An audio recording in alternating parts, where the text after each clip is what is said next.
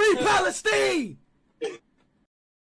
Mum_Zeds just subscribed for 11 months.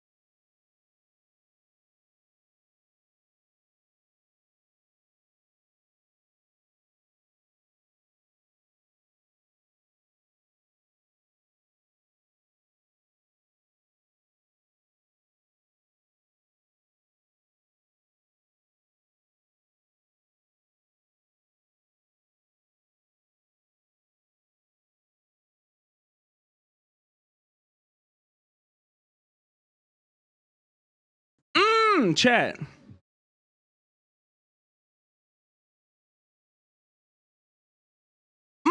Oni, welcome in. Thank you for the raid, buddy. Chat, are you ready to see my new setup? Are you ready? What?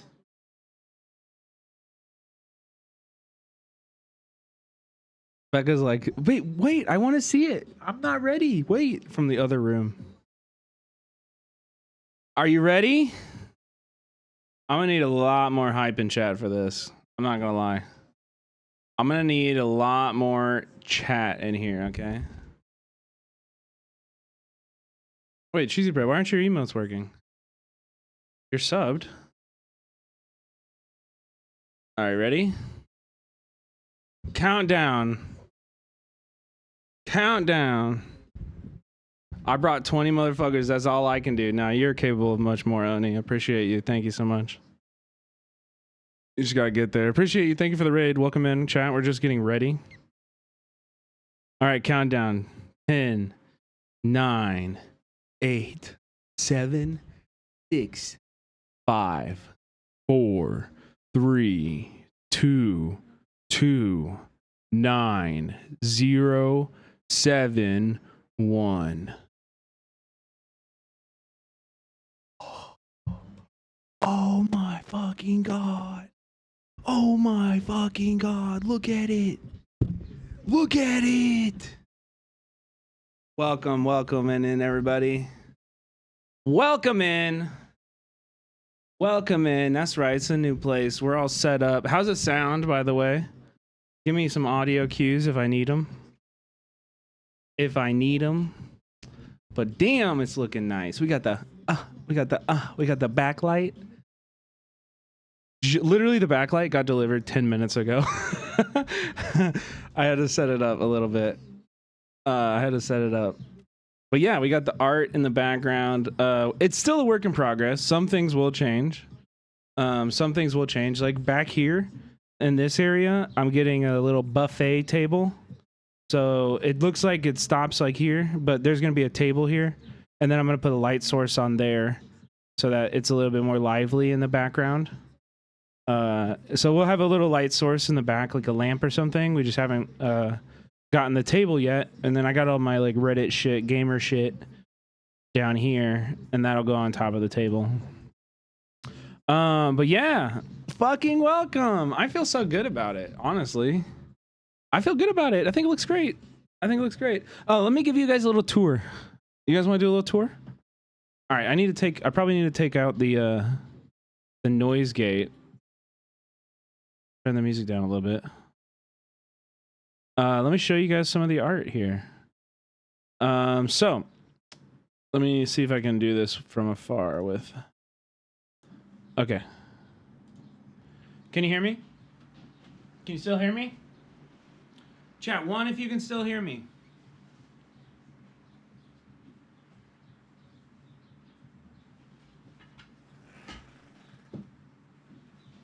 Okay, cool. So, starting from the middle. A lot of my art is from Vietnam. I can also boost this a little bit more so you can see.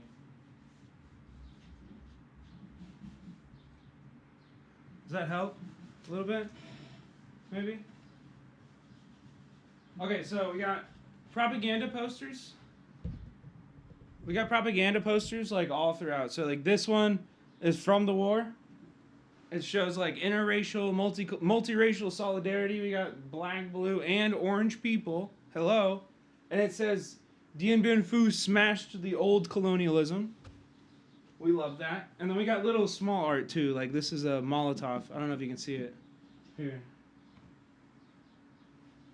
Little Molotov I bought in Mexico City.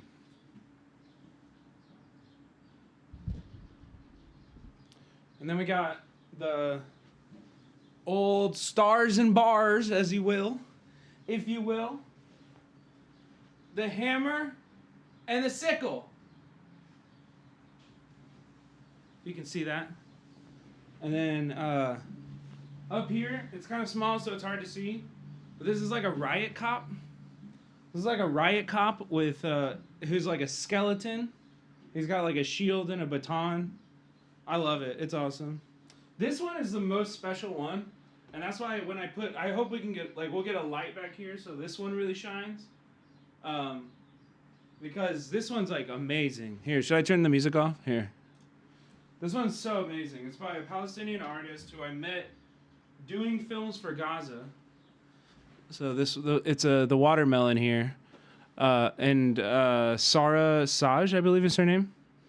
Incredible. Above the watermelon, you can't really see it because there's reflection of the light, but this is a photograph taken by my good friend Jeremy Lindenfeld. And it's a photo of me and Hassan and Adam Conover from the WGA stream. So that's really awesome. This one, the one on the back wall here, this one, behind the chat, is a really cool poster. Again, the light there is going to make all of these shine even more. But the one back here is from the Thai Labor Museum, which I got the very first time I ever went, like, anywhere, traveled anywhere. We went to Bangkok, which we'll be talking about more later. But we went to Bangkok. We visited the Thai Labor Museum, and there was, like, nobody there. There's, like, a few people, like, one person working there, and they were so stoked that we were excited about the Thai Labor Museum that they gave us this gorgeous poster. And I you probably can't even really tell what it is, but oh my God, it's so pretty. And there's like gold textured like writing on it. It's so beautiful. Oh my God. It's so cool. Oh yeah, and then over here, these are just a bunch of fabrics that I've collected over my travels. So we have these like ladders that we used to have set up in the old house, like by the TV, but I yoinked them. And so the bottom one is from Ecuador. I think the bottom two are from Ecuador. This top one is from Kenya. That's a very, very traditional like beadwork, hand-woven beadwork fabric from like the Maasai tribe in Kenya. And then on this side, we have on the bottom is Madagascar for the fabrics. Madagascar, India. And then I've got a Palestinian flag on there. I have a purple one of these, which is like some bandanas that I bought when I was in Mexico City because there was like a feminist uprising happening at the same time I was there. So it says, "Somos las nietas de las brujas que no pudiste quemar." We are the daughters of the witches that they couldn't burn. Fucking sick. Oh, thank you for 5 subscribers.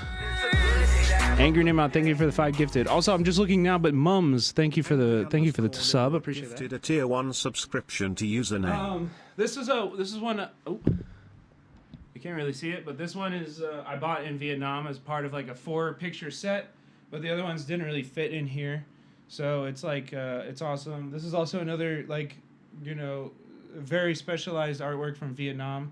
It's a little squid guy. It's cool. This one here, I can probably do the zoom in here, dude. This one is so sick. Can you guys see Nixon's face? Nixon's face on the bomb, and a woman like punching the bomb with like a lightning bolt holding a baby. It's fucking awesome. And it says, "Nixon, you owe us a blood debt." And then we got the Empathizer, which is my feature-length documentary. We got the Empathizer right here. And then 2 more.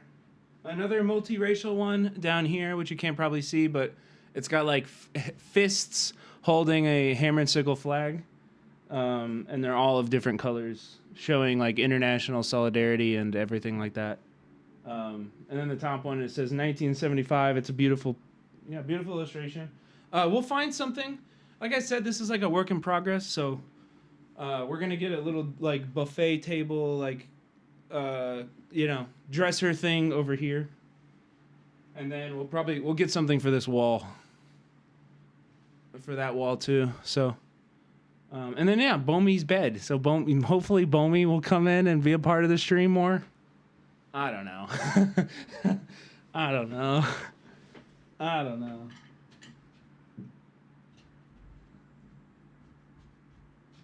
But I'm really excited.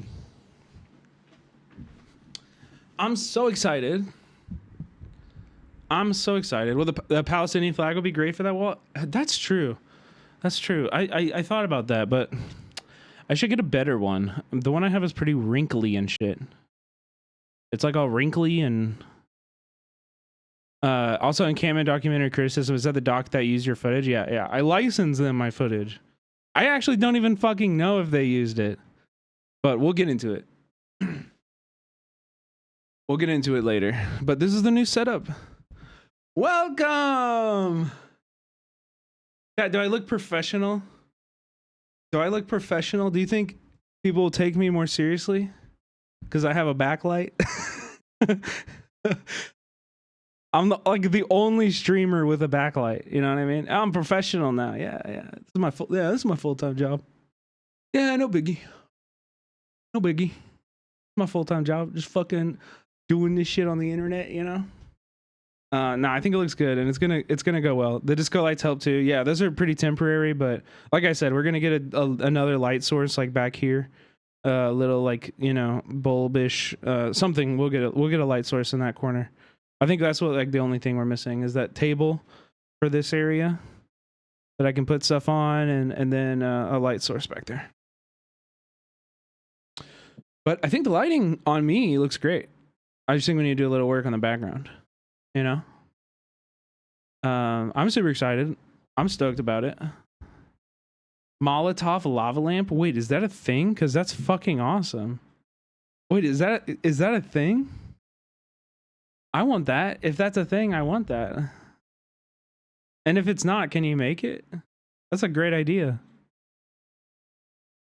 Instead of a table, maybe a shelf. I already bought it. It's gonna get here tomorrow. It'll be here tomorrow. You'll see. It's good. It's got some good texture. It'll be cool.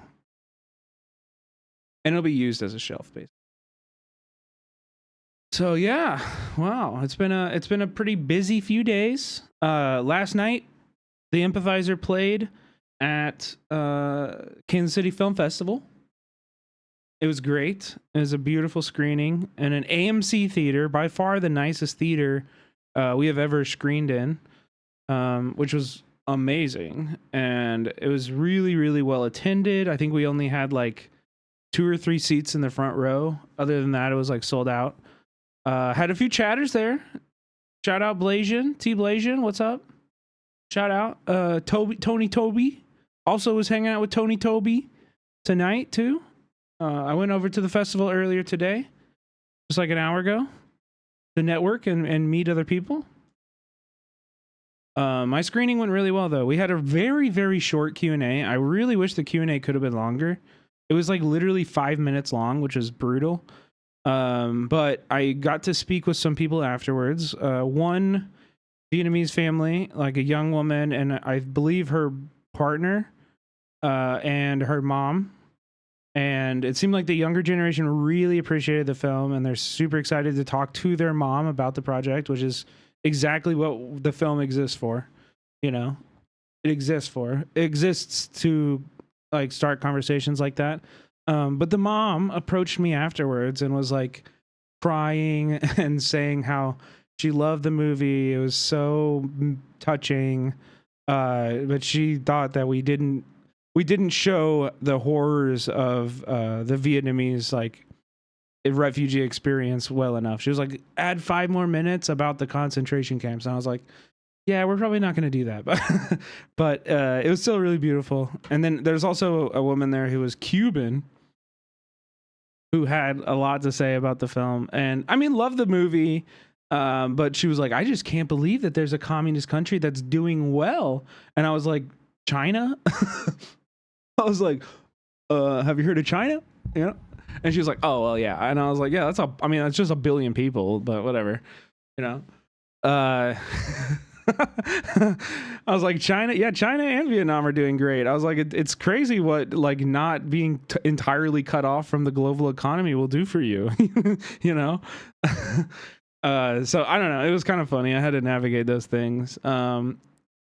Yeah, but also chat, it was really touching and moving that Joan Adams and Casey Tron both came to the screening. So W and shout outs for both of them. I'll drop them right here. You know, if you don't know either of these streamers, please go hang out with both of them in their chats. Super great people. I fucking love them. It was like, it was great. It was awesome. I loved it. It was great. Got to hang out with them. It was really fun. Yo, setup looks dope, man. Thank you. Casey Tron grown a lot. Yeah, I don't know. I mean, I hope we're all growing, but yeah, it was really touching for them to come out. And then we went out and got drinks later and just kind of talked about Twitch stuff and just kind of like, you know, shot the shit. I had a great time. Like, it was really, really awesome. Getting the Kansas City streamer group together, you know what I mean? Like, we got to build that community in person, and it was really beautiful for them to come out, you know? So, yeah. And then I came home and, I anxiety spiraled a lot. I'm not gonna lie. I did a little bit of anxiety spiraling yesterday. People Agent, thanks for the invite. It was really fun. Sorry to dip early. You're good, bro. We appreciated you coming out. I did a little bit of anxiety spiraling last night because yes, there is some new discourse bubbling, baby. There's discourse bubbling. About the Encampment documentary and what it means, and people, you know, nobody's actually seen it, right? So, so everybody's just kind of like making shit up right now. But I don't know. I have a lot to say about it. I don't think it's gonna be like what you think I'm gonna say about it. I'm also like I have skin in the game, you know. So I don't know if you should even value what I have to say about it. You know what I mean? Like, if I'm being honest, like, I'm just, I license my footage to them, you know? It's my footage in there. And so I trust myself. You know, I do. I trust myself to, in how I filmed it. And I think I did a good job, but are they trying to stop it from showing? No. Well, we watch you, so we kind of value what you have to say. I think, yeah, and I'll talk. Like I said, I'll talk about it. We'll have the whole conversation. But let's wait a little bit. Also, chat. Did Hassan talk to Elon's daughter today? Did that even end up happening? I haven't been able to watch much. Oh, it's happening right now. Oh, should we just watch that? I kind of want to watch that. Yeah, let's watch that.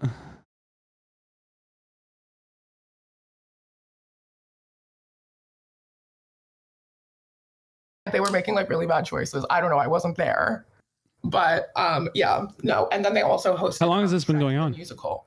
They hosted like the musical, Shrek the musical. That's what they did for the middle school musical. Like there's a Shrek. I didn't even know that there was a Shrek musical. Like the actual musical, or 15 minutes. The kids do it. They did not.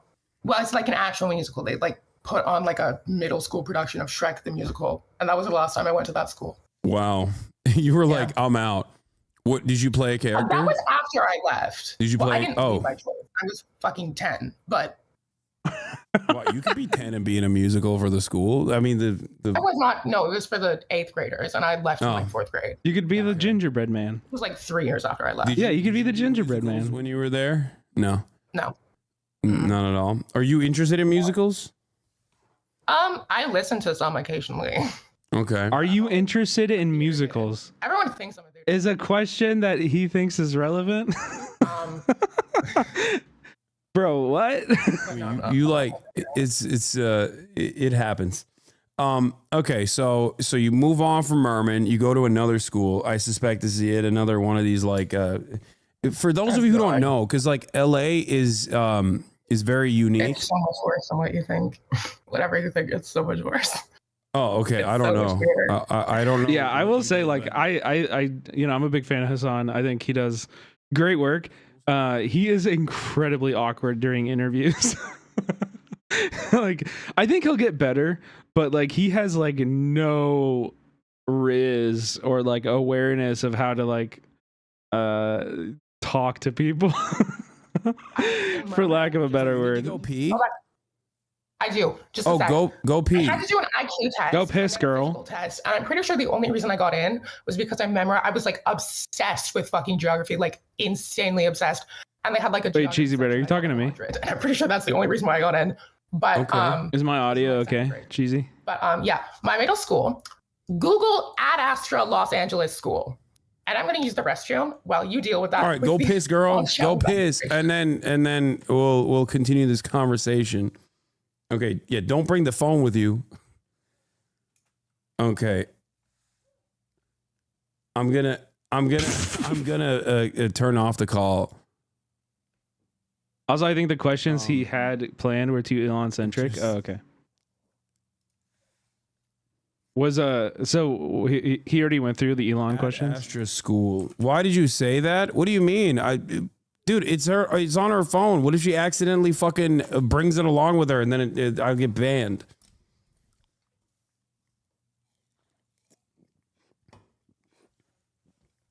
Ad Astra Nova School.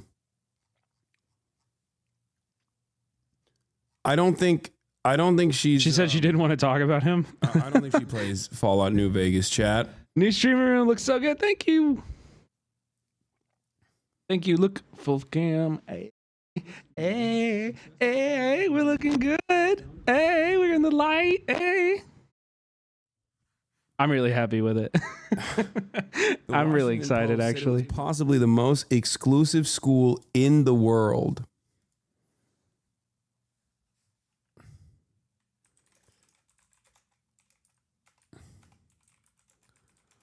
Ad Astra, isn't that like the name of a video game or something? Oh, okay, she's back. Or why do I know that? Damn, that was fast. Okay. Joining the video call again. Okay. All right. Okay. We're back.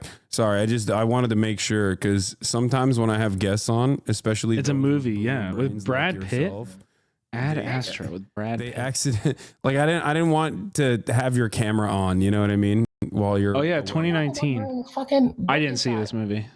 A Knicks hat? I don't think I saw I'm this not even movie. a fan of the Knicks, really. I don't really care, but it's my my buddy Noah when he was staying with me. Was it good? He left it here, so I'm just wearing it today. I'm having a bad hair day. Couldn't be me. One time when I was at the DNC, one time Could not be me. 60,000 people listening to me piss because I thought that I had muted my microphone, but I had not. And luckily I didn't. Luckily, like, listen. How old is she, by the way? Luckily, I didn't like fart or anything because I was like, Okay. What do you mean? Sometimes. This is disgusting. Sometimes it happens, and I was able to. You're gonna judge a man over urinal farts? A normal stream. Yo, more talk. Thank you for the 5 gifted subs. Thank you for the 5 gifted subs. More talk. Anyway, okay. So Astronova, hell yeah. I'm looking at it, Username. and it says. Did they change the name? Yeah, I don't know. Astronova School, successor to Ad Astra, is a nonprofit online school founded by before that. Elon Musk and Joshua Dawn on the campus of SpaceX. The Washington Post said it was That's where I went to possible fucking middle school. that it was possibly the most exclusive school in the world. So it was online. Okay, no, it was physical. It was literally on. It was like in the SpaceX building. That's Dude, where that's I went to so middle school. weird. Wait. Oh, so I mean, actually, this is actually low key. Like, I don't care about hearing dirt, and I think it's like it is kind of weird to like go to somebody's daughter and try to get dirt about like their father, or get them to like give you dirt about their father. I think there's like some ethical issues with that. But I think it's very interesting hearing how children of the uber wealthy grew up. Like, you know what I mean? Like, when you're a child of somebody of that level of wealth, your life is, I don't know anything about your life. You know what I mean? Like, you're basically a fucking alien to me, you know? that's got to be a L. 'Cause you're like, I really want to get a better job here. So like, What up, in order to J-Dub? Suck up to my boss. I'm going to send my son or daughter to this school that he designed. It was so stupid. Was it good? What did you learn? Joshua Don was actually amazing though. Like no shade to him. He was amazing. Okay. Wait, literally just stole him from Merman. He was one of the Merman teachers. Your hair even joined in the new setup vibe? What do you mean by that? Okay, Merman rears his What head do you mean by that? What do you mean by that? Notably absent from the school's curriculum. So mad that there were no fucking language things, because this language is like the thing I'm best at and it's the thing I'm most interested in. I did not find out that I was so into languages until high school when I could finally take language classes. It's fucking annoying. They're like exclusively It was English. insane. Like literally insane. It was on crack. English is the only. We will dominate the I world. don't even know how to describe it. It was You like, don't need to learn any other poor languages. fine. They had like 4 professors, so they all taught like a million classes. One of our classes was literally just like Excel spreadsheets, which was kind of insane, but whatever. I'm good at Excel now, I guess. Wait, one of the classes was straight up teaching you Excel spreadsheets? Pretty much. That's pretty so much fucking lame. That's Dude, also, like, when the fuck is the child of a goddamn billionaire going to be using Excel? you like I the Excel didn't- spreadsheet class? The bar was low. The bar was very low. Okay, listen. As someone who's It was taken a the weird thing. as someone Also, who's taken the RADS test, listen, I'm not going to say anything, but if you're the RADS autism test and got very high marks on it, I'm not going to say anything, but if you like the Excel spreadsheet class, you know, that's like Yeah, I mean, I took like a computer science class that was basically just learning the Word, like the Windows I'm positively bewildered. Word, Excel. all right. Well, there are many different ways of. There are many different ways. Also, of she's figuring doing this out. great. Like learning at an early age that you really like Excel. She doesn't seem awkward at all. Didn't really like. I took. Okay. No. Oh my god. I can't win. I was Okay. obsessed with geography. Okay. Yeah. So are you a GeoGuessr wizard? Okay. I don't like. Well, I'm not very. I'm good at languages, so when I play GeoGuessr, I try to find the language, and then I can immediately identify like the region where it's in. I like that too. That's my strat too. Yeah. That's cool. You gotta get on. We gotta get you on the GeoGuessr tip. I have a professional world class GeoGuessr community member in here who's no Imhud. He's dope as well, obviously. Imhud. He's fantastic. He also hangs out with Rainbow time to time online. But no, Rainbow is great. Imhud said. Anyway, all right. So you don't. I can get Rainbow too. We gotta get you on GeoGuessr. Maybe we'll do a collab with Rainbow. Would you do that? Yeah, sure. Why not? Would you be down? All right, that's cool. Well, your dad wouldn't fight me in a video game, so I'm still looking at the Ad Asher thing. So the curriculum focuses on first principles of thinking, decision making, collaboration. It was a weird level. Also, my favorite memories of Ad Astra were we made weapons out of PVC pipes and then fought each other. That was fun. Okay. I made a type. Wait, is that a scenario? Is that a part of conundrums to encourage constructive disagreement? No, it wasn't a part of anything. We just had a bunch of fucking PVC pipe laying around. So, being the 12-year-olds we were, we made weapons out of them and then fought each other. Okay. And I was like good at it. I was like, I made a trident and I was eating it. man, it low key makes me like so sad. The dojo I went to. Just like watching her makes me so sad because she is like obviously a very confident, happy, like, you know, a woman, and her dad is such like why would you hate this? Like, this is just like why would you not be proud of this as your child? Like, it's so fucking gross. What a piece of shit, dude. It makes me so sad. Yeah, it's his luck completely. Exactly. It says here that Elon moved it from the SpaceX campus after that. So I guess it turned into an online school. No. It turned into an online school as soon as my younger brothers graduated, which After they said it wouldn't, so whatever. Okay. It's fine. It completely fucked over all of the professors constantly on a constant basis. Yeah. We'll look at that He's later. never done that before, so that's I don't know what you said. that's a totally new thing. A new rug pull. Okay, so Yeah. we're okay, but this is not about Elon Musk. This is about you. So you move on from there. You go to a normal high school after that. I went to Crossroads. I don't know if I would define it as normal. Okay, I assume Crossroads is It was another one of normal. those. It's Yes. another. So another one is like Harvard Westlake style schools, right? Yeah, pretty much. Yeah. One of the insane private high schools.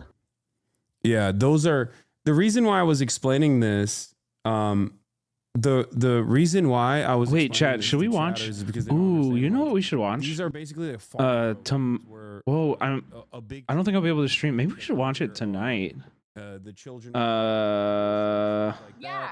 It was like fuck, what's the name of that movie? Here, I'll find it while this plays. They're all usually nepo baby schools. Yeah. And yeah, that's why tons of celebrities also went there. Like I'm sure, or was there anyone from your class that's like what's her name? Like in Hollywood? In my own class, we graduated like 2 years ago, but the most famous one is Gwyneth Paltrow's kid Apple was in my year. Their name is Apple. Gwyneth Yeah. Paltrow has a child named Apple. I think it's Gwyneth Paltrow. I don't Is it know. Gwyneth Paltrow? I don't know anything. Like I've been living. Yeah, we here should watch for- this.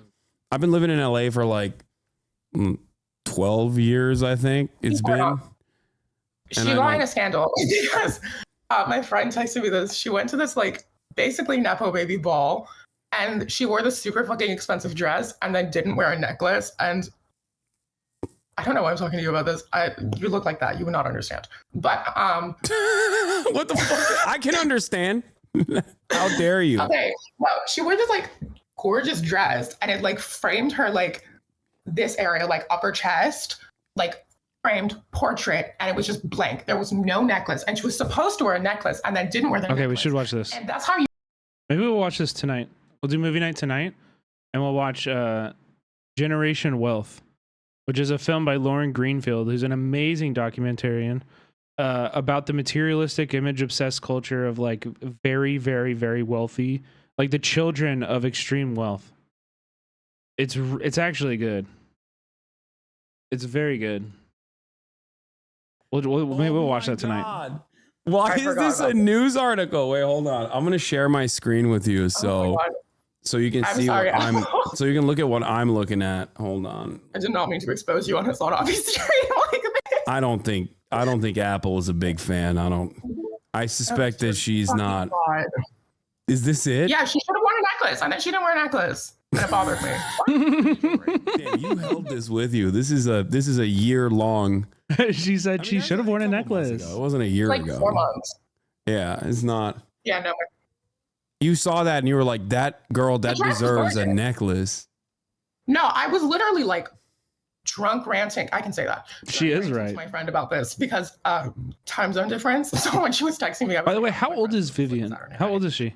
And I was like, Did anybody answer me why earlier? is she not wearing a necklace? Yeah, gorgeous dress. I don't know her. So sorry. Yeah. Oh, she's 20. Wow. Okay. Beautiful gowns. No, beautiful, I mean, beautiful gowns. I agree with you. I don't really know too much. What a about this fucking stuff, oh man. I feel so But I bad. do feel think that so it's bad. I like should there's not too have much. brought this up.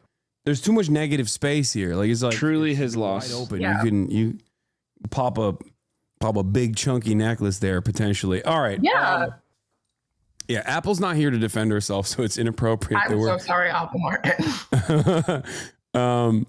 Okay, so you like this nerdy language thing that I had wow. never heard of before, and what else? I forgot where the okay, well, it went away, the nerdy language thing, but what was it called? What was the language thing called? I like that Fizz is trying to throw I'm questions like towards Hassan. as good at it as I used to be. Toki I haven't. Pona. Yeah, it was this. I like. Can you hit haven't me with done it in, some? like, Can 4 you years. spit some in Toki Pona? Miwila Allah. What is that? I don't Wait, want to. Because I'm bad at it now. now. No, do it. Come on. You already started it.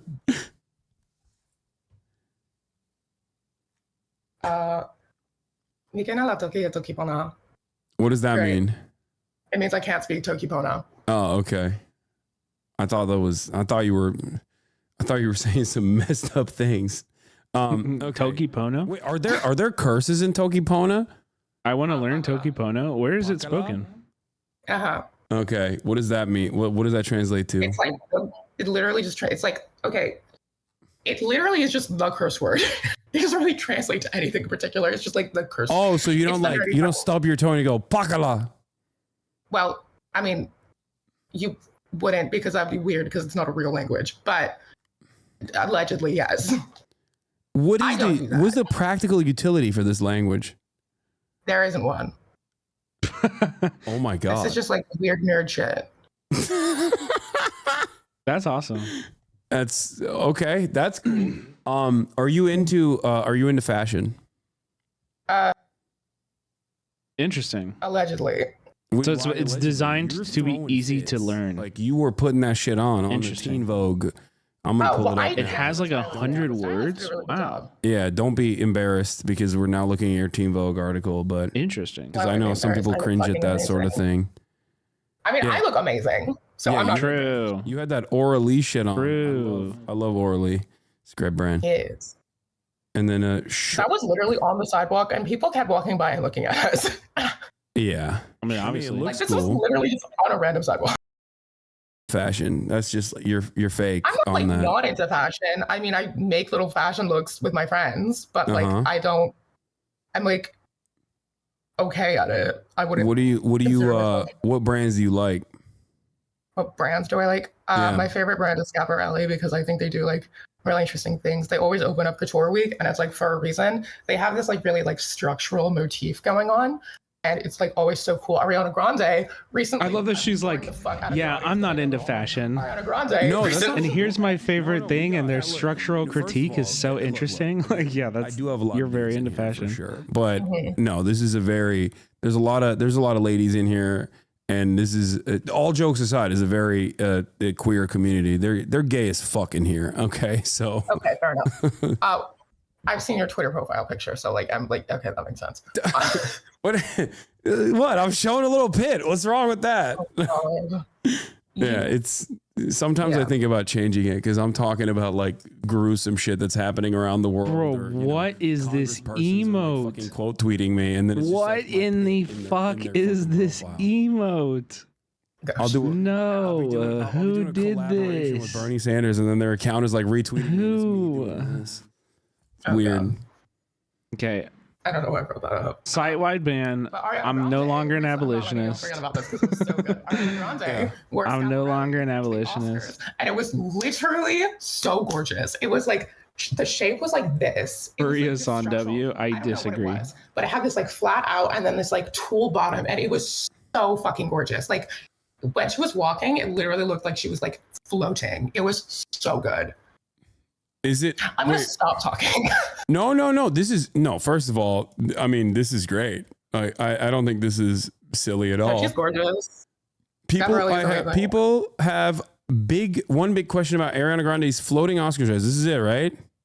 Yes, it's stunning. Okay, it's cool.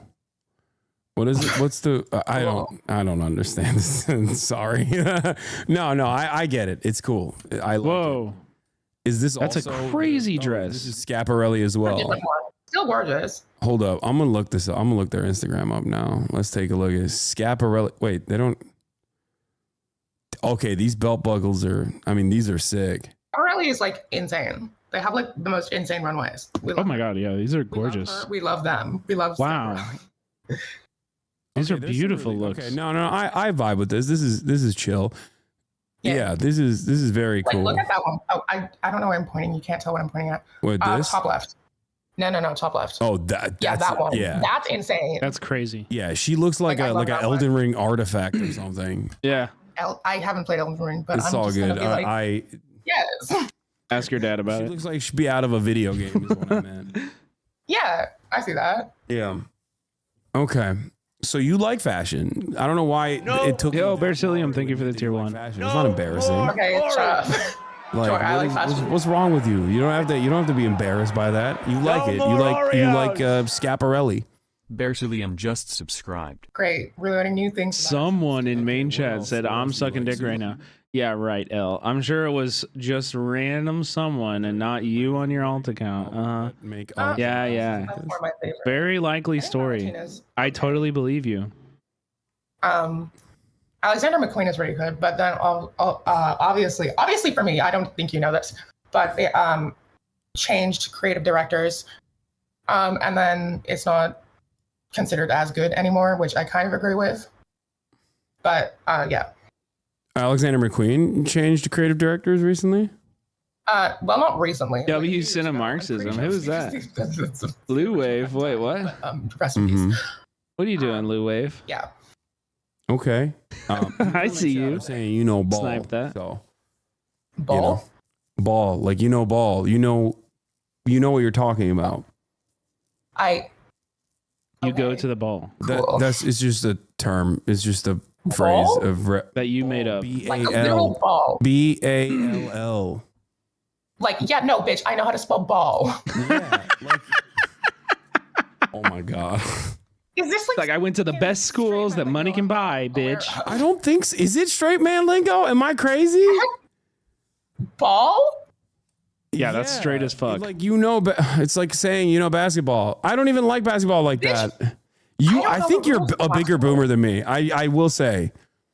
I am? No, the Yes. fuck I am not. Yes, you are. I'm sorry that I'm not a professional streamer. she's such a queen. Okay, it's all good. Don't worry about it. You could be. You got I could gay. be. You got great. You look great in the setup. Thank you. Sorry. Well, yes. Okay. All right. So you going back. All right. So you like fashion. That took a lot. Yeah. That took a lot. Out I of love me. her. That took Yeah, a lot she's out of awesome. both of us. Thank you, Kuji. There. You like Appreciate fashion. it. You play a little bit of video games. You play Dress to Impress. What about? Do you watch anime at all or no? I have watched some animes, but I'm not like obsessed with it. I Uh-huh. have to not. Okay, because I'm studying in Japan, if I start watching anime, everyone's going to think I'm a fucking weeb, which everyone thinks that anyway, which I have to defend myself from the preemptive. But she's in weeb Japan? allegations. Yeah. No. I was in the weeb closet for a very long time. I'm not a weeb. Yeah. No. That's what I'm I not used to a say. That's what I used to say too. Oh, well. Yeah. You can't be in I have Japan and watched- not be at least a little bit of a weeb. You know, that's like I don't think I'm a weeb, though. that's a weeb I came here paradise. because I wanted to study the language. Uh huh. So you can Yeah. watch Can you speak anime. Very not well. Okay. But you got. But, Shomer Hefe, thank you for the 5 gifted. Tamago-sando doku desu ka? 5 subscribers. Like that. Oh, wow. You can be impressed. Well, It's yeah. okay. Gifted a You tier heard one that and you were like, whoa, subscription did a to username. Japanese guy get in the call? It's Say it. fine. Your fucking microphone peaked on my end. Say it again. I said, Tamago-sando doku desu ka? Did you say Tanaka-san ga doko desu ka? Where is Tamago-sando. Tanaka? No, Tamago-sando. Omote-sando? Tamago-sando. Oh, Tamago-sando. Oh. Where are the egg sandwiches? Jesus fucking Christ. Those things are so good, though. Like, those things are so fucking good. I know. Oh my God. I miss it. I miss it every day. True. Yeah. They are good. There's a convenience store like 2 minutes away from me. Yeah, I can literally just go and come back with egg sandwiches. And then I pass you know. one to the It's camera. fucking amazing. It's not just even egg sandwiches. They got Bar Doctor, thank you for Lawson, 5 subscribers. Family Mart Girly. They're all the fucking same. They're all just. No, that's not true. I feel like each company has its like own specialty. Oh, yeah, there are discounts. Family Chickies. I are forgot about the best there. discounts. And then I think like Lawson's has the best egg sandwiches. Yo, Acid, thank you for the 2 gifted and, like, subs. baked goods. Thank you, thank you, thank you. think- Oh my God, Cheesy Bread. Holy fuck. Well, they're fucking everywhere. Cheesy Bread with a 20 gifted. Oh my God, Cheesy Bread, thank you so much. Thank you, thank you, thank you, thank you. We have a hype train going, dude. Thank you. That's amazing. Appreciate it. First hype train in the new stream studio. Tru. Check it out in all the glory, baby. We're a little bit wider. We got good lighting. I got a backlight. I'm like, we're fucking feeling good tonight, baby. We're feeling fucking good. Gomer Hefe, thank you for the 300 bits. Dang, I know, dude. Yeah. Enjoying the new studio? Yeah, it's my first stream here, and I haven't even really been able to get into my own. She's so much like Cutie Cinderella. Maybe when she's back in America. I don't know. I haven't been able to get into my own We'll do content that. because we've been watching this. Ask her about the Japanese Communist Party? No. Has he asked her about her politics at all?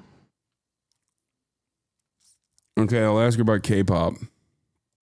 What focal length are you at? I think I'm at like it's 24, but it's on a 35 millimeter lens, and with a adapter, a speed booster that makes it a little bit wider. So I think it's at like a 17 actually, like 17. It's Girly Pop Nation time.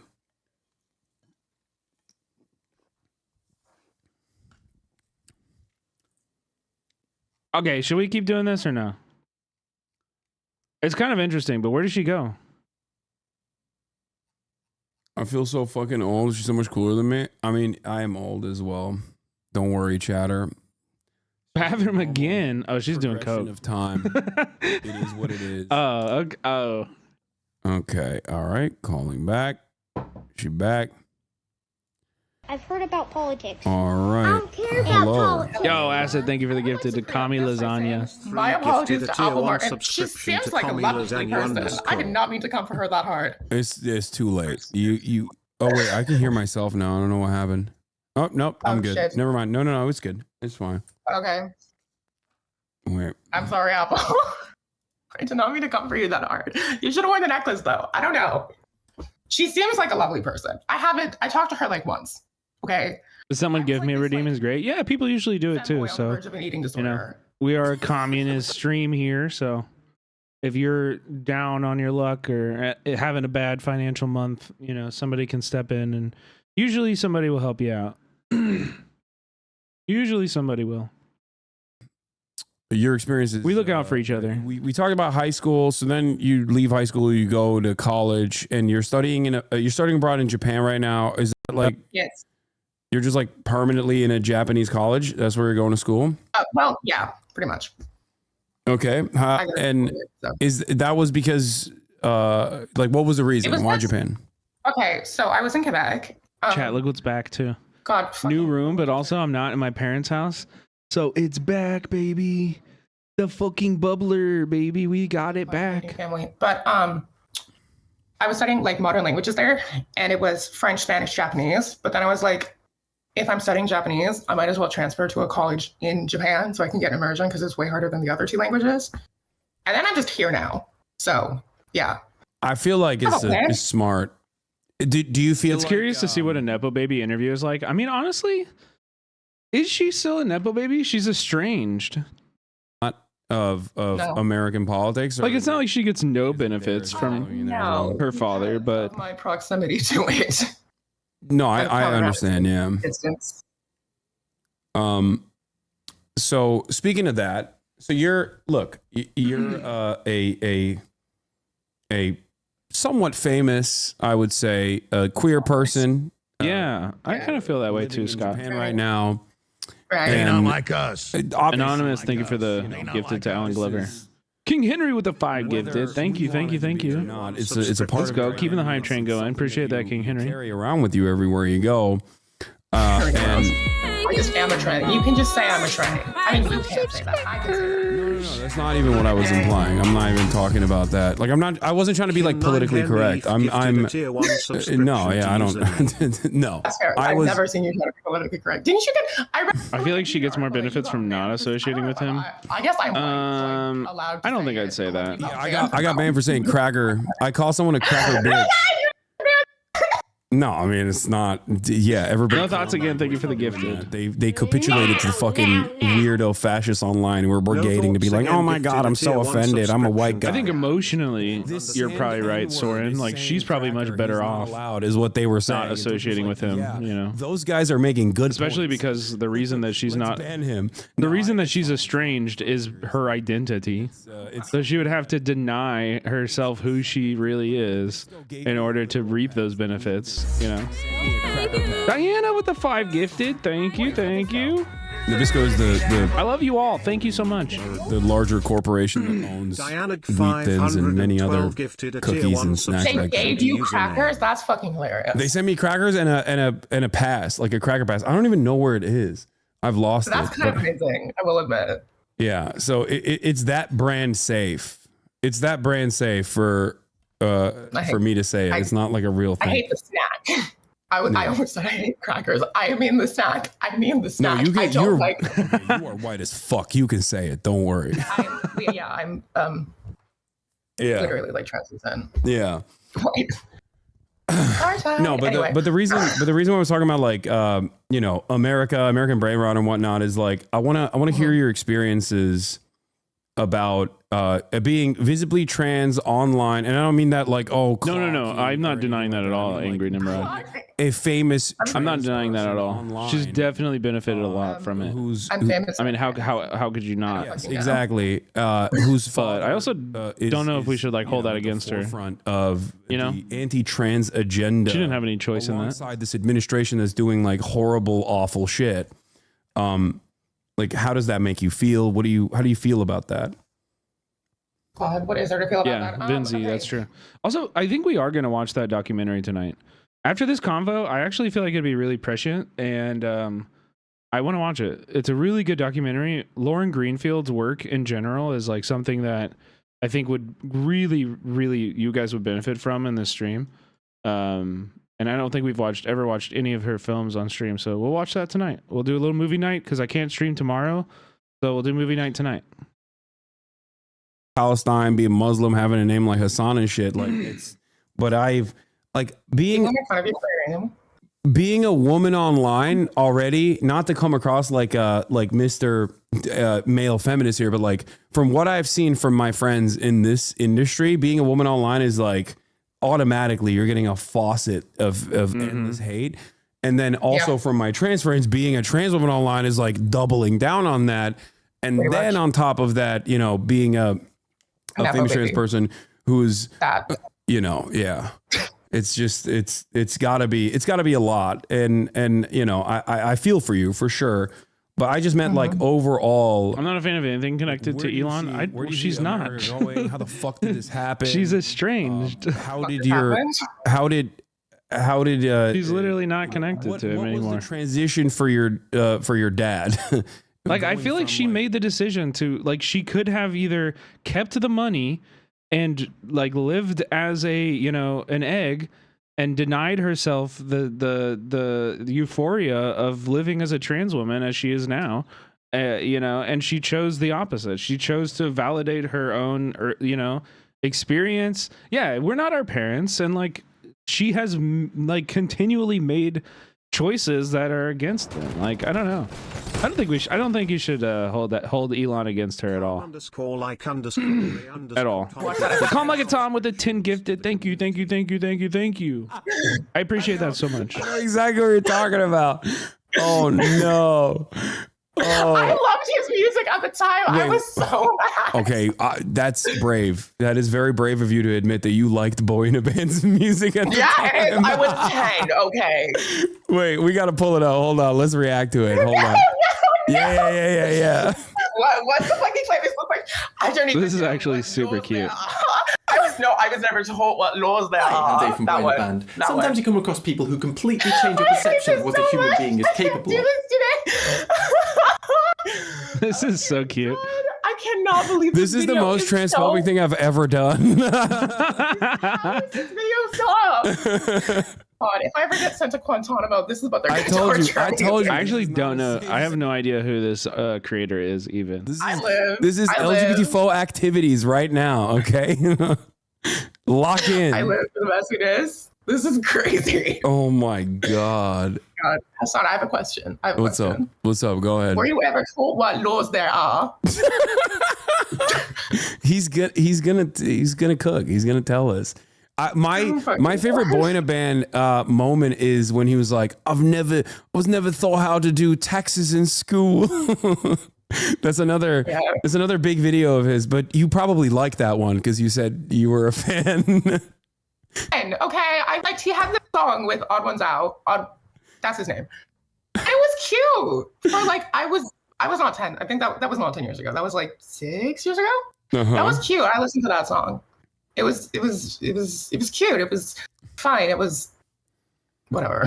Okay, let's see how this watching anything from the year 2015 is always going to be cringe regardless. But let's see how timely this is. Like, let's see if this helps. It's true. There was like nothing. Today I'm going to show you one of those people. Someone Like 2010 to like 2018, like nothing cool happened. I will stand by this.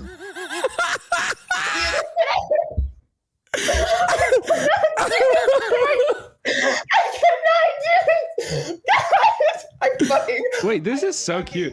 She would be such a good guest in the studio. Or any day. Like, she has so much energy. You made it. This is fun. 13 seconds. Oh, bitch. Oh, bitch. Oh my god. Less of a douche with a slightly fewer glowing blue fusion reactor. I don't know this person at all. in his chest, but at least he hides it well. I'll set the scene of my discovery. After committing to the imminent Your destruction of my discovery, dear girl. sleeping I mean, I don't think they're watching it. until I think they're found an like article about laughing Tesla, at it. a company developing I do. electric cars. I can't Now, say I it's know not less about cars. amazing. Oh God, It's very 2015, but I kind of live. this is back in fashion now. It's cyclical. This is Yeah. it's I wouldn't cunty. have the red streak like so large. I would have done like more subtle, but you know, it's a cute like branding thing.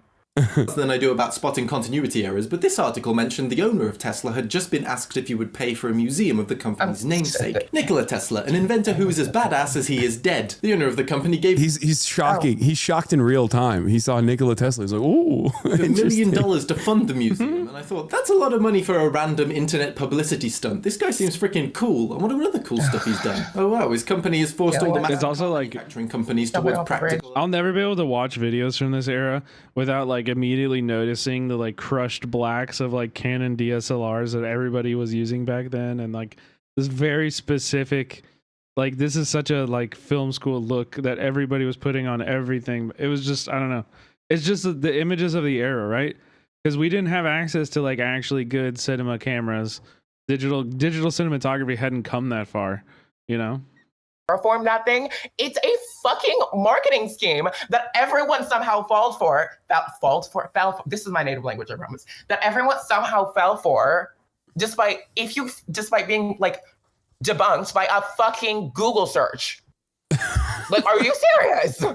No, I do think that we are progressively getting dumber and dumber as a society. Is one of the things that I yell about quite a bit. But this was, I mean, you're nailing a lot of the reasons why I was always initially annoyed. I love her. Yeah, she from seems jump super because comfortable. of all of this, Very stuff, whereas, charismatic. like, this is not happening. Weirdly down to earth. On paper, He's just like, I remember having these conversations with like the donut media guys who were like car guys, right? I was like, on paper, I'm supposed to love this person because like, Thank you for the hype train, by the way, this is, chat. supposed to be like a green energy focused person who, Not. but he's not exactly. I'm saying like No. on paper, he's supposed to be like leading the charge on renewable energy and Let her electric speak, vehicles bitch. and yet, you know, I he's such cannot a believe fucking that facade douchebag. worked for, like, 10 years? 10 years that facade worked? God. Yeah, No, more but than that. I mean, okay, so That's but my life. all of these lies, though, it still seems to work because, I mean, this is the first time I've ever experienced, like I've expected, and people who understand the market a lot better than me have thought that like, oh, well, you know, we should short Tesla. It's inevitably going to. Look at E ratio. True, And then Arun. look at Tesla stock compared to other car companies. Yeah, no, exactly, because it's not a car company, it's a tech company, right? It's just like Yeah. a silly. It's not a car company. It's a Ponzi scheme. Yeah, exactly. But I feel like when you associate with enough people who have a vested financial interest in your stock succeeding, people kind of just like inevitably they start believing the lie themselves almost because they tell it so much. And he's always been seen as a key man as well, which is why when he lies and as long as he maintains his brand, What the key fuck is man, a it's key a man? Keyman is either a benefit or oftentimes an issue for companies. When you're evaluating companies, you look at Keymen. If they leave, then the company tanks entirely, because like the entire stock, entire stock valuation relies on this one singular person and how they're perceived. I see. Yeah, like I guess Steve Jobs is not a good example of this, because like Apple succeeded after Steve Jobs as well. But nice setup. Thank you, Nilo. For a long time. Yeah, he was. I think he died when you were like 7. 5. I was like 5. It was like 2009. Yeah. So, in any case, the fact that he just like kept lying over and over again, and never got like punished in the market for it, was something that I was also frustrated by. But he's a perfect example. In many ways, he's like a perfect capitalist, in the sense that like please ask who she is rooting for on Drag Race this season! Exclamation point emojis. Of his career, people have pushed him out. Like, I love you, trans people.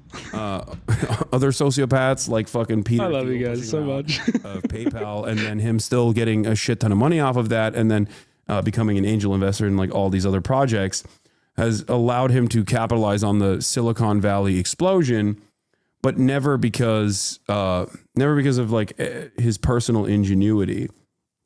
Yeah, but I know. You know that better than anybody else. So this if is you for have the anything, viewers, I'm assuming, because I know all of this. Yeah, this is for the to the viewers that are listening. So you were. I can't believe I used to respect RuPaul. Hey, listen, that show's great. Boy in a Band is saying, okay, like, we can it's called critical support. All right, we're critical, and we support. You know what I mean? Cringe. RuPaul sucks. The show rules. My read on all of this was, holy shit! I cannot believe this. Like, wow. It turns out if you lie and people believe it, people will think you're fucking smart or God or Tony Stark. I fucking hate, oh my God, the Tony Stark. He doesn't engineer anything. I know. Oh my God. Okay. No, I mean, this is not a secret. Everybody knows that. Apparently not. No, well, everyone in this community definitely knows that, because I yell about these exact same things all the time. But God. Yeah, let me ask you about that, actually, because I feel like you've had a firsthand experience with like the Musk dick riders, right? Like the people that have cultivated like every day of my life, like almost careers entirely out of just like hailing this person as a champion. Some of them have come from me on Twitter. A lot of them have come from me on Twitter, and then I don't see it. I say like 1% of the time because someone sends it to me, because I'm not. I think you should legally be able to lobotomize them. There's this one guy named Ian Miles Chung. Oh no! Drag is rather misogynistic. That's coming from my feminist mother. Damn. I mean, No, I think parts of that will always exist, because it is like men who are doing drag, right? You know, so it's going to be like a male's view on femininity and like sexuality and like what is sexy for women. But I also think, like, you know, we can't, I think we should just, my take on it as a man who's done drag is you should let people explore that, because for men, I think it's a very liberating and like transformative experience. And I understand if maybe like that's not for you and you don't want to like be involved in it or like watch it or support it or whatever, like that's okay. But I think like I would never want drag to like cease to exist, because it is such a beautiful expression of creativity, and it can be very important for people's own exploration of the gender and gender norms and like, you know, funking it all up, dude, you know? And it's not my place to judge them, but I'm get going it, to yeah. anyways. It is interesting. I consider it's like peasant brain is the way I can describe it. There's no other way to describe it. It's like, oh my fucking, it's like wow. you're like a medieval No. peasant and you're Okay. looking at this lordship and you think that he has like divine qualities somehow. She's like, okay, I'm about to Okay, spit. not to pull out the I was born in the aristocracy card, but like, when people are like, when all these fucking people on Twitter who are like the whatever, who like fucking look up to Andrew Tate or Elon or whatever, they all claim to be like fucking rich, and like that shit is gauche. It's so gauche. Oh yeah. Yeah. Like, girl, please. No, for sure.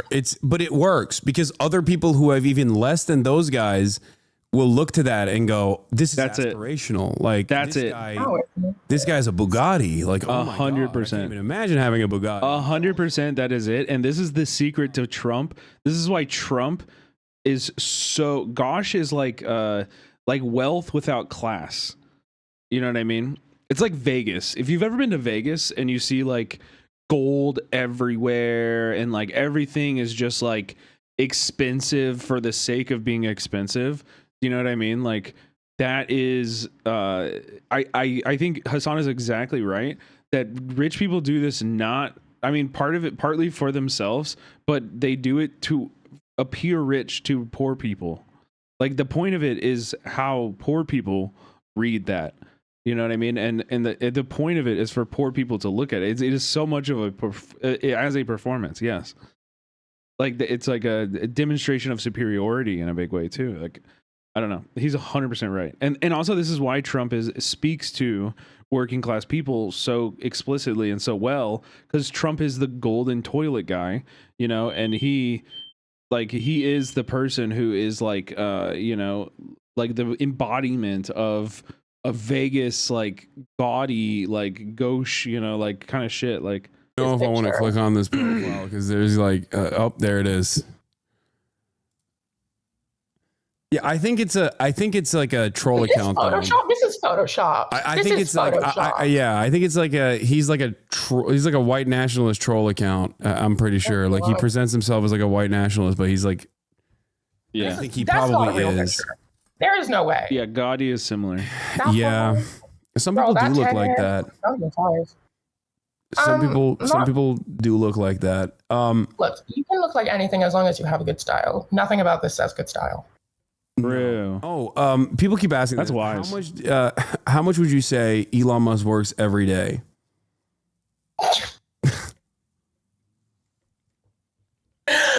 Fucking God. Look, I tweeting does not count. Also, wait, hold on. Excluding tweeting. I don't fucking know. Because that's not a fucking. Most of the time I saw him working was when because the school was in SpaceX. So he would drive to SpaceX and then also have us in the car. Most of the time I saw him working was he was just yelling at employees in the car while we all watched horrified. Yep. Like viscerally screaming. Yeah, I've heard this from people that have unfortunately worked with him. I've heard of this also personally from people. Yelling at people is gauche. I don't need to yell at people to be correct. I just am. Yeah. What about the gaming stuff? That's okay. Are we gonna get into it? Because initially this all. Are we gonna get into it? He came after me. He was saying I was fraudulent for look, for doing a sponsor for a Ubisoft game. I can't expose something that I think is really fucking funny, which is the fact that I suspect when I was like 12, he was bronze in Overwatch, and me and my twin weren't. And he would try to constantly get us to play ranked with him. And I'm like 90% sure it was just because we could carry him. And I was like a 12-year-old Hanzo main who was like barely in silver. He was a bronze Torpor main. He was fucking dog shit. Awful, like god awful. So no, I don't believe the fucking, he's like, I am a pro Path of Exile, whatever the fuck. Like, no, the fuck you are not. This is so cringe. Why would you even pretend to be like, it's fine not to be a gamer. I know. Right. Where does that come from? I mean, my suspicion is that it's just like narcissism and he really wants to be like 100%. I don't think, okay. People always think he wants to be Tony Stark. No. He wants to be the, what's the name of the CEO from Ready Player One? He literally wants to be that. Oh, damn. Ready Player One when we got in trouble. my god. Okay. Yeah, we're cooked, chat. Ready Player One. CEO. Hey, you know what, chat? It was really nice knowing you. After Elon sees this interview, Donald Trump is going to be writing a letter to Dan Clancy, and politics is going to be banned off the platform. So thank you for hanging out while it lasted. This is really good. We'll try to we'll pump it as long as we can. We'll drive it until the wheels fall off, but goddamn, we're fucking wobbling now. You know what I mean? Like it's oh god. Holy cow!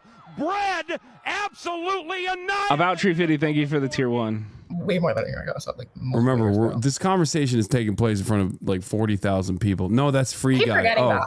Hello, people who are in the little camera. No, this is different. It was an honor to have served on the. I don't think you should use the SS. I know that's not what you meant, Colt, but. I really okay. I like fiction, kind of like. I've been on like a kind of dystopian fiction kick recently, which is kind of a genre that died out, thank God, because there were a lot of like. That's why you have the U, yeah. Iron Widow is really good. I'm a huge fan of the Sunbearer Trials by Aidan Thomas. I just read the last Hunger Games. I read it in like a single sitting. The new one, Sunrise on the Reaping. That shit emotionally destroyed me. I read that. There's a new Hunger Games? Because I was like, I'm gonna calm my nerves because this Teen Vogue article comes out in like 11 hours, and I want to take my mind off of it just in case something goes horribly wrong. So I read the entire Hunger Games novel. Turns out, a Hunger Games novel is not the book to read if you're feeling anxious or depressed. Well, not depressed, but I read those when I was a kid. Yeah, they're pretty good. Okay. That book. So you like? That book. Sometimes I like. What about Dune? Do you? Sometimes I still like reading. Like, I don't read ever, but you know, like young adult like stuff that's just like really easy to read and like page turning shit. You know, like that can be really really fun sometimes. You would like it if you like science fiction. It's one of those like it's one of those books in my experience that like pretentious mansplainers like, which explains why you like it so much. Yeah, no, I don't know how to read. I'm illiterate. I'm just LARPing as a pretentious mansplainer. No, I think you would really like it because it's very I mean it's How Fold With Us. I'm doing this so I could like suggest books to the audience. How Fold With Us is amazing. I'm reading Compound Fracture, which is another book by the same author. How Fold With Us is so fucking good. Becca, are you getting this book talk? Sorry. I have no idea what that Becca's is.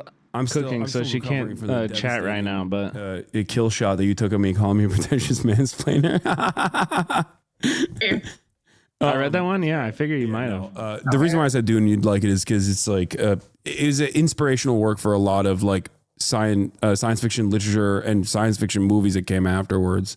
And it's depressing how little people read these days. Political. I mean, if you think about it, people are reading now more than ever. It's just Twitter and like social media.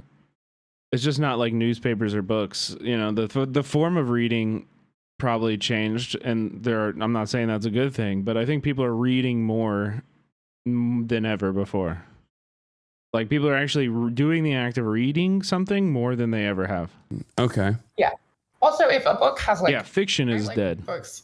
Fiction is really like, I prefer in a bad books that have, spot. like, queer representation. If there's like a book that's like making waves in the queer scene, I tend to read it unless it's just a romance. I don't like romance books. I think they're kind of boring. Okay. What about music? What kind of music do you listen to? Let me check my playlist. I have two playlists. One of them is called Cunt with a capital K, and the other one is called Sad but Cunty, and then they kind of just merged because I ended up adding every song to both. I am very predictable. I love Chaperone. Chaperone is my favorite. Let's see here. Doechii, Chase Icon, Jane Bell, Aisha Radhika, Lady Gaga, Chrissy Schlepeka. She's 20. Songs from Epic the Musical also. Epic the Musical? Yeah. I don't know what that is. Let's look it up. It's this like concept album series about the Odyssey. It's cute. Oh my, you are such a fucking nerd. Holy shit. Everyone always says this. The hate comment. One of the only hate comments I've got where like I literally have no response to this because it's entirely correct was someone that sounds cool. This was a hate comment. I checked. But someone said, she's a nerd. Your setup is looking good. Thank you, bro. How you doing, Mason? ruined me emotionally because it was entirely. Mason, our video popped off you relative to definitely- my channel, but I mean, you're not hiding it, and there's nothing wrong. we got with like it. It's two and a just half like, thousand goddamn. views. Or calling me a nerd. You. I mean, look, Interesting. I'm, yeah. I mean, fair. I am into some nerdy shit. That's true. But Don't it's you just okay. You know, literally, you like, gotta an kill. hour ago- You gotta instead of killing the cringe, you gotta kill the side. He's that a cringes. nerd cosplaying as a bitch. It's fine. Exactly. Listen, I feel like, and listen, all the gays out there, please don't hurt me. Please don't hate me for this. Please don't hate me for this. But I'm just saying, some queer folk need to learn about kindness. Okay, and I love you for it. I love the reads. It's amazing. It's great, but sometimes it's just a little bit unkind. There are everybody knows a few gay men who are like genuinely unkind. You know what I mean? And that's it. That's all I gotta say. And I say this as a lover of the gays. Okay. Muslim, grow up in a Muslim country. That's it. Have you ever been to Turkey? Nope. It's very beautiful. You'd like it. I need Obama. GC Brett, thank you for the gifted to Mason. Sharia law. Exactly. I'm a strict follower of GC Sharia law, gifted a and I'm tier also 1 trying to bring Sharia law to the Oh, United I States think of America every there was a single tweet day. I just remembered the reading of. There's a tweet I just remembered the writing of, which was queer eye for the straight guy, but it's eight straight women who teach a gay man to be kind. And I was like, oh my God, that's so good. Getting back to what we were talking about, like dick riders and whatnot, and like the overall stupidity. Like full-grown adult men that are posturing and engaging in like unlimited defense of all of the stupid shit that Elon Musk does. Let me use the restroom really quick. Put it this way, you'd be miserable too if you were born to find men attractive. No, I it's do fine. find men attractive. I'll call you back in a second when you're back. I do find men attractive. I'm bi. Like I crush on men all the time, you know?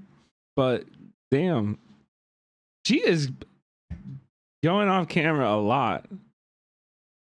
What's going on over there? What's going on over there? Yeah. He posted this right now. That's awesome, dude. Ask her if she remembers the. Dude, it's also so funny to me, his obsession with Diablo 4, because and again, like if you're a Diablo 4 lover, this is no hate, but like personally me, I found Diablo 4 so fucking boring. Like it was like I'm just like running into mobs and just like mashing my buttons. Like I just didn't I feel like there were very few times where Diablo 4 was like actually skillful. You know, like I thought the story was fun. Yeah, I didn't mind the story either. It was cool. I played it with Becca too, which was fun. Becca beat it. Becca finished it. I did not. Sorry, I'm so good at roasting people. I do it by accident sometimes. No, it's all good. I was saying, I deserve it. The boy in a band thing, like this, the boy in a band thing alone is you have free reign after that one. Funny though. I kind of live messy. I'm gonna pull this back on so we can get back to talking about Whatever the fuck. Yeah, we can get back to talking about whatever the fuck. So the reason why I was talking about these like dick riders is because like I want to understand like where if you have any opinion on this, like where his constant like desperate and narcissistic but like desperate desire to want people to want him comes from, to be liked. Yeah. Where his desperate. Are we talking about Ian or Elon? No, we're talking about Elon, which is very similar to Ian, to be fair. Fair enough. Yeah, I was about to say, where does his desire, like his need to be liked, come from?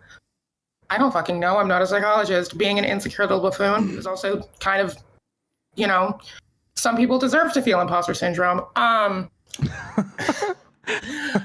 But But God yeah, no, he kind damn. of just needs to be liked. I think it's just because he's a fucking narcissist. Yeah. Some people just kind of are the way they are, right?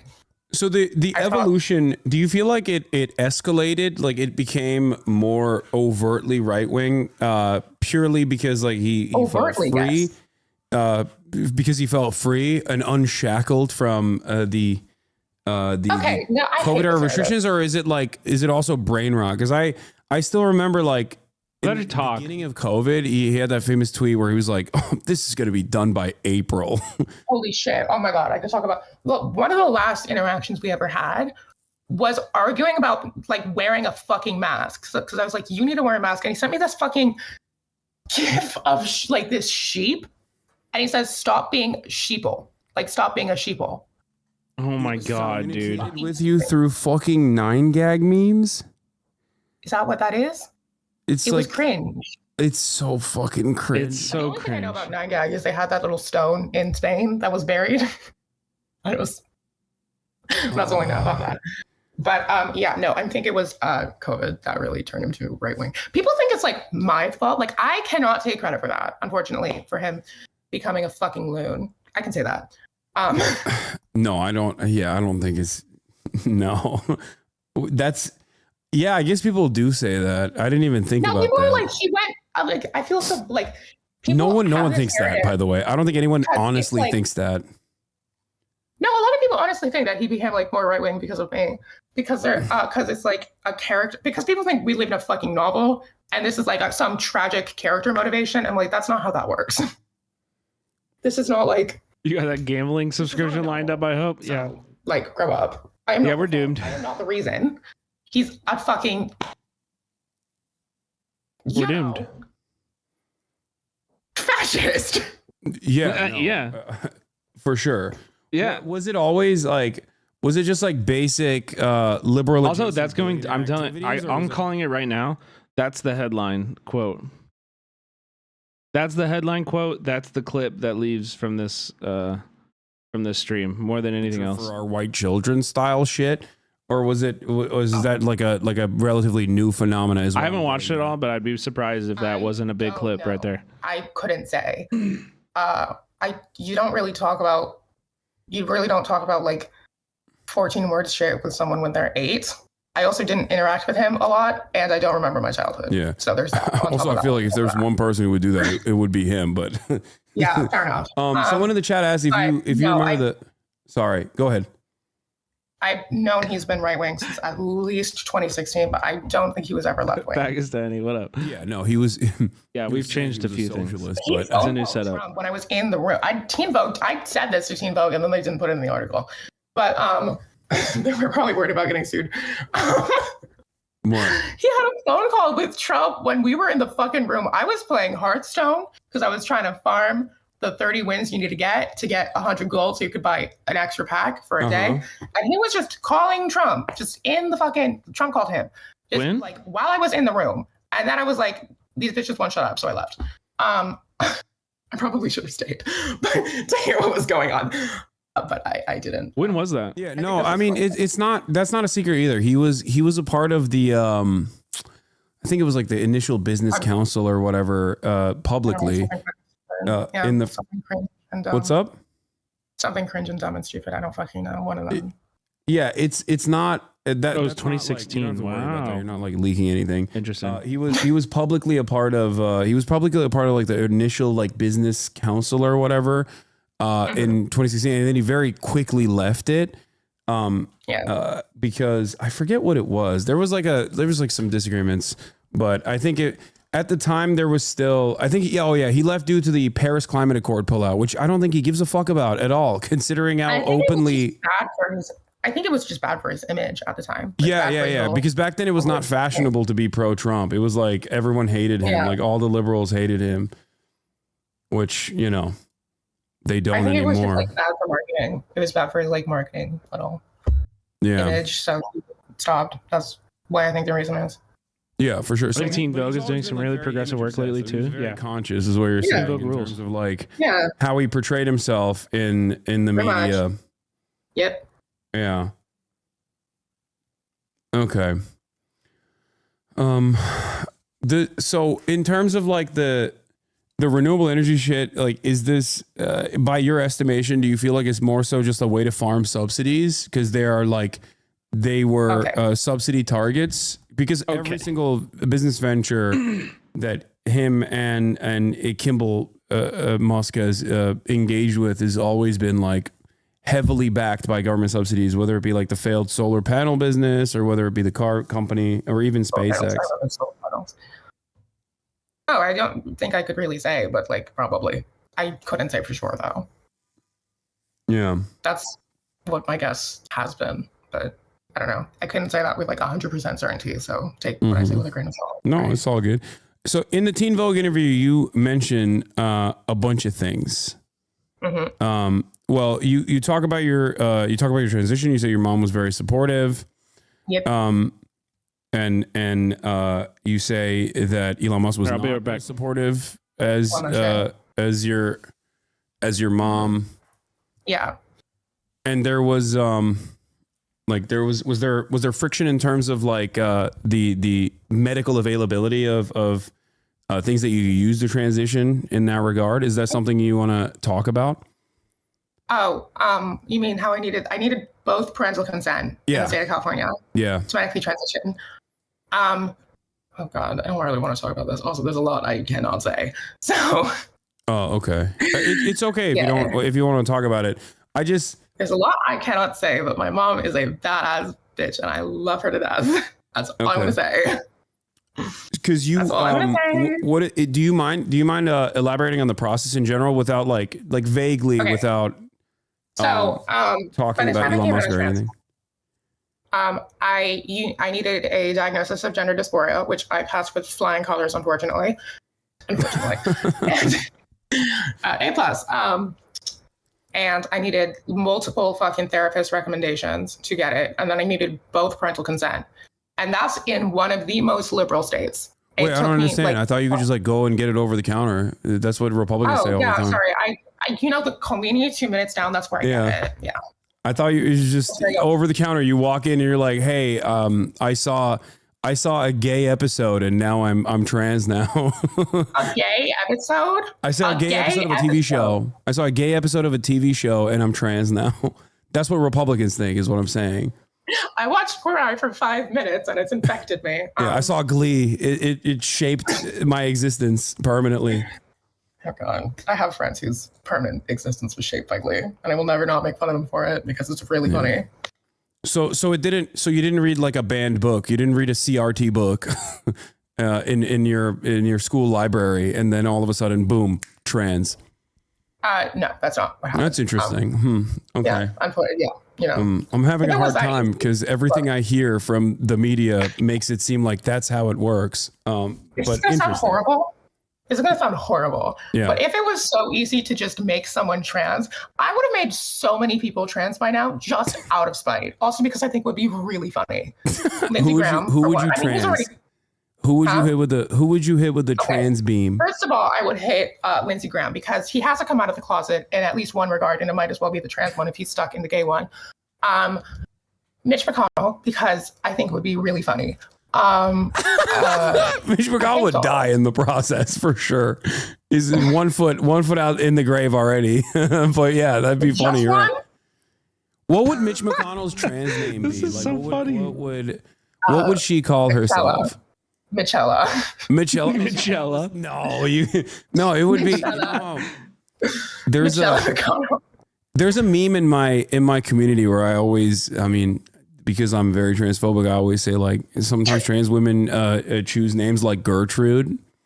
Like out of all the names you could choose, you go with like. No, okay, in my experience, I know like 6 people. I know like 6 trans women with variations of the name Mia. Of just the name Mia. Mm-hmm. That one's really common. And I also know a bunch of trans women who have like the most like fucking like ancient, like kind of like mythological-esque sort of badass kind of type. Like I have a trans friend named Morgana, which is amazing. I feel like Mitch McConnell would be a Martha. No. I think I'm going to give him like one of the like stereotypical trans. That's his wife's name. I'm going to name him Lilith. Lilith is a very good one. Okay, that is such a trans woman name. Yeah, very common. Okay, who else would you I feel like we got a Lilith in the chat. hit with a trans beam? Okay, I think I would transify that one Hungarian president who got caught in a gay orgy because I think it would be really funny. Wait, there was a Hungarian, not Viktor Orban. Hungarian. I think that was it. No, Wait, no, he wasn't in Was it. it? Orban was in a gay orgy? He was a something. He was a homophobe, and then he got caught in like this giant gay orgy, and then fled out the window. It was amazing. It was amazing. Oh, I like Mona. I vaguely remember. Yeah, Hungarian MEP quits. Yes. This fucking guy. Hey, yo. Fleeing. Listen. He's got Listen, if you had stayed, it wouldn't be a problem. You fleed, and that's what we really fucking hate. Take it in the ass like a real man. God, oh my God, no, for real. And then it became a trend among that sort of person. Jake Paul has one. Jake Paul literally, girl, homeless chic. I'm sorry, it's No, horrific. he wants to be Dagestani. That's different. Like that's what it is. Because he's like, now that he's like in the fight scene, Dagestani. Like he wants to be. He LARPs as though he's from Dagestan, where all the good fighters come from. Dagestan? Dagestan. It's a territory under the Republic of Dagestan. Is like is under the Republic of Russia. Oh yeah. Yeah, like Khabib Nurmagomedov, like all the best like grapplers come from Dagestan. You're looking at me and expecting to know like multiple names of grapplers, of people in the grappling scene. Well, Khabib's like super famous because he fucking choked out Conor McGregor after Conor was like racist and Islamophobic towards him. So I thought maybe you might know him, but yeah, all the No, nobody follows the UFC, dude. Only people who look. You have to look at least 50% like this to follow UFC. I watched listen, I'm so soft. I watched a UFC fight one time and it made me lightheaded. Okay. I had to go to the restroom and put my head between my knees. Okay. We are not the same. God, there. And the fucking self-proclaimed fascist who's also a giant pedophile. Matt Walsh, that's his name.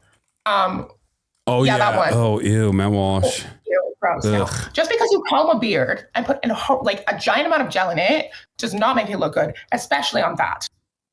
Yeah. Serve, say it. No, it's chop.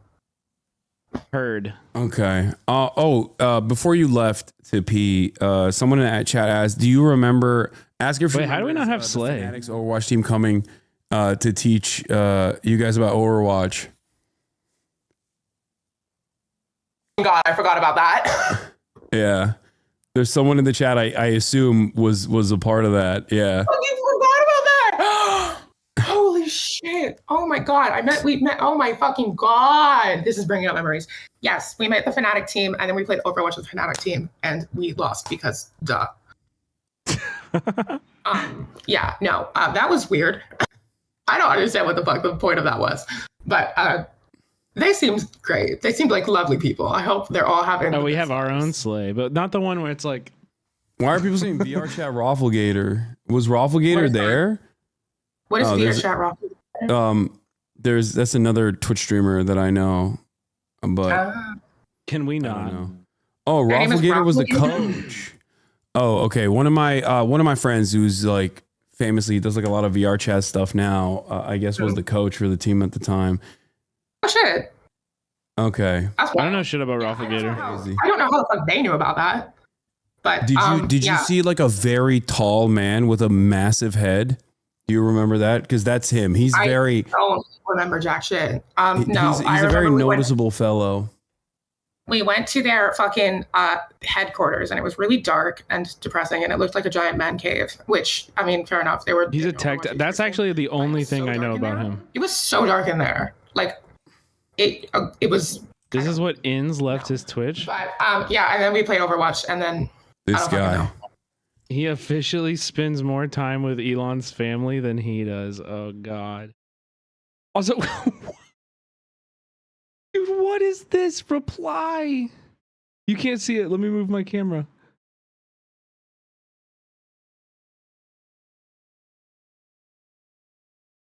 Daddy, sorry, daddy, sorry, I mean daddy, sorry, daddy, sorry, daddy, sorry, I mean daddy, from APAC Tracker. From APAC Tracker. The fuck are you doing posting like this? You have a role to fill on this website, and this is not it. You know what I mean? I don't know if they're I mean, I look like this, so of course I want to be on camera. But you could have just like asked me. Yeah, well, I mean, I don't know. I'm busy all the time. I don't think about those things. But there is one thing from the Teen Vogue interview that, of course, is going to be quite controversial that I have to ask. Oh shit, our channel's full on emotes? New setup looks cozy. Thanks, Grim. We out here. It's gonna get better. It's not finished yet. We'll improve it. But yeah, it's looking good so far. Thank you, man. Also, why is it breaking? Not a tank. Google Fiber can't support 1080 stream, bro. Can't stream to my computer in 1080. Why? Actually, what's going on?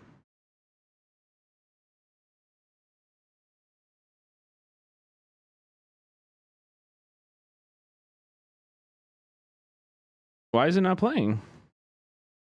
What the freak?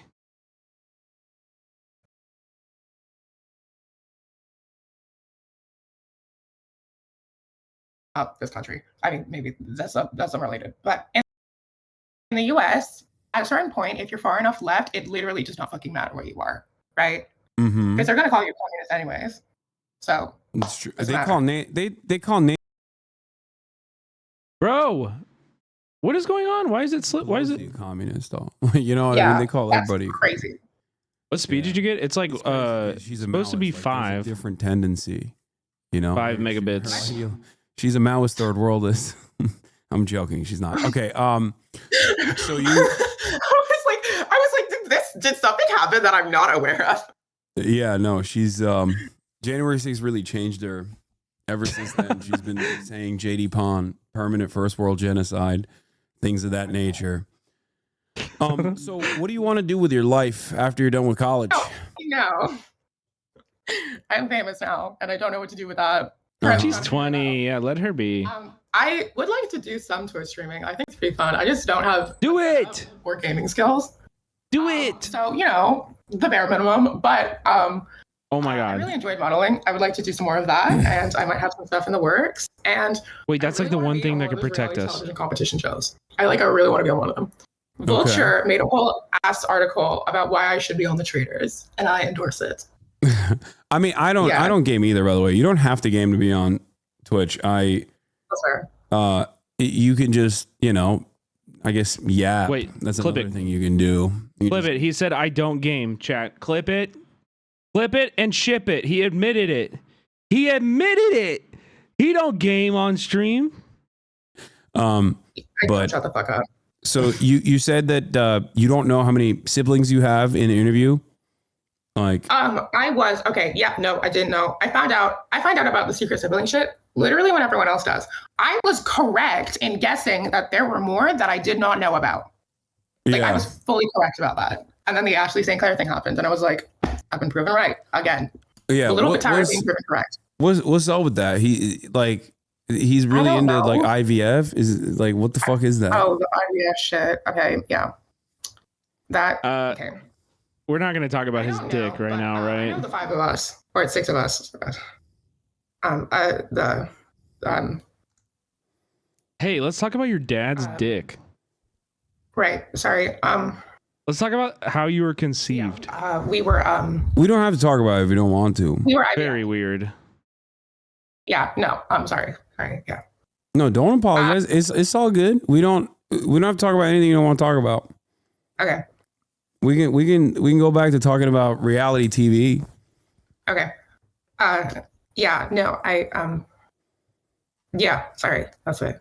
No, I only found out about that recently, and I had a crash, like a full crash out about it. It was not cute. Yeah, it's all good. Don't worry about it. Yep. Anyway, let's change the subject. Aside from RuPaul's Drag Race, what reality TV show do you want to be on? Well, I don't do drag currently. I would like to start doing drag. You want to do drag? We can link you up with some queens, with some drag queens. Hey, yeah, I'd love that. She's probably watching right now. I mean, probably. Oh my god, that'd be iconic. A lot of like support from the drag community after the Teen Vogue article. For like half of it, I just spent ranting about how much I love drag queens and drag kings and drag monarchs and drag monsters and whatever. So I got a lot of support from them, which I really, really appreciate. But the show I want to be on the most, probably The Traitors, because I think I'd be good at it. The Traitors. I don't. Yeah. You mentioned that. I don't know what that is. Let me see. Okay. I found out about The Traitors because Bob the drag queen was on it, and I love her. Oh yeah, she's great. She showed up. Everyone else with her outfits. Bob is awesome. Everyone else looked like they were going to the mall. It was so good. Also, does Bobby use she/her pronouns? I didn't know that. Of traitors, and then this group of not traitors, and you have to find out who are the traitors. Okay. It's a very good synopsis. I'm very good at synopsizing. It's based on a reality competition from a Dutch series, Devastates. Okay. I think I butchered that. I feel like Wait, how is it spelled? Let me try to pronounce it. Just text it to me or something. It's right here. Girl, right where? I can't. I'm just looking at your camera. I can't see what's on you the can't screen. see? I'm screen sharing with you. You are? Yeah, you don't see it? No, the fuck you ain't. Yes, I am. You are lying to me. I'm not. It's like right. You are not a liar. I am wrong. You fucking boomer. Okay. You don't know. How are you 20? You don't know anything about internet shit. What the fuck? That's so rude. Incorrect, but also rude. Yeah, there it is, right in front of you. Hold on, my light is breaking. Devastates? I don't know. That's so wrong. I think you were actually more accurate. Someone said it's basically werewolf or mafia. I mean, it makes sense. It's Among Us. Yeah, pretty much. That's pretty much what it is. It's Among Us. How much did you played Among Us during COVID? I did play Among Us. It was fun. I like Among Us. It was cute. Did you watch Among Us streamers? No. Like, what was your most? Wait, go ahead. Sorry. I had seen some of there were like a few YouTubers because they did those like giant collabs where like a bunch of the influencer types were just like playing them together, and I would watch some of those on YouTube occasionally. Like Corpse Husband, Pokemon. Oh God, I forgot about him. Yeah. Where did Corpse Husband go? Why did he just disappear off the face of the earth? Did he get canceled and I just don't know about it? No. I have no idea. I only did like a couple of those collabs. You know what I mean? Corpse Husband. I mean, I was that there. guy. I was there. Who was like, he like used a voice modifier and then he talked to like really deep like this, and it was like amplified through like a fuckload of filters, and people went crazy. Okay, hell yeah, get wrecked, Germa. Get fucked. No, this is a big meme, but Germa has a lot of queer fans, like, and his community is the only one that has like a larger trans audience than mine. Really? I mean, per percentage, I guess. So really, it's something that I carry around with me everywhere. I didn't know that. High trans per capita. Yeah, he has a higher trans density per cap. Yeah, higher trans density in his audience than me. Wow, it's fucked up. Damn. I think I have a higher trans density than both of you. Okay, that's true. Well, maybe if you start streaming, you might not do that. You might not have that. You know? Ask her if she's a juicer. Yeah, I don't think she's a juicer. XQC. A what? XQC. He's a Quebecer. Is that what his fans are named? What? His fans are named juicers. Yeah, he calls them those juicers. Yeah. Why? I don't fucking know. Because he's got the juice. What does that mean? Because he's got the juice. I know he's Quebecois, so. Yeah, he is. Damn. He is the Lion of Level. That's it. What about Northern Lion? Do you know who that is? Northern Lion. Yeah, he's a bald man who plays like a lot of fun. I don't know what kind of. Isn't it easier to just be like, "What do you know any streamers? Do you watch streams?" than to like just name a bunch of different streamers. So sorry. My apologies to Someone in this the chat man. said, okay, these are such basic ass like trans lifestyle questions. Do you play Hearts of Iron 4? Oh my fucking god, no. We are not all. That would I know require many social trans women skills. who actually do play that game, but I am not one of them. No, that's why they're asking. Okay. Also, before anyone asks it, no, I do not own a blowhigh. A blowhigh. A blowhigh? I don't even know what that is. blowhigh. That's that Okay. is. Do you know what a this- blowhigh is? Is I this don't know what that new is. trans tech that I'm oblivious to? This is crazy. Okay, so trans women, they're all obsessed with the fucking IKEA shark called blowhigh. And every trans woman I know, literally all of them, other than me, have a fucking stuffed IKEA shark blowhigh, and he literally became like a trans femme icon. I do not know how that happened. What the fuck? History of blowhigh and then what? What? The fuck? What is how? Yeah, no. The Ukrainian flag in the background. That's awesome. Wait, why? I didn't know. There's have people no saying I have fucking one idea. in the chat. Yeah, most trans women literally have a blowhigh. It's basically our equivalent of a Bible. What? How That's did you? crazy. How I do you didn't even not know know about this? this. Yeah. No, I don't know it at all. No, it's literally wild. I have no idea how this happened, but it did. And it's not going Pink anywhere. ally? So. Okay, well I know now, so chill. No That's an paradox. idea. games. Don't take it away paradox from me. games in your library. Paradox games. Like the Hearts of Iron is like Crusader Kings, like Oh, that's sort of, yeah. What is the thing? Why is it a Sans why is it pillow? a Oh, yeah, trans you have a sans pillow. Wait, why is it a trans icon? Why is it even an image that's You didn't know friend that had it. transphobia unearthed? Yeah, exactly. My friend won this from a claw machine for me because I suck at claw machines. Don't. Me too. Ugh. It's annoying. I think it's bullshit. I mean, It is. they obviously cheat. Like they're cheating. Like clearly, Yeah. but it's extra annoying that they just like some people figure out how to cheat the cheating machine. I am not one of those people. It sucks. Oh, Yeah. Another question is Adrian Dittman. Everyone keeps asking. I don't think Adrian Dittman is Elon Musk, but I don't either. Used to think that. Now I've been don't. saying it from the beginning. I mean, I think it's just some people are freakishly similar. And then it was unearthed that he might be a fucking Fijian twink. yeah, I think Like that's a white Fijian twink. yeah. I mean, it's sad either way. Either someone is I like literally do not care. I thought it was funny. So when that came out, I was like, holy shit, this is amazing. yeah. I mean, But yeah, no. he does have a lot of free time, to be fair. So it's like it makes sense that he'd be doing shit like that. Some people don't have a life. But yeah. Oh, he dropped it. I don't remember. I was gonna say something. I don't remember what I was gonna say. But yeah. It's not him. I agree. He's a Fijian twink. It's not him. It's an incredibly mentally ill, parasocial, like fan who has watched everything that Elon has ever been recorded doing, and like has adopted his entire personality and every perspective and every opinion that Elon has. 1,000 likes on this. I get a lot of likes. I'm popular on that app. You got motion. You got motion. Yeah. It's like God a damn. very bad internet. Who's your K-pop bias? Symptom. Is a question My K-pop people ask. bias. Jujin from ITZY. Okay, I have Jin. no idea who that is, but all right. Yeah. G Idol, sir, not Giddle. Oh, It's G Idol. Yeah, it's not fucking Giddle. Giddle. They're never gonna let you forget that. Fucking Giddle. K-pop Twitter is ruthless. They will dox you. oh yeah, get in line. You know, I have a Fair lot of enough. enemies. Oh wow. But thank you for not correcting me initially. G Idol, you said your bias is what in G Idol? Oh, in G Idol, I think it's Shuhua. Shuhua. Mian did the rap, so I mean, I should probably say Mian. Okay. Do you stand Luna?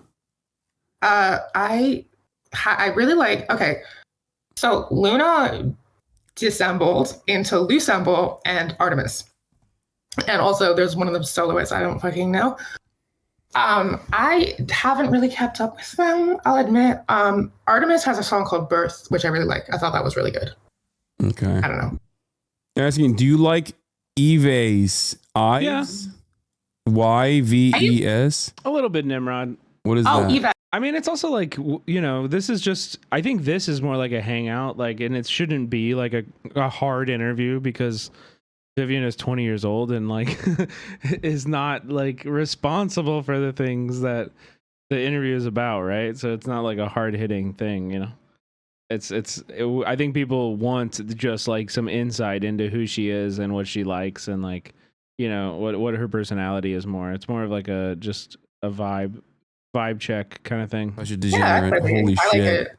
I think it's interesting. This is good content. I play Jana because she's like a cunty wind goddess, and I like throwing tornadoes at people. Okay. And she's also like she's really fucking annoying to deal with, and I kind of like being a nuisance because I am a menace. Question: boy groups, are you only a GG stan? Do you know EXO? Please. I know of them. I don't listen to them personally though. Okay. I used to like Stray Kids a lot, but I haven't really listened to Stray Kids recently, or like any of the boy groups. All right. Yeah, it's gone way longer than I thought. A Steam Deck. Ask her about public transit. Yeah.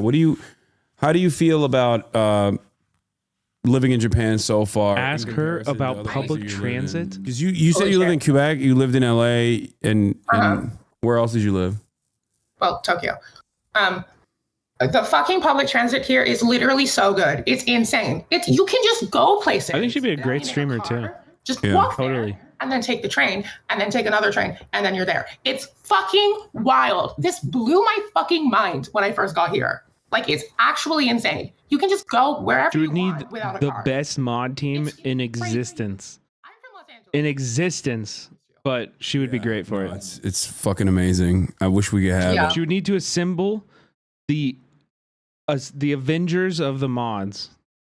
She would need like every goated mod that's going to pay very close attention. It was very deliberately made to thwart any attempt of public transit. Yeah. I remember they had a drill and then they drilled like 5 feet and then gave up. That's what I remember. I don't know if that's...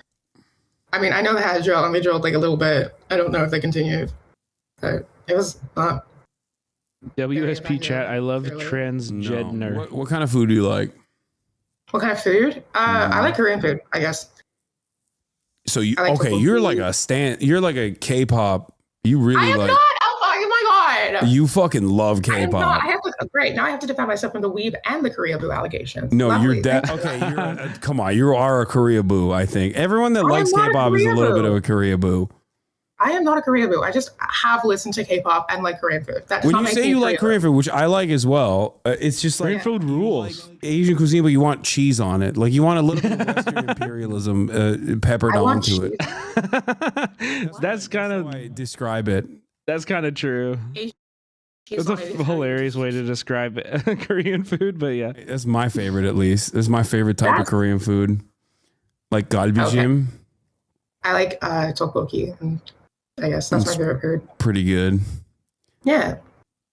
Your comments are all saying hi, chat.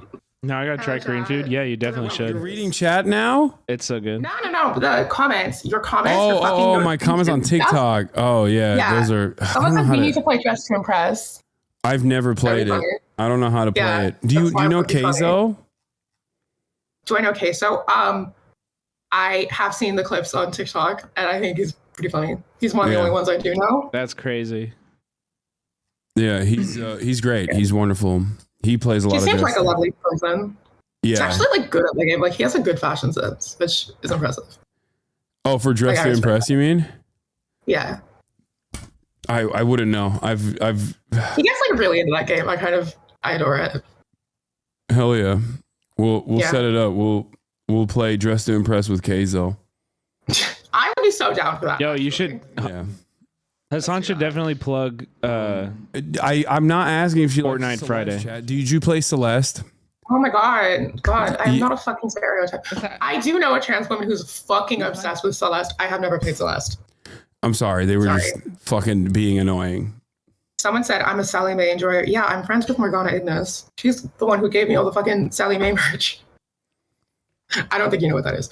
I have no idea what that is. Yeah, a character from a show. Okay. All right. Well, Do you know when you're going to be back in America at all, if at all? I'm going to be back in late April. All right. Good luck, cool. girl.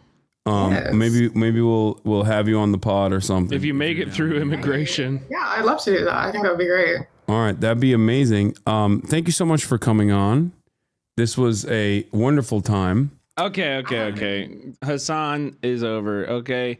This guy, he's done for. All right. We thrive. All right. Elon's going to nuke him from orbit, going to laser him into non-existence. And now it's time for us.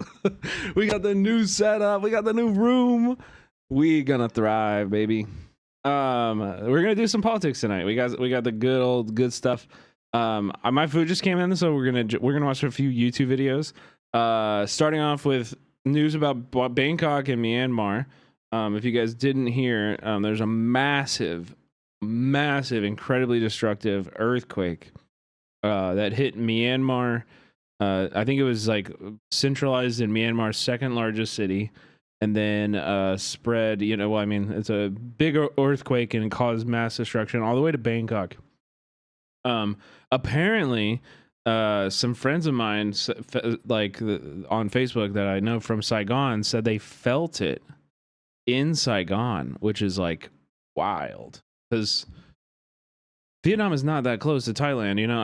It's kind of close, but not really. Like, kind of wild. So. A reminder of our breaking news this hour. Check it out. Two large earthquakes in central Myanmar. The first recorded at 06:20 GMT with a magnitude of 7.7. 10 minutes later, an aftershock with a magnitude of 6.4 was recorded. Both were near Mandalay. Tremors have also been reported more than 1,000 miles away in Thailand and China. These are the latest pictures coming into us from Myanmar. Oh my God, that's crazy. We can see damage there to a main road, quite substantial damage. We haven't yet got reports of any casualties. I'm going to bring in Nikki Schiller, who's with me here. So, Nikki, we're seeing those pictures, they're kind of roads broken up, but so far we haven't got much of an indication of the impact of this. No, absolutely. We know that this tremor, the epicenter, was in a city in Burma called Sagayan in Mandalay in Myanmar, the Burmese city there. It is about 100 kilometres north of the capital, Naypyidaw. And as you said, this was a 7.7 magnitude earthquake. And it struck at 12:50 local time, so in the afternoon, about 6:50 GMT. And it was a shallow earthquake, so it was about 10 kilometres is what they describe as shallow. And these tremors were felt across the region in China and Thailand. Yeah, Diana, that happened like a few weeks ago. We've seen footage on social media in Bangkok of people gathering in the streets, and I'm just seeing the AFP news agency is reporting that at least 43 workers are trapped in a Bangkok skyscraper collapse. That coming in on both the AFP and the Reuters news agency at the moment. And we have seen pictures from Bangkok of buildings shaking. There's one particular video that shows a big skyscraper that has a swimming pool on the top, and the water is pouring over the side like a waterfall because of the tremors that have come from there. So Bangkok, people have been gathering in the streets. We can see that there are live pictures, and of course a lot of the buildings in Bangkok are these high-rise buildings, so this would have been around lunchtime, so people have come out onto the streets, which is the pictures that we're seeing there. And as you mentioned just there, this latest line coming into us from Reuters that at least 43 workers are trapped in a Bangkok skyscraper which has collapsed. So it's always the way with earthquakes, is you get an initial report of the scale of it, but also then you start getting in the impact where the buildings have collapsed and people are trapped. This is just showing the same footage. I want to check something else. A powerful earthquake has struck Myanmar and Thailand with a magnitude of 7.7. That's according to the US Geological Survey. There's a ton of videos of Bangkok of buildings collapsing, like massive skyscrapers under construction that just fucking fall. It was followed by a strong aftershock which rippled across Southeast Asia. The earthquake's epicenter was in Myanmar, near the second largest city, Mandalay. The country's ruling military junta has declared a state of emergency in most parts and appealed for international support. There are reports of multiple casualties. State media says buildings and bridges have collapsed in several cities. Myanmar is in the midst of a civil war. Many areas were already difficult to reach. Oh my God, did you see that building? In the midst of a civil war, many areas were already difficult to reach. Look at this one. It's like stuck, but it's like gonna fall, man. That's so scary. And in neighbouring Thailand, the government says 90 people are missing. 3 have been confirmed killed in the quake. The deaths were reported at a Bangkok construction site where a skyscraper collapsed, burying dozens of people. Rescue workers say the unstable rubble is now hampering rescue efforts. People across the capital have filled the streets after buildings swayed from the tremors.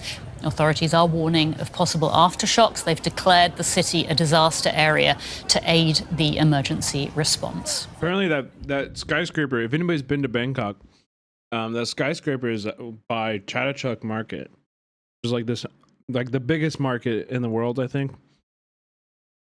It's a must go to if you're in Bangkok, but super sad. Here's some of what was heard afterwards from people on the streets in Bangkok. The worst thing is that frequencies of disasters is going to increase as climate change changes more rapidly. I mean, actually, I don't know. Are earthquakes caused by climate? I don't think they are. Maybe. Is that really how it works? I feel like no, but maybe. I was waiting for the bill, and then suddenly I started feeling that the earth is shaking. You know, my first thought is that maybe somebody is... yeah, obviously, like, weather stuff will be different, but earthquakes? With me, but everybody was looking around, and right away we were all going outside because you could feel it's going to last for a while. All of a sudden, it moved back and forth, and then it toppled over, and I hit my head on the table, but it didn't leave a mark. And I didn't break the glass table either. This is not the first time that the building has felt an earthquake. In 2004, when the tsunami and the earthquake happened in Sumatra, the building shaked immensely for almost 30 minutes. Wow. And then it had cracks. Thank you, Luna. Yeah. But never like this before. Yeah. We can get more from Matt Hunt, a journalist and photographer in Bangkok. Welcome, Matt. It's been a few hours now since the earthquake struck Myanmar and Thailand. Can you tell us about the scale of the damage and, of course, the casualties? Yeah, so as initially reported, there was a major construction project here in the center of the city that did collapse, where there were many workers on the project today, as there would usually be. And unfortunately, that number has climbed. The Deputy Prime Minister, Phumtham Wechayachai, increased that number from 40 to about 90 workers, 3 of which have been confirmed dead, and the rest are missing. And that is the most substantial that I can confirm. However, throughout the city, online, and through reports that people have been sending. Oh my God, that's so scary. These videos take my breath away every time. The damage, the personal damage is quite substantial. As you can see in some of these clips, there is a large crane in the city of the center on a construction project that collapsed, while infinity pools are also seen overflowing into the streets. These are common things on high-rise buildings in Bangkok, but also here in the area where I am, I've just fucking folds like a deck of cards. Many of which are concrete and a bit outdated, have essentially fallen apart. I mean, things have fallen off of walls, doors have broken, and people have been asked to move to the lower floor of any building that they're still in. So I would consider the current state to be in one of panic and still emergency response. You said disaster. Yeah, Luna, we were talking about that earlier. Some people were saying that geological activity can be influenced, but not nearly as much as like hurricanes more. The World Economic Forum says climate change could cause more earthquakes and volcanic eruptions by increasing the weight of water on the Earth's crust. When glaciers melt, the water can seep into cracks in the Earth's crust, causing them to widen and weaken. This can lead to earthquakes, especially in areas that are already seismically active. Interesting.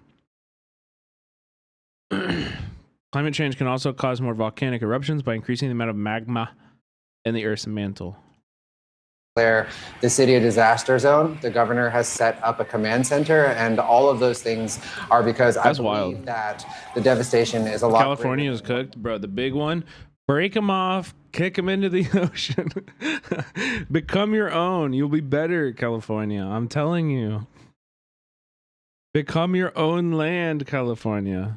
What we still are privy to here just a couple of hours after the earthquake. And Matt, what are you hearing from Myanmar? The quake's epicenter, of course, was near Myanmar.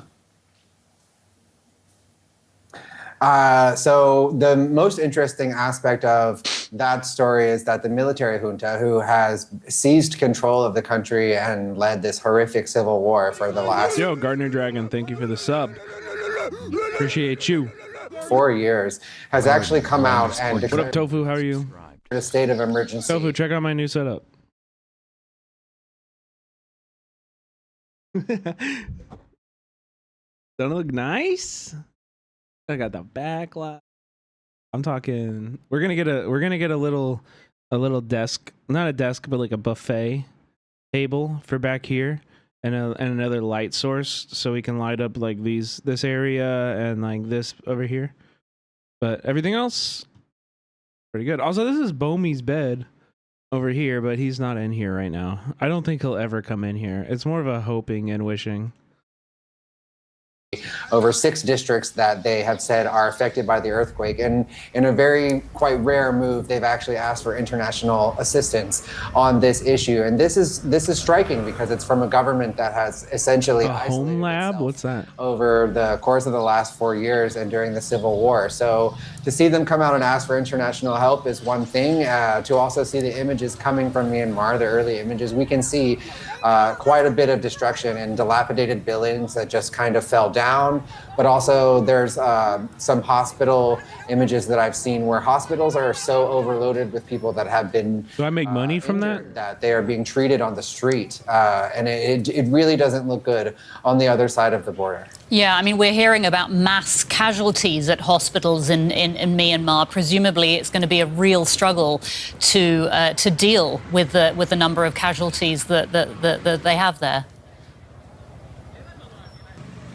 Most certainly, and I also think that that looks scary too. Will also struggle to receive international aid quickly enough because they have for so long been isolated, and so many people around the world may not understand what's going on in Myanmar. So I as someone who has paid attention to the issue for these years, I'm concerned that the international aid that they're seeking may not arrive in time, while we are seeing images and videos of people showing up to these hospitals. As you said, mass casualties. I mean, people are bleeding from the head. They're laying on the street. It's hard to tell if they're alive or not. So I would say that at the moment, it's hard to confirm exact numbers, but it does look quite bad. Journalist Matt Hunt in Bangkok. Matt, thank you so much for bringing us up to date. I am joined by Miat Naini, a journalist in Chiang Mai, Thailand, that is in the north of the country near the border with Myanmar. Welcome to DW. Please tell us more about the situation where you are. Okay, I live in Chiang Mai, and so when the earthquake started, I am out of the building. I went out, and I'm in the car. So I felt the earthquake. It was huge, and also a lot of people ran outside of the buildings, and also I heard like some of the buildings in Chiang Mai were damaged, but I didn't hear about the collapsing. Right, and of course you are near to the border with Myanmar. What do you know about the situation there? Okay, so I keep monitoring social media and regarding the posts about the earthquake in Myanmar. So I heard that a lot of buildings and infrastructure were damaged and collapsing, as well as the casualties. But the number of the casualties are not clear yet. But I saw a lot of posts like some of the people are missing, especially in the main area of the affected earthquake in Mandalay, Sakai, and Daegu and Shan states. And also I saw the religious building were damaged and collapsing. Some of the kids in the religious building were killed by the earthquake. Yeah, and we're hearing about sort of mass casualties. That's so sad. At the hospitals in Myanmar. We understand that a state of emergency has been declared.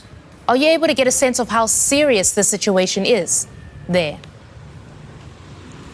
Yes, the situation is very serious because the son of my friend on social media, they share like their buildings were collapsing and some of their family members are still missing.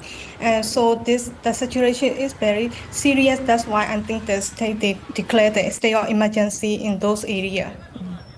We're also hearing that Myanmar's regime is asking for international aid. Can you tell us more about that? Oh, okay. Right now, I just saw some news. They are asking for the international aid, but this is not, and further information is not much clear at the moment.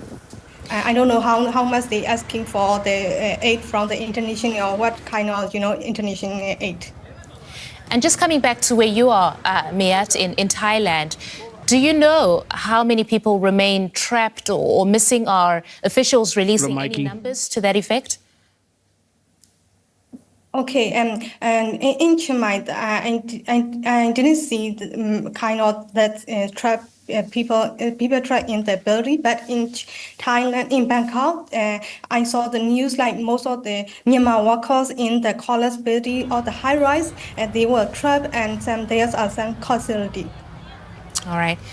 Well, that is the journalist Miat Nain Ai, freelance journalist in Chiang Mai, in Thailand. That's near to the border with Myanmar, of course, where the epicenter of this earthquake was. We appreciate your reporting, Miat. Thank you very much. Thank you. Damn. Really, really, really, really sad. Yeah, yes. Prages for... or just send good thoughts or, the right numbers, whatever it is, to Myanmar, Thailand, and across Southeast Asia as they deal with this. Okay, we're going to get to our normal coverage here. Starting off with images of rebellion. We love to do it. We love to check out places where people are rising up despite the rise of fascism all around us. Here we are at Tufts University. Where people are rallying. Actually, I think we saw this the other day. This is old. Yeah, wait, this is old. Okay, this is new. This is in Jakarta. Jakarta, Indonesia. Molotoving the cops right now on the streets of Jakarta. Indonesian workers continue their rebellion against the government and the military. This is how we negotiate with fascists.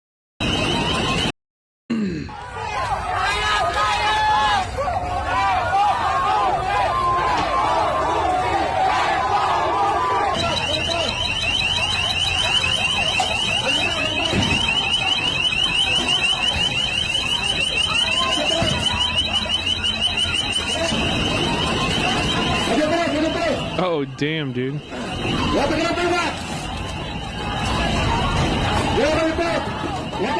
Yo, that was a big one.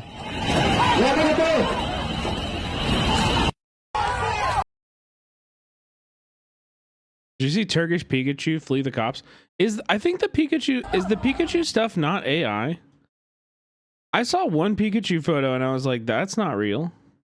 You're watching Indonesian workers confronting undercover cops today during the mass protests in Jakarta, defending their comrades, defending their class. Cops don't protect us. They are the attack dogs of capital. Solidarity with Indonesian workers. Check it out. The video is real. Was this like, oh, baby. Why are protests erupting in Indonesia right now? That's a fucking picture, dude. That's a fucking picture, bro. Indonesia's parliament has passed a controversial law expanding the military's role in government. The new legislation, discussed behind closed doors, allows active duty officers to occupy civilian posts in 14 state institutions, including the Supreme Court and the Attorney General's office. President Prabowo, a former Special Forces commander and under Suharto's dictatorship, approved the law, drawing comparisons to the military control of that era. Demonstrations have broken out in multiple cities. Students, activists, and concerned citizens have taken to the streets. By the way, if you want to learn more about Suharto, I meant to recommend a book, but my name just blanked. But also a great film about that is Act of Killing. If you can see Act of Killing or the follow-up sequel documentary, those are both very, very good. Jakarta Method is the name of the book. Yes, thank you. Demonstrations have broken out in multiple cities. Students, activists, and concerned citizens have taken to the streets. Police have responded with tear gas, water cannons, and batons. Dozens have been hospitalized. In Surabaya, Molotovs were thrown during confrontations with riot squads. Protesters say the violence reflects growing frustration with escalating repression. Lies! The first reply on everything. So stupid. Yeah, let's check out this video of the of them you know, confronting the undercover cops, because that's very interesting too. That's a kind of confrontation.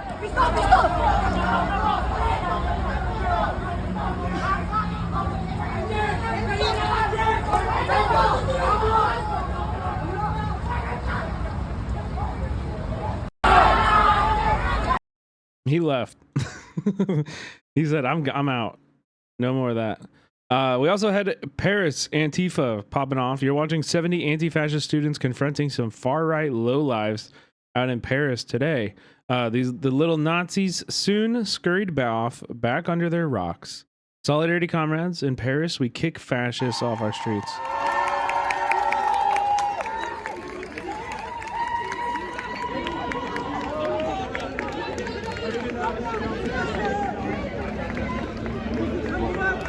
Let's go. We also had University of Arizona students, faculty, and staff marching to the administration offices to deliver a petition signed by 3,500 people demanding the protection of DEIA on campus. We've been seeing quite a few of these college protests around DEI and the protection of the humanities.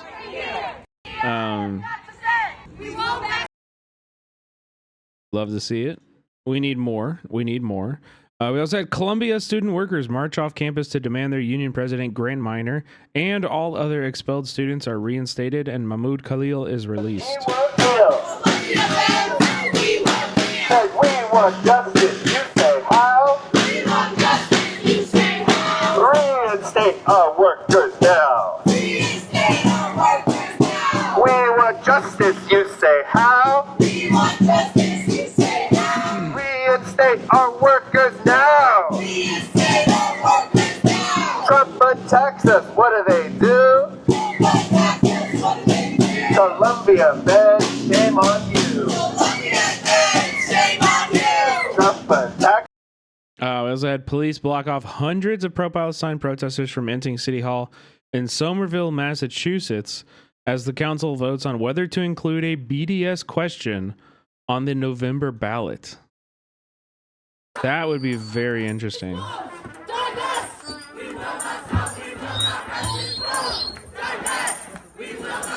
That's a lot of fucking people, too. That's more people than have ever gone to the city council. I promise you that.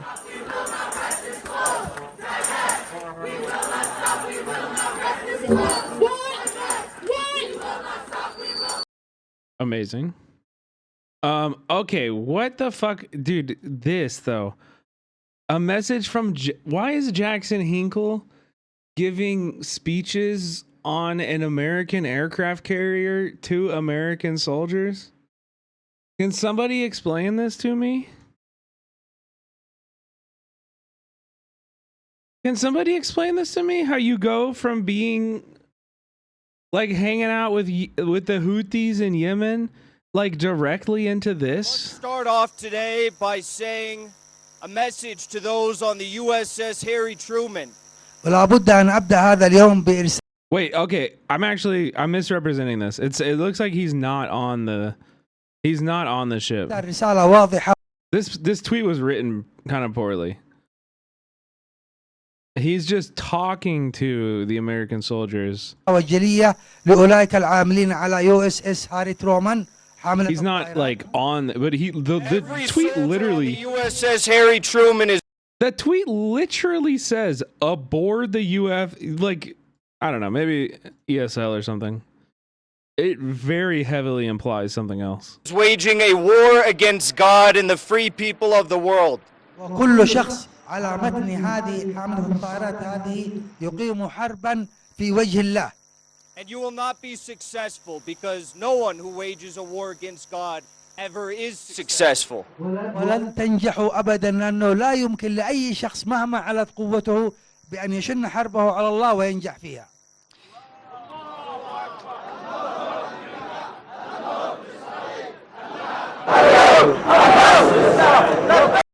Dude, this is so weird.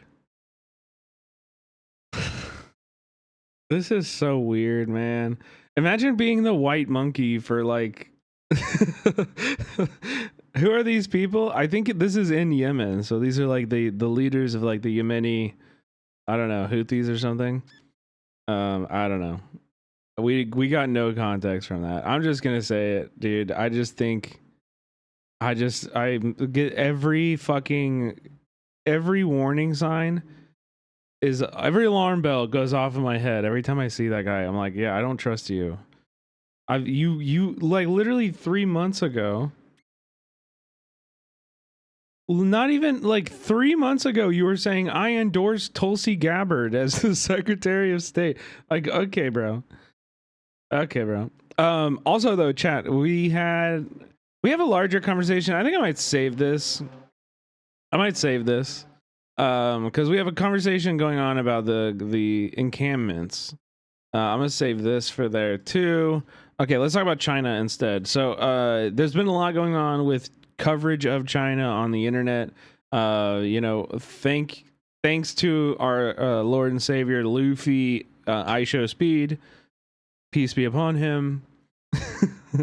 As he reaches enlightenment in his young early age. But the videos like these are also going crazy. Like, look at this account, right? Wall Street Apes, we are the resistance, followed by Elon Musk, Joe Rogan, Donald Trump Jr., Dan Bongino, Alex Jones, James O'Keefe.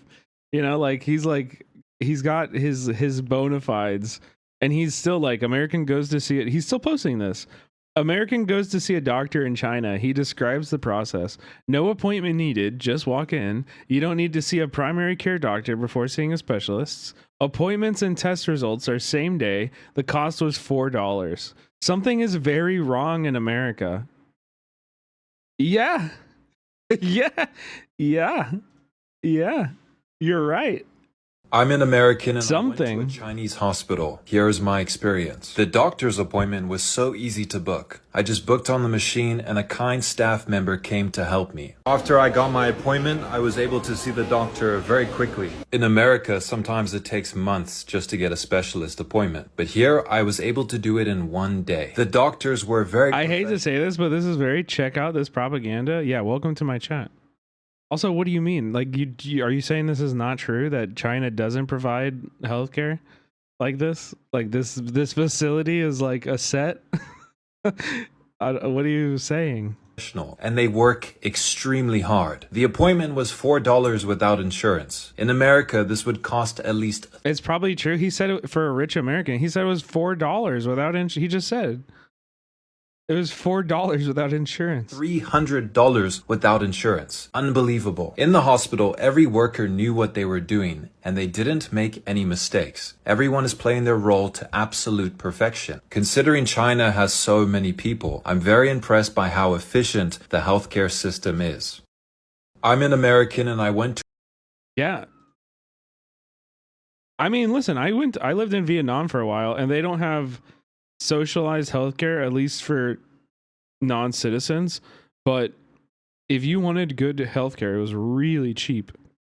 It was very affordable. If you needed to go to the doctor, it would be like $20 max. $20 max, which is like probably pretty expensive for like a local Vietnamese family, you know, but relative to what we make in America. We also had some news from LA. The LA Times is suing the city over Mayor Bass's deleted text messages during the fire response. Which is awesome because the city has argued that text messages sent by Mayor Karen Bass are ephemeral. My text messages they're kind of like, you know, ephemeral. And they're not required to be retained or released under public records laws. Like, huh? Also, do you want attention? Do you want attention? Do you want attention? I feel like you'd be the 10th loudest chanter on 11-person protest. It's funny because like I literally live stream myself at protests. And we have like a meme at how hard I pop off. That's like, it's not me, it's Brad. I let Brad out. But here's your attention as you asked for it. Here you go, chatter. Here you go, chatter. Taxi! Yo!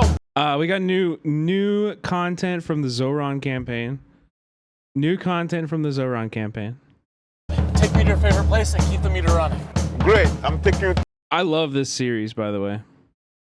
I love this series. to the Bronx for my iftar. I'm in, let's go. If you don't mind, on my way, I'll be picking up my friend. Sure, we can pick up your friend. Great. What's your name? Muhammadu. Where are you from? Côte d'Ivoire. How long have you been in New York then? 31 years going down. That's a long time to be in New York City. Guess how old I am? I don't know. How old do I look? Oh! Barla! 5 subscribers! Thank you, Barla. Appreciate you. You 44. 44? Yes. Brother, I'm 38. That's my friend right there. Oh, your friend's here? Yes, sir. I gotta pee. I'll be right back. What? Your friend is Zoran? Yes. That's the friend? What? You know That's a friend. That's a brother. Well, get in. We're going to iftar. All right, let's go. Wait, how do you guys know each other? So we met in 2021. I worked with the New York Taxi Workers Alliance in the fight against the debt crisis. This is a crisis that started in the early 2000s when Mayor Bloomberg inflated the value of a medallion from $200,000 to $1 million to bridge a budget deficit. It started with 45 days of consecutive protest and civil disobedience. We got arrested outside of City Hall. Wait, you got arrested? I got arrested. And you work for the government? And I work for the government. Did you get arrested? No. No, Mamadou didn't get arrested. Yeah, don't let Mamadou get arrested. Yeah, they never let me get arrested. After that, Mamadou and I went on a hunger strike. You guys both went on a hunger strike? 15 days. No food for 15 days. And then now you have to remember this. 9 of my fellow brothers committed suicide. I know. I'm a cab driver, and then I'm a proud one too. You know, this was a dream come true, driving a cab. And then I see it all of a sudden, it flipped the other way around. It was a nightmare. How much was your debt?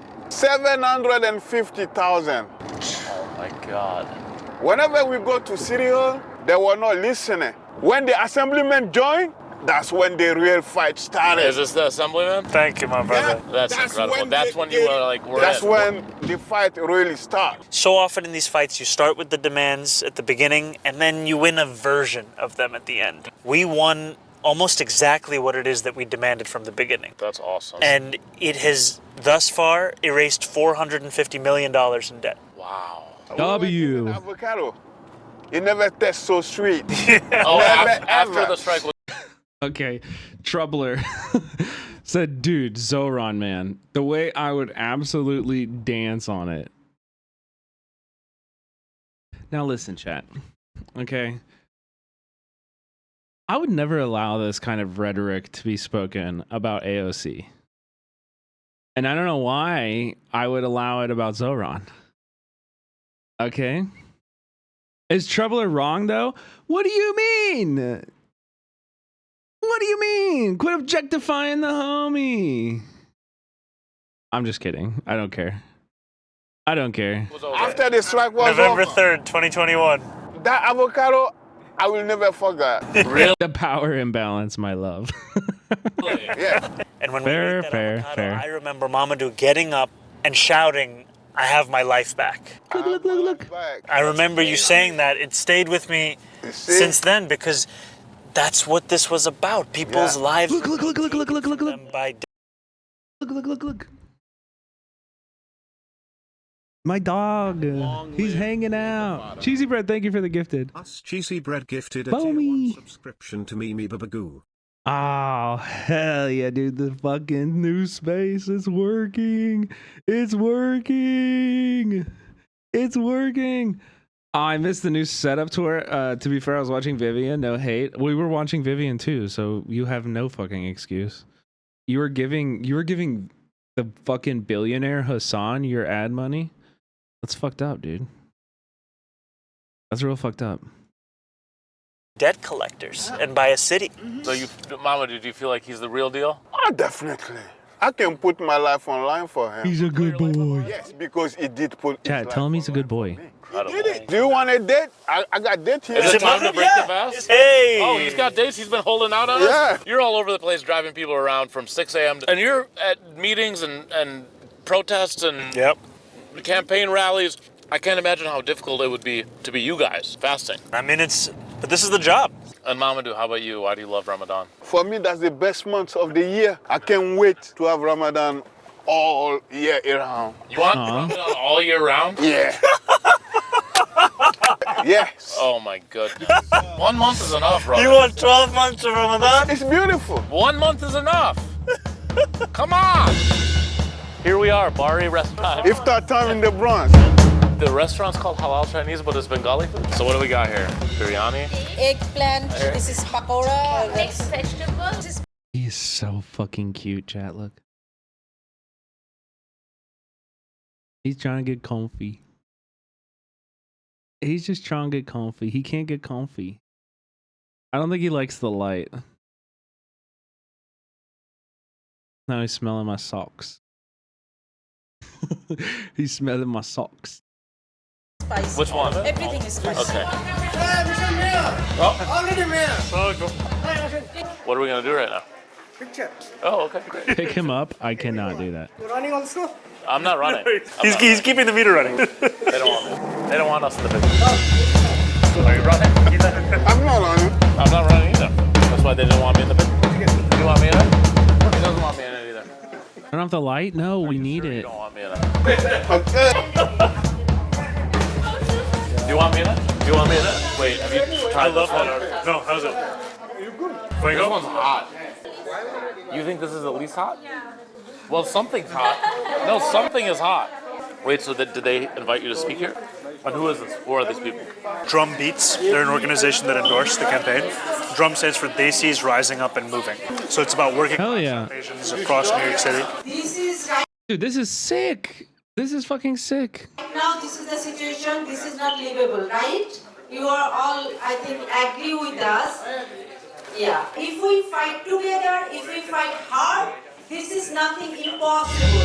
We are very happy to introduce Dr. Pamdani, our next host.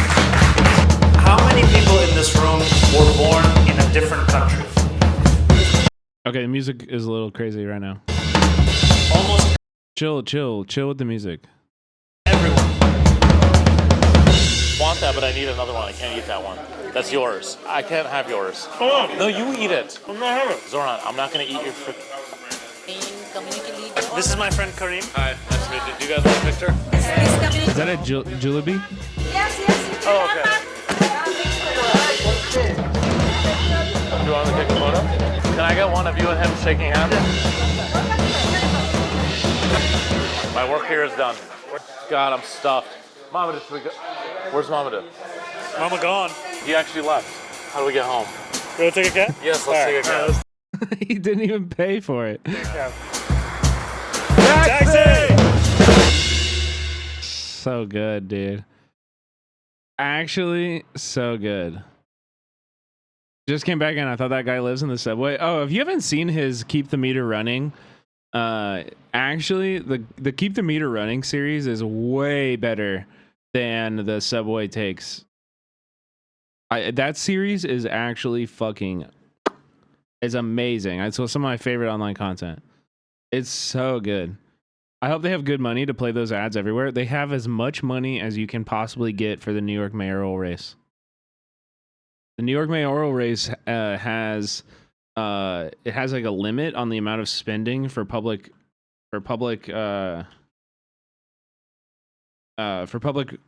office and stuff, which is good and is a W. But it's a little bit.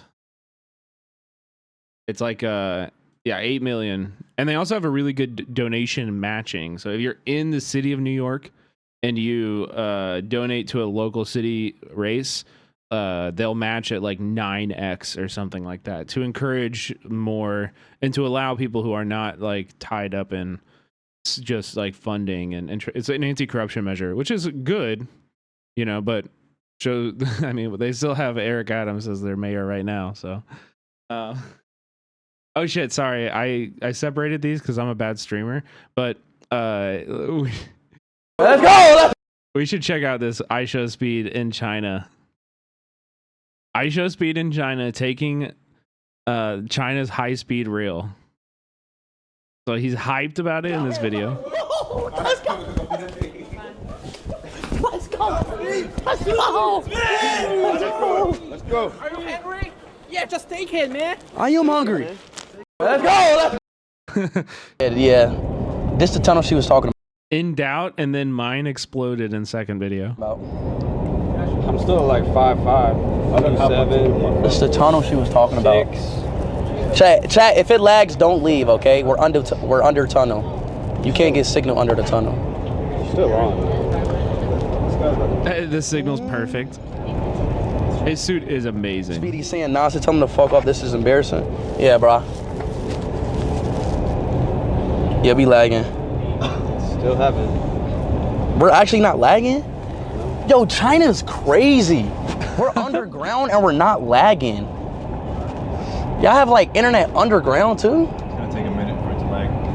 It takes a minute. so you're saying it's gonna lag? Yeah. Because there's a delay. No, so it actually. Okay, now is it lagging now?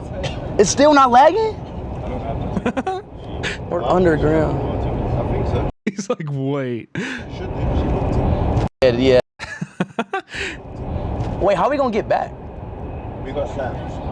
We got car driving back. Yeah. Train will be faster though. No. We can try and sort that out. No, we should train back, You know, bro. you can just go to the train station and purchase tickets there. Because it was meant to at the end of Yeah, but that's not the case anymore. It's actually not lagging, bro. He loves the train. China is insane. We're literally underground. He's like, dude, this is amazing. We are at the Great Wall. Wrap up, please. What the hell? How'd y'all get here already? Which way? How did they get here? Oh my God. Great Wall. Watch out. Let's go. Claude. This guy. What? That's so cool. Also, I guess somebody gave him Burger King. No. Why does Chinese Burger King taste better than American? It's true, actually. American Burger King is ass. Burger King, like abroad, actually fucking slaps. I don't know why. But Burger King in foreign countries is like objectively way better. Out the way, guys. Keep it clear. It is. It is. It's crazy. Getting in like an airport. It's crazy. Okay, we're gonna get into the actual news here now. We have news about Donald Trump. We got some reactions from people talking about Donald Trump's actions towards unions in America, and also this absolutely fucking insane video of this plastic surgery filled rich ass white woman visiting a concentration camp and recording a fucking TikTok. Like, this makes me sick to my stomach, dude. Here at CCOT today and visiting this facility. And first of all, I want to thank El Salvador and their president for their partnership with the United States of America to bring our terrorists here and to incarcerate them and have consequences for the violence. I also it's just crazy that, like, genuinely the word terrorist has no meaning anymore. It means absolutely nothing. Our terrorists, like, what the fuck? These are people that you have identified by tattoo. Your evidence is tattoo. Like, it's just so, it's wild how quickly we have just 100% embraced we are living in fascism. And they're just like, yeah, we don't care. You're gonna look at what we're doing, you're gonna call it fascism, and we don't care. We have no problem with it. Yeah, we're gonna be upfront with it. Violence that they have perpetuated in our communities. I also want everybody to know, if you come to our country illegally, this is one of the consequences you could face. First of all, do not come to our country illegally. You will be removed and you will be prosecuted. But know that this facility is one of the tools in our toolkit that we will use if you commit crimes against the American people. Are we past the tipping point? I mean, in terms of, like, the American bourgeois, like, commitment, yes. But they don't get to, like, they think we have no say. You do have a say. Like, there are millions of us. And if we wanted to, we could shut it down tomorrow. You know what I mean? Like, it's not inevitable. We could stop it. We could stop it if we wanted to. At any moment, we could stop it. And that's something we have to keep. That's just like an actual truth that we have to keep in mind, But yeah, we are firmly in fascism right now. We'll revoke the visas of. Yeah, this is also a wild sentence to hear from behind the State Department here. They've just given up all pretense of, like, caring about appearances. Like, they're just like, no. If we say so, you're gonna go to a concentration camp. Like, literally, this is what they say here. Well, listen. But that we'll revoke the visas of whoever it is that fits within the category of what it is we're deciding is going to get your visa revoked, which is. Yeah. Whatever we decide. We're going to make it all up. We're making up the rules. We're enforcing the rules. Whatever we decide is what you do. Is what we, you know what I mean? Like, it's up to us. Like, that's it, period. It's up to us, period. Illegal activity, essentially. I do know that from our own conversations here, that, here we go. The department, I can say this specifically, revokes visas every day in order to secure America's borders and keep our communities safe, and will continue to do so. Because the process is ongoing, the number of revocations, as I've noted, is dynamic, and the department generally does not provide statistics on visa revocations, and generally we were not going to add anything at this time. But clearly, this is a process that we're committed to and is part of making America safe again. It's within our right, it's within the right of every sovereign nation to make a determination who will stay in this country, who will be allowed in this country. And the Secretary, of course, has been very clear on this.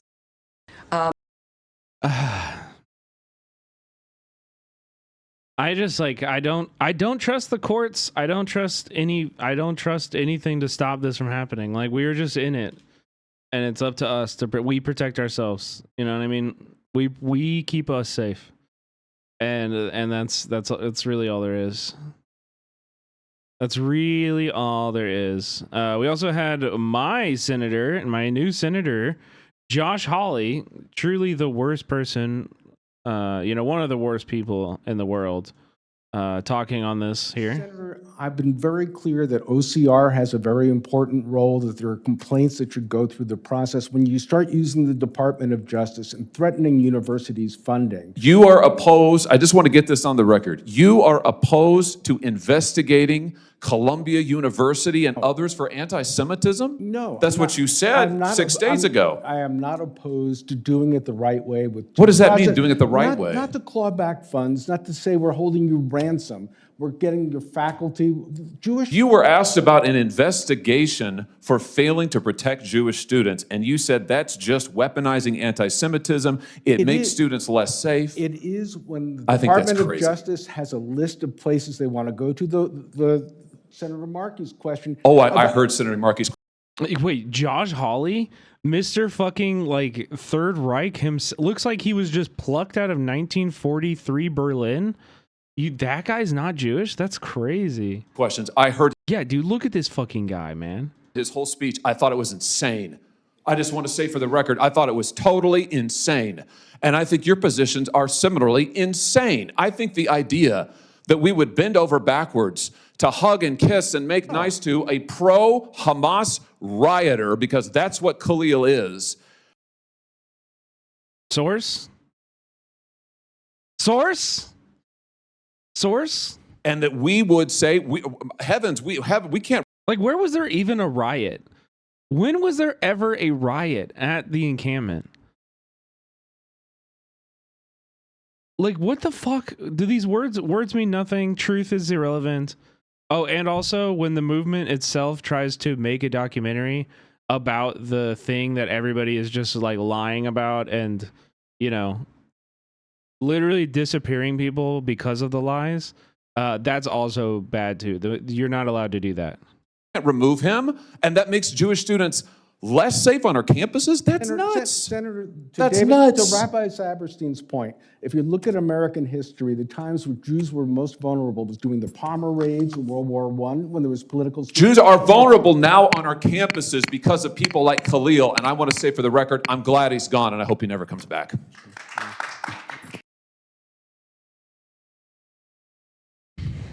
Just like gross posturing. It is 100% weaponizing anti-Semitism. Like you're acting like you can stand up and be some like big hero standing up for a marginalized group, which you've never given a fuck about your entire life. And it's somehow like, you know, some big dunk. It's so fucking transparent and annoying and stupid. Somebody sent this in chat earlier. The Trump admin had to face an actual judge today when accusing someone of being a Tren de Aragua member. And the judge had none of it. He even told one lawyer, if this was a criminal case, I'd throw you out of my chambers. This is why due process matters. But, I mean, just a little correction. Like, this is why due process should matter. It does not matter. Like, just so we're clear, they did deport those people. The courts can do nothing about it. They are moving people all across the country directly against judges' orders after judges have done them. And if you're not going to listen to the judges, like the executive branch is not going to listen to the judges. Like who? That judge in what army? You know what I mean? Like that judge, and literally that's what matters. Like that judge and what army? Who is going to enforce the judge's laws? If like we're just gonna send like bailiffs into, you know, like there's no response. Don't they have their own sheriffs? I mean, they're supposed to like be it's supposed to be all like one part of the thing, but like, you know, the president Trump literally said the courts don't have an army. I haven't seen that clip, but yeah, I mean that is like basically what it comes down to. At the end of the day, that is the only thing that matters. Okay, chat, we are going to move into some discourse. So I'm going to be asking, I know it's going to be hard, but I'm going to be asking for some nuance and some waiting. Like, don't fucking be weird. Okay? Don't be weird, all right? Let's just chill. Let's just have a conversation. Okay, impossible challenge. I know. We need some nuance for this conversation, okay? Because the Gothamist published this article. Okay, Columbia protest documentary narrated by Mahmoud Khalil has U.S. premiere Thursday. So a lot of people who I guess didn't know about the Encampments documentary, learned about the Encampment documentary. Even though this article came out 2 days ago, I started seeing a bunch of quote retweets yesterday about it, and so we can check out the quote retweets here. Not these ones, because we're going to go through these ones very specifically, but basically it's a lot of this stuff. So am I the only one who thinks this will not help the case and will likely lead to rounds of new cases and disappearances? A huge reason he was targeted was precisely because of visibility. This is going to make a whole bunch of people very visible. Horrendously bad decision, in my opinion. Now, you may be asking yourself, wow, where can I see this movie? This is so interesting. This movie about the encampments, like, everybody's talking about it. Did everybody see this movie? No. Nobody has seen this movie. Okay, so they're just like making up what they think the movie is and what it will be. However, I do think there is some legitimate criticism here, but I don't know. We have a lot of different takes around this. Okay, so here's another take here. I don't know any of these chatters. This person, I follow them, they follow me, but I'm not familiar with their their worldview or what they are normally posting. They said to release something like this at a time like this is not a good idea at all. Trying to change public perception of the encampments is a noble endeavor, but when are we going to learn that the repression is not simply a matter of perception, image, but politics? No amount of, hey, look, we're not so bad after all, is going to change the enemy's mind. And listen, I don't disagree with this part. I think that is true. However, like, to fascists, the truth doesn't matter. To the people who are really in charge, who are sending the cops, making the call to send the cops in at encampments, the truth never mattered. They don't care. It is just the politics for them. However, I do think genuinely that there are a lot of liberals, there are a lot of like well-intentioned and well-meaning people who are not as outraged about people like Mahmoud or any number of disappearances, because they are operating off of false assumptions and lies that have been told about the encampment movement since fucking day one of the encampment movement. And we like, I just am very hesitant, and full disclosure here, I also will say I personally license footage to the documentary that is being discussed. Like I have some skin in this game, and so my opinion is going to be biased because of that. I want this documentary to succeed. I know Kay, the director. I trust him. That's why I gave my footage. That's why I gave him my footage, is because I trust him. He was not somebody who is like coming into this from the outside. He spent every day at Columbia, the entire protest movement. He's he is very dedicated to the movement and has been documenting it in a very, very measured way and with the consent of Columbia. Okay. Like, so I'm not just giving my footage to any documentary. I know this person, the director, personally, and I trust him. I have consumed breakthrough content, like, and I know the breadth of their work, and I think I trust it. I do. I trust them. I trust their perspective. I trust that they will do the good job. However, I also filmed very intentionally when I was there. So the footage that I filmed and I gave to them was from USC and UCLA. And in both places, I showed up with my camera at USC the very first day at 6 a.m. or whatever, and I talked to the media liaison before I filmed anything. And I said, hey, how would you like me to document this? And they were like, well, don't show faces, yada, yada. And I respected that. Like, I was low-key kind of shocked that they even, reached out for my footage, because it's not, I wasn't filming for a documentary. I was documenting it, but I was being very careful to protect people's identities. And, the encampments trusted me to do that, and they like continually noticed that I was doing that and appreciated it as it was happening. Okay, so there's that. However, I'm very hesitant, and I think it's really important that we like really think about this, because I think there is a cost, and there's like a risk benefit analysis of making a documentary like this, of documenting acts of rebellion, especially in this time. I completely understand that, and I do think we need to be safe, and I do think we need to like learn to we need to learn and have these discussions. I think they're actually important discussions to have, right? However, I also think there are risks and benefits to completely abandoning like propaganda, and completely abandoning and allowing mainstream media to set the narratives of the movements that we're building. And I think the encampment movement in particular is a great example of that dynamic. Like the risk that the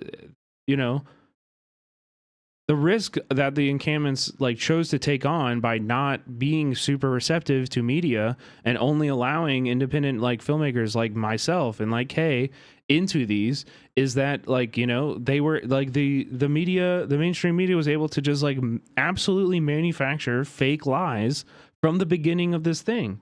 And so now we have people like Josh Hawley on the floor of the Senate, like going into congressional record that these were riots. These were pro-Hamas riots. And of course, anybody who is actually there understands that that's completely a fabrication. But the truth is that, like, I don't know. It's just like, it's totally slander, and it just pisses me off though. And it's also like, I don't know. There's some other really good takes here that I wanted to look at. So we had some good ones. Layla, who is the person that we watched Brianna Joy Gray interview from Columbia last stream, I think we watched this. I really appreciated this take. I think this is great. Seeing people express concern about filming, and the reality is that we were constantly being filmed by all kinds of people and orgs. Just walking on campus meant that you ended up on Fox News. Documentary videographers were given permission by students. Students attending the encampment knew that they would be filmed. It was impossible to avoid the media. We also had NYPD drones watching the encampment, photographing students, and constant helicopters flying over. Like with most campuses, you're spread out, but Columbia is packed into a few blocks. Columbia also has the most security cameras of any college in the country. Surveillance and filming is the reality of supporting Palestine here. You'll wear a keffiyeh to class and get doxxed. Our biggest danger is other Columbia University affiliates who attacked us with chemicals, hospitalizing people. 2 students who reported Mahmoud to ICE, a trustee who calls us roaches and sends info to Canary Mission, an alum. Columbia knows who these people are and doesn't care. I think this was a great take. I agree. Like, again, because like, what are these people who are criticizing it and saying like it's not a good idea? It's not a good idea to like release this documentary. Is that they're saying like, that I think they're genuinely saying that the movement should like not participate in the propaganda and in the telling of our own story. And I do think of it that way because I was a part of the encampment movement. As somebody who contributed to this film, I was a part of that movement. I wasn't an outsider going in and like filming there. I stayed there for hours every day, like 8 hours, like, and we were part of it. And I know Kay, it was the same with Kay. Like this, in my opinion, and I don't know, I guess this is not, maybe it's not up to me, but like, in my opinion, this film it's not about the encampment. It's from the encampments,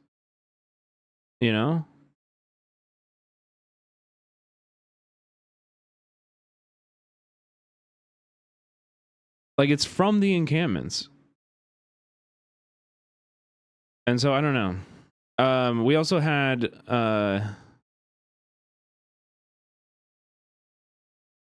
Talia Jane give a good take on this too.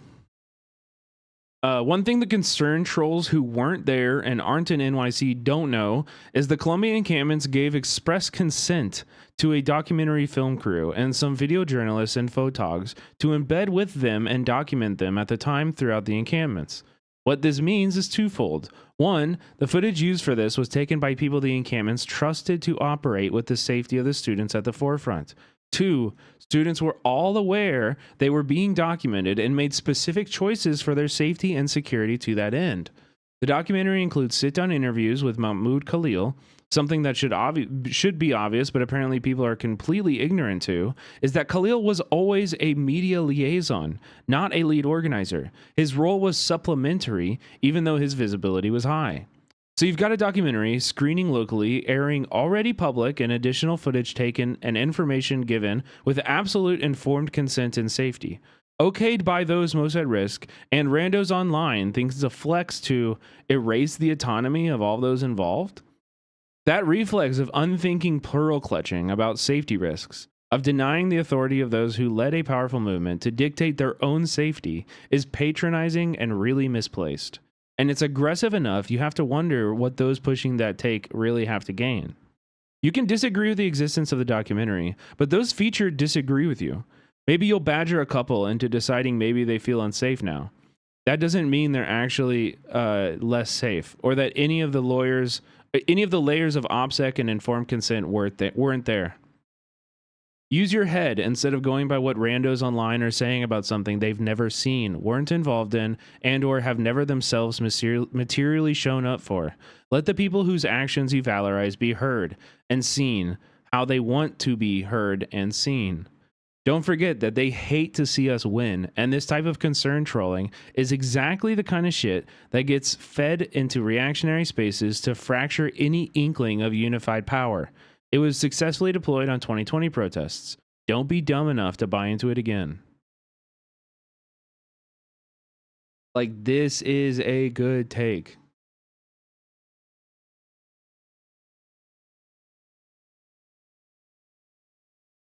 This is a great take. Like, Talia killed it. I just think Talia absolutely fucking killed it. Like, this is such a good take. And listen, I don't even think like I'm not comfortable with like calling people that are concerned about this wreckers. I'm really not, because like I actually do think that there's like legitimate like worry and there's legitimate like reason to be concerned about something like this right now. You know, I get it. I understand. People are scared. Yeah, and also like consider like these are kids. Like the students are young. You know. The students are young. A lot of them, this may have been like their first protest movement, and you know, like I don't know. A lot of I'm giving the best like benefit of the doubt to a lot of these quote retweeters too, you know, because if we're being honest, a lot of these quote retweeters probably have never been to a protest in their life, and the entirety of their politics is having the correct order of words on the internet. You know, but if I have seen a few people who I know were at UCLA talking about this and being very upset about it, and I don't know. I think there are risks to making the documentary, and there are benefits, and there are risks to like totally conceding on the propaganda front with regards to this, and there are benefits, I guess, too. The truth is, I don't think any of us should be talking about this until we fucking see the movie.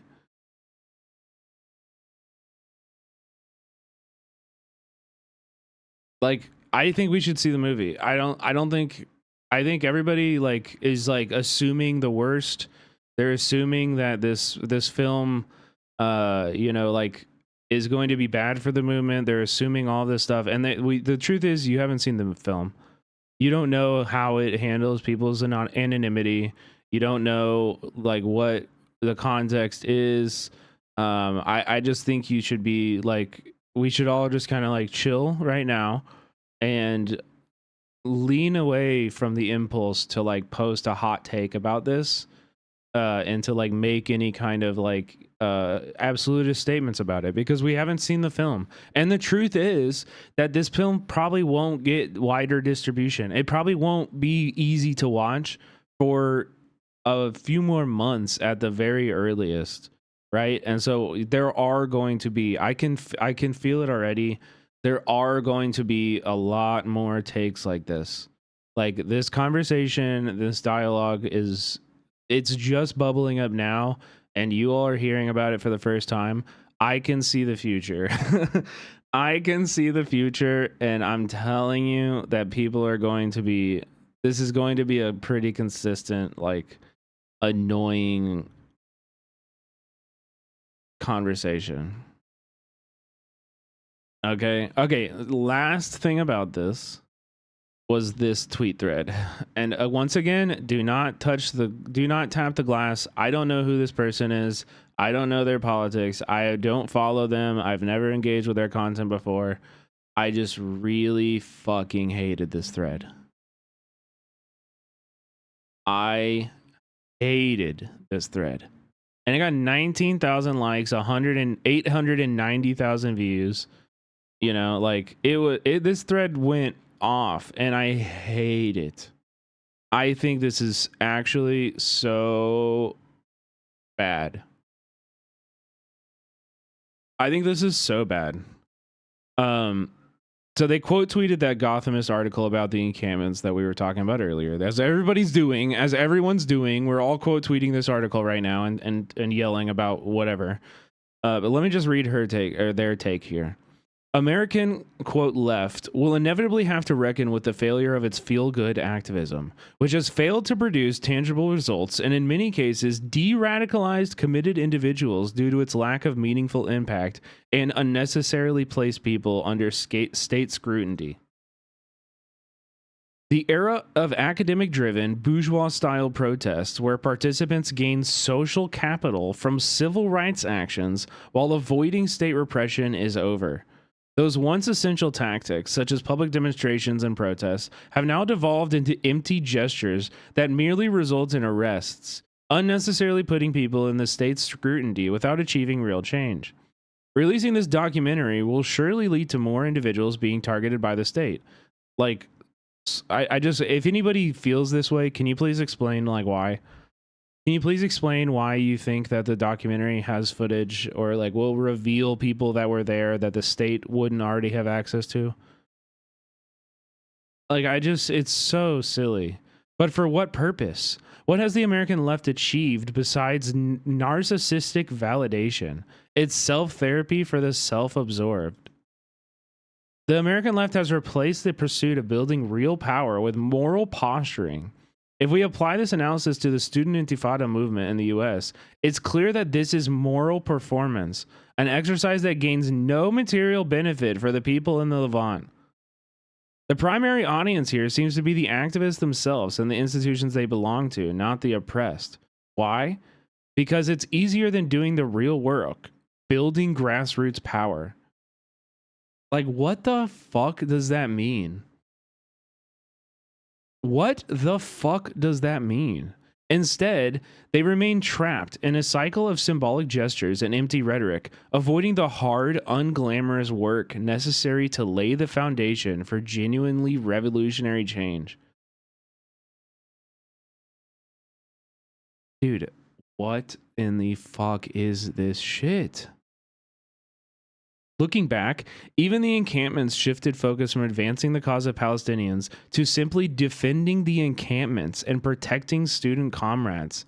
This redirection of energy away from tangible, meaningful actions undermined efforts that could have directly supported Palestinian struggles. Instead of channeling resources into addressing the immediate needs of Palestinians or building grassroots solidarity, the focus became about preserving a physical space. Like, this is how what I just want to let you know, what they are describing is a group of like 100 grown fascist men throwing explosives and shooting bear mace into the UCLA encampment. Like, that's not enough for you? Like, that they defended themselves? They should have, like, what? They should have what? They should have what? Like, you're actually arguing against them defending themselves? Like,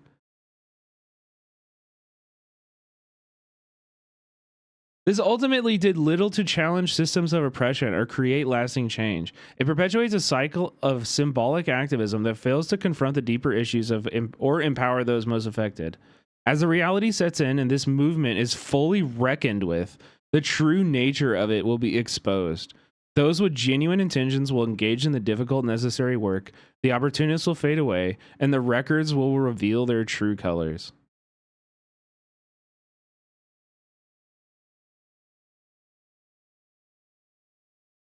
They truly are. And so I wrote a fucking effort post about this. I quote tweeted it. I wrote an effort post. Here it is. You can check it out here. I went past the limit.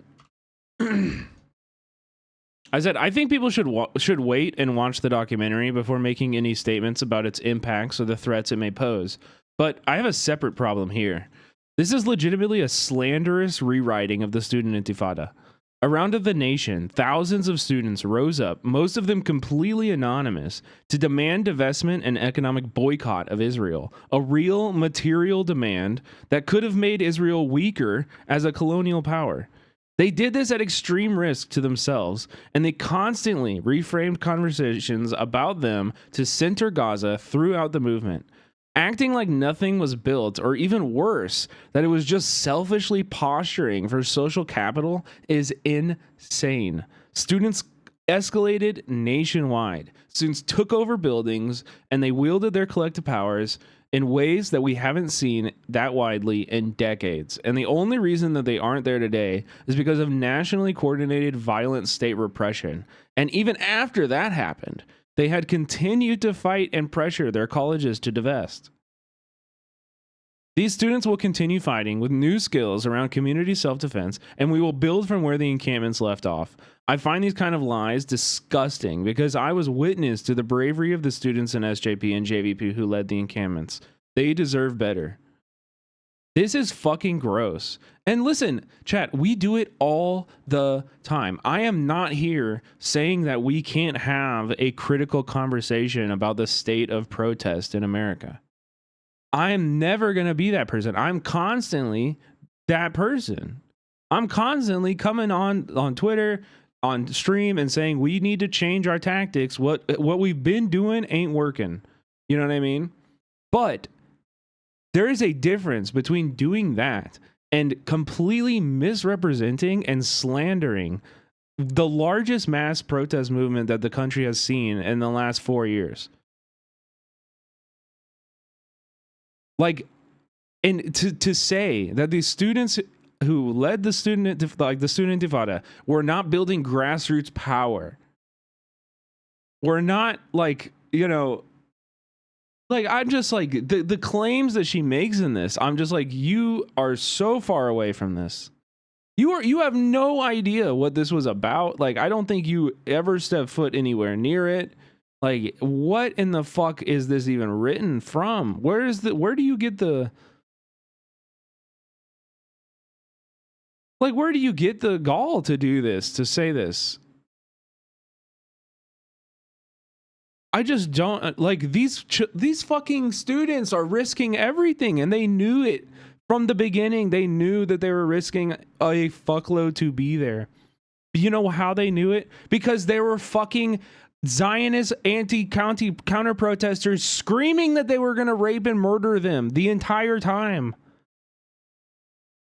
The entire time. Like, the threat that we faced was very clear. And if you were at any of these things, you would fucking get it. I hated this thread. This thread made me fucking lose it, dude. This thread pissed me off so much. It's such a bad faith, ahistorical rewriting that directly like attacks the people who are risking the most in the belly of the beast. For what? Like, it doesn't give us an alternative.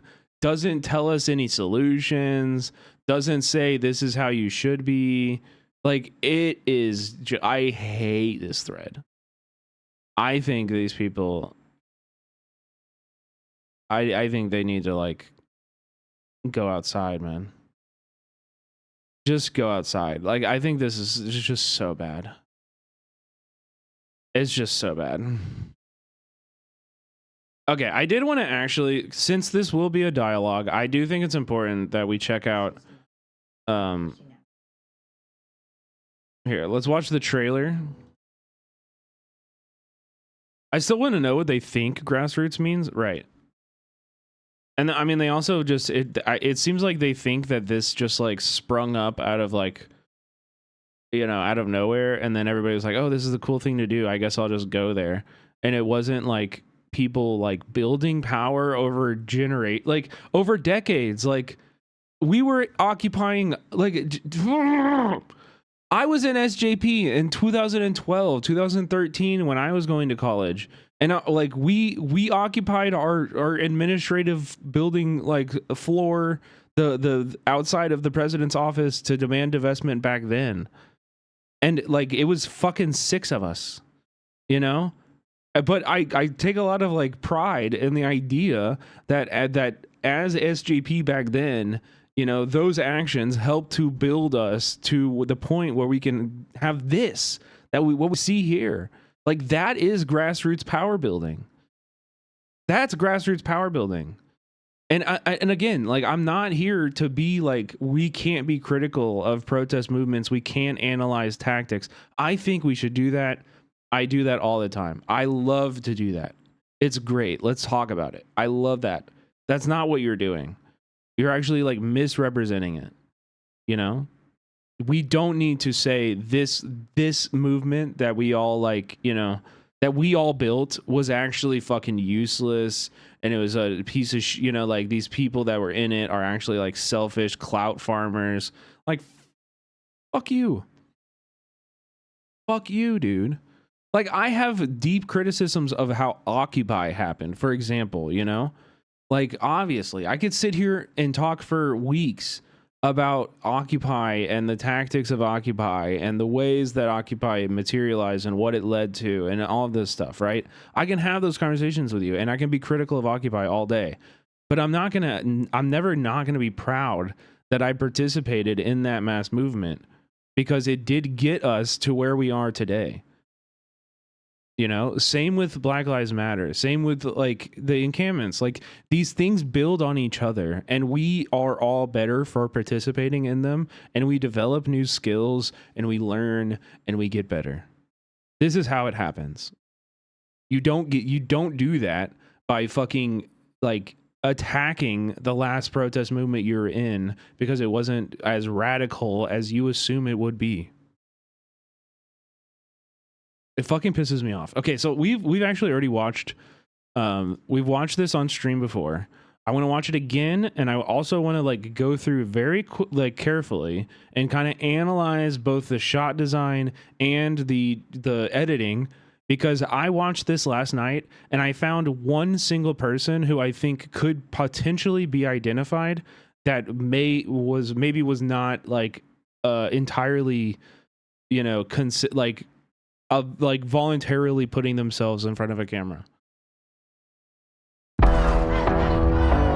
So like, these are way big wide shots. I don't really think you can identify anybody from them. This is literally how we were instructed to film. You know, at least at UCLA and USC, they said, you know, if you film people, make sure it's like a very wide shot and you can't identify people. I would say this fits that. Also, in this shot, you can see a documentary filmmaker here, big ass camera, another camera down here. You have a boom pole right here.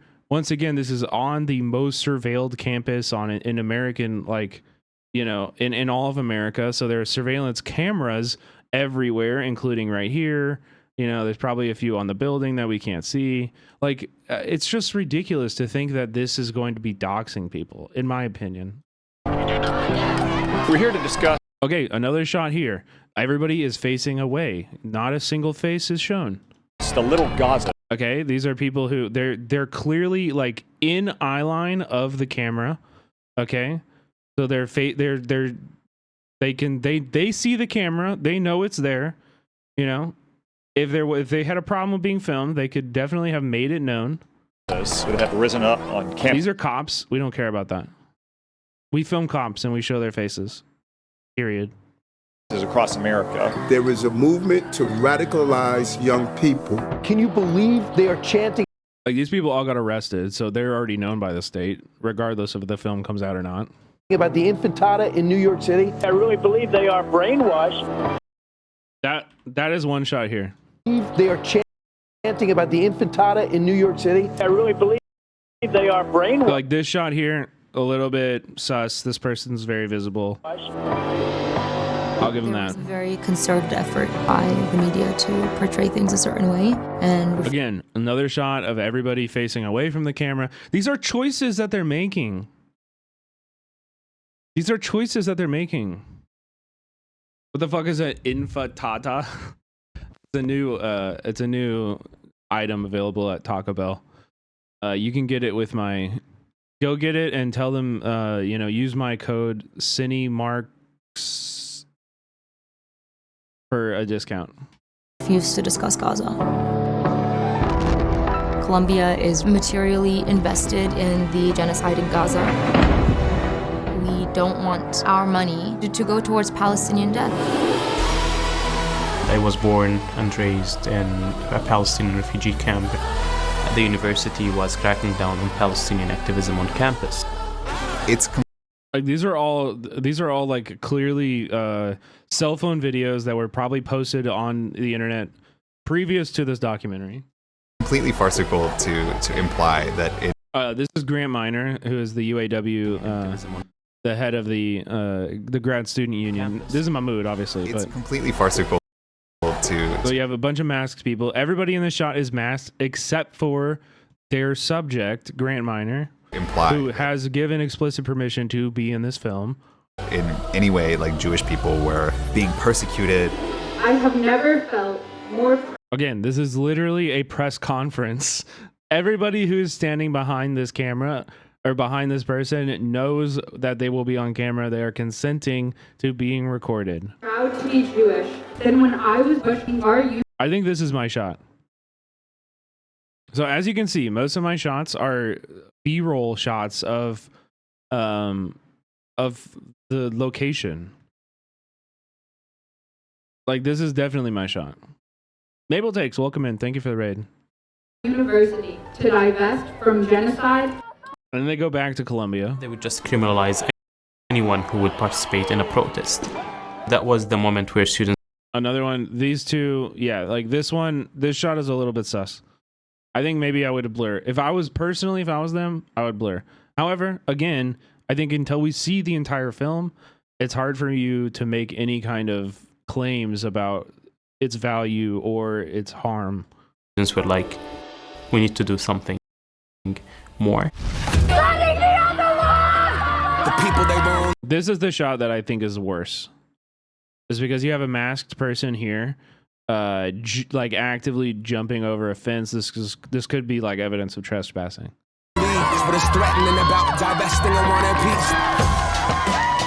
The university would say like, oh, you're overestimating your power.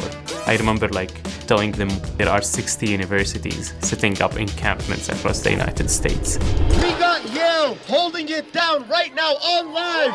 What you willing to risk? What you willing to give? What if you were in Gaza? What if those were your kids? In '68, the students at Columbia took over the campus, mainly in protest of Acid, thank you for the gifted to Natalie. The war in Vietnam. Columbia talks about how it was okay then, but not okay now. Bravery is. This is at UCLA, but I don't think this is my shot. Very contagious. We kind of watched Columbia. Because they filmed with this person, Maya Abdallah. And we knew this is my shot. This is 100% my shot. We were next. And you can tell, this is another one of my shots. And you can tell every single person is masked. I'm filming them in a massive wide shot. I'm not getting close-ups that are singling out any individual people. We kind of watched Columbia in awe, and we knew we were. Like, this is definitely my shot. And again, I don't think you can identify anyone from this. Next.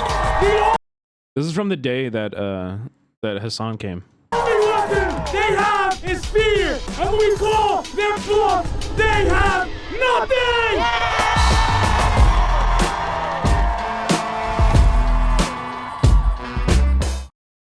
I don't know. I don't know. I just wanted to kind of get in front of this because, and listen, here's the truth: is that I actually like. I think usually this kind of shit wouldn't bother me. You know, like this kind of stuff, this criticism, whatever online, I wouldn't really give a fuck. But since I was so like involved in this, and because I license footage to them, and like I'm proud of this film. I trust these filmmakers. I'm proud to be a part of it. I feel like I need to like get in front of it. And it's also like I want to be accountable to these students. You know, that was like the reason why they let me in, and then the reason why they trusted me to film, you know, is because I was there for them and I was there for the movement. And so I wanted to film in a way that, you know, they appreciated. And so it kind of, like, just like selfishly, personally, I don't, you shouldn't care about this, but like, it does kind of like, you know, like it kind of like, I don't know. It just like sucks.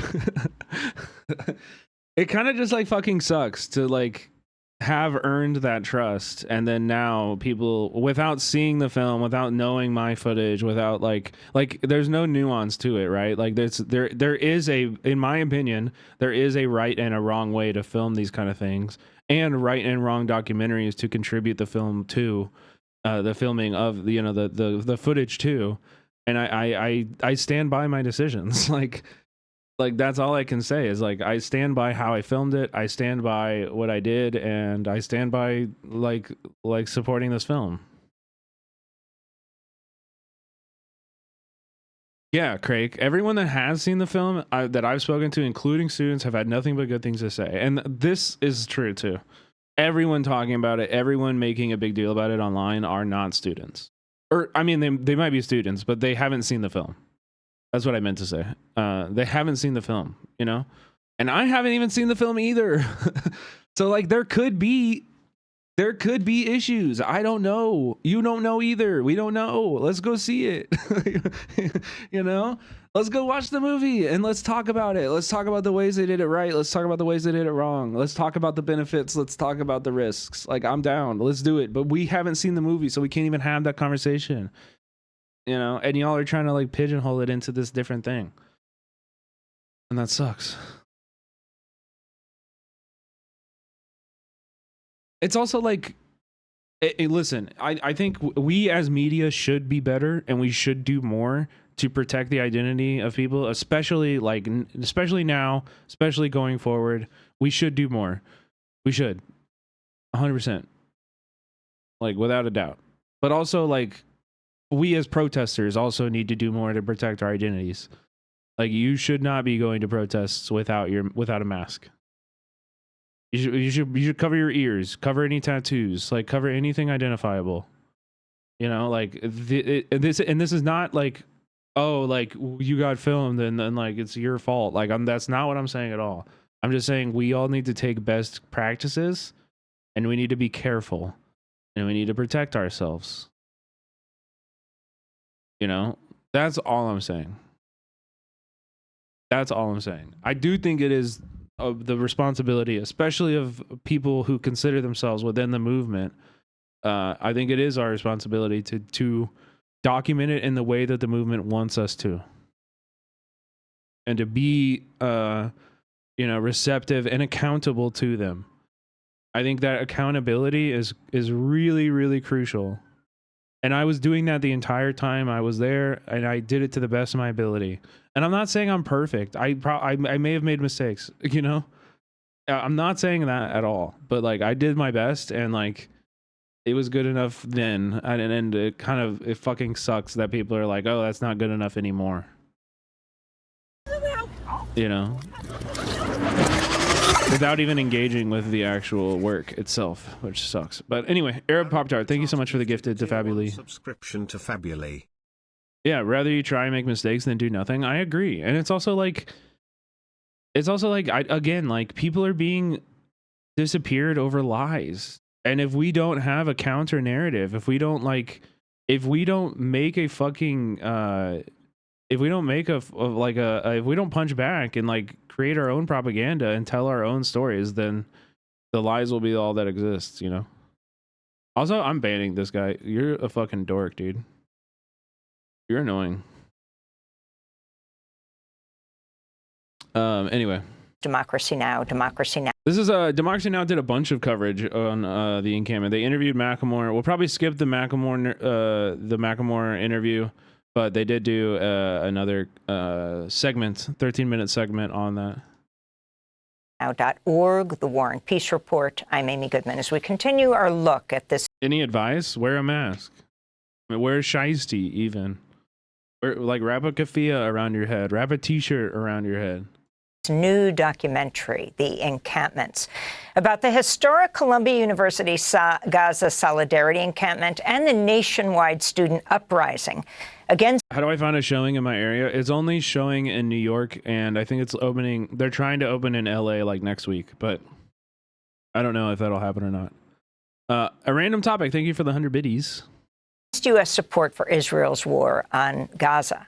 The film prominently features Mahmoud Khalil, the Columbia graduate student. I think we're in a moment where in every protest you need to like have some degree of like anonymity, like as much as you possibly can. However, I also think people talk about like mass protests and mass mobilization as if they are genuinely like you know, like you're doing some kind of like insurgent you know, like there's levels to these things. Holy shit, thank you for the 100 bits, Sir Timo.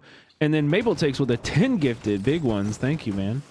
Thank you, appreciate that. Maple Takes gifted 10 subscriptions to the community. Yeah, and it's also but it's also like I guess the thing that I wanted to say is just that, like, you know, there's differences. Like, if you're doing a very risky action with a very small group of people, you need to take every precaution. And that means, like, burning your, like throwing away your clothes. Don't even have the clothes that you might have been captured in your closet. You know what I mean? Like, don't have any piece of your skin visible. Don't have... You know what I mean? Like that's the kind of stuff that, but that's for very specific action. And I'm sure there's a fuckload of anarchist zines that are going to express this better than I can. But like, if you're just going down to like a mass protest, just wear a mask. You know what I mean? Almac, thank you for the 100 biddies. Jeltsy, thank you for the gifted sub. Appreciate you. Protest negotiator who is. You should be wearing a mask because COVID is still a fucking mass disabling era we're in right now. Like, COVID is still very serious. And if it's not COVID, it's the flu. If it's not the flu, it's fucking bird flu. It's like, just wearing a mask is a good idea, especially in big areas. Baracilium with 2,500 bits. Oh my fucking God. All right, you know what? Federal agent. Before we get into this Amy Goodman shit, it's time for the first. Well. If it isn't the blowjob, brothers. Lo-Fi, thank you for the sub. More talk with the 200 bits. Let's go. Just subscribe. Sometimes I feel like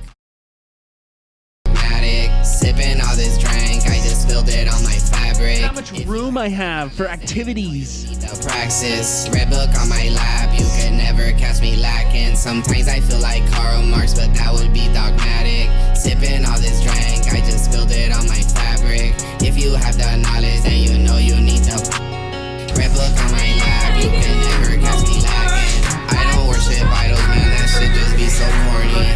I be with the masses, cause the rich just be so boring. I be on the internet whenever I feel lonely, and I'd rather feel like Che Guevara than ever be Tony. Acid, thank you for the 5 gifted. Die Happy, thank you for the 5 gifted. That's where you want me to see this shit. She don't wear no makeup, wanna give me all of it. We should take like all of it. We They should take like all of it. Careful who you talk to, cause they fed and they be counterfeit. I switched out the AR for the AK like a Soviet. Say Could I get her height like some OBS? Sometimes I feel like Karl Marx, but that would be dogmatic. Sipping all this drink, I just spilled it on my fabric. If you have that knowledge, then you know you need the Barla, thank you for the 5 gifted. You can never ACAB Forever. How much was that? 20 gifted from ACAB Forever. Holy shit. I just spilled it on my fabric. Thank you, chat. You know you need to practice. Chat, if you like the new setup. Catch me lacking. Underscore forever gifted 20 subscriptions. If you like the new setup, check out Gift a Sub. Gift a sub if you like the new setup. Landfill. Put a Landlord. I'm trying to put a landlord in a landfill. I ain't paying for you to stand still. Drop that ass. More talk with the 5 gifted. Thank you. I've been paying all your bills, bitch. You work for me. It broke the second that I moved in. And now this motherfucker really trying to charge me. Bitch, I'm from New Orleans. I'ma suck your mama, cause who the fuck raised you? This is an apartment, and you think I'ma pay you? 2/3 of my money for me to fucking wait. 2, 3, 4, 5, 6 business days. Look, I got work and I got shit I gotta do. So get your dusty ass shoes about my room before I show your ass a brand new altitude. You think this tension palpable until I turn you into concrete and the roads grow out of you. Allow your power rich and capitalist. Great name. Thank you for the tier 1. Need a job. Let's go, Chad. Thank you for this level 9 hype train, bro. Put a landlord in a landfill. I ain't paying for you to stand still. Drop that ass, drop a band, fix my fucking sink. I've been paying all your bills, bitch. You work for me. I'm trying to put a landlord in a landfill. I ain't paying for you to stand still.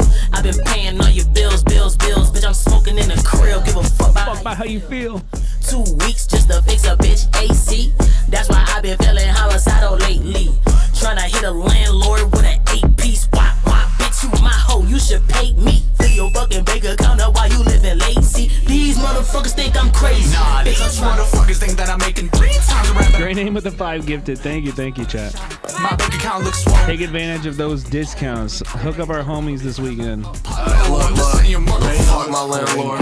If I'm late on the rent, I'ma fuck my landlord. Think I'm in a damn porn. Ain't no love near, smoking with the bugs here. Don't be coming around when I'm not home, I got drugs here. If she saw the powder piles, I'd be on the streets. My homies living here with me, but they not on the lease. Washer, dryer, leaking in the sink. I ain't paying you. ACAB Forever with another 10. Thank you. ACAB Forever. Forever. Yeah, and when I get it back, I'ma spend that bitch. Next crib I live in, I promise I won't let that bitch. Tryna put a landlord in a landfill. I ain't paying for your dumb ass to stand still. If you try to raise the rent, get your fam killed. I'm tired of these damn bills. I'm tryna put a landlord. Marduk, thank you for the gifted. I ain't paying for you to stand still. Drop that ass, drop a band, fix my fucking sink. I've been paying all your bills, bitch. You work for me. Hit a landfill. Damn, that's such a good one. That's such a good one, dude. Holy fuck. Wait, Tofu sent one. Let me get it. Tofu sent one. We got it. If Tofu sends you music, you push play on that shit. You push play on that shit. You know I had to do my own shit on this, yeah.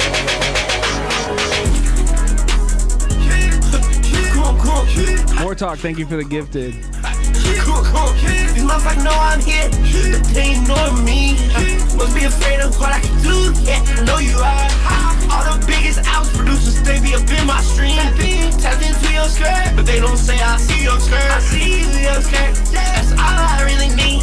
Put me in the I kill that shit. Put me in the I kill that shit. All I wanna do is pay my bills like shit. All I wanna do is pay my bills like shit. I trust anybody with my shit. I wish you could be built like this. I never fall off, I never quit. Fuck name blunts like Kanye West. Y'all some assholes, fuck y'all bitch. Try to be a good person, challenge you fail. Say you Christian, like Christian bound, American psycho. For the Christians too, they make the war. I know that's not in the Bible. I was born Jewish, but it's fucking real with every breath I have. Fuck America too. Trump can suck 100 dicks. True. I don't give a fuck. You siding with mass murderers. Trying to cancel me with 10 followers cause my bro broke. Yo, go, ACAP Forever, the 20 gifted. Thank you, ACAP Forever, keeping the high trend going with 20 gifted subs. Holy fucking shit. Hey, if you're missing a sub right now, you might just have the worst luck of all time, bro. What happened? How did you miss all these subs? Everyone in the audience should fucking rot in prison for the rest of their goddamn life. Killing goddamn civilians and children and women at their own fucking will. What the fuck is hard to understand about that? If you fuck with that, I don't fuck with you for life. Fuck you, fuck you. Mega Technics, thank you. So glad to see your skirt turned out. Man, at first I just really like this beat. Yeah, I was gonna say, isn't Skirt a streamer? Can you drop a shout out? Subscribe.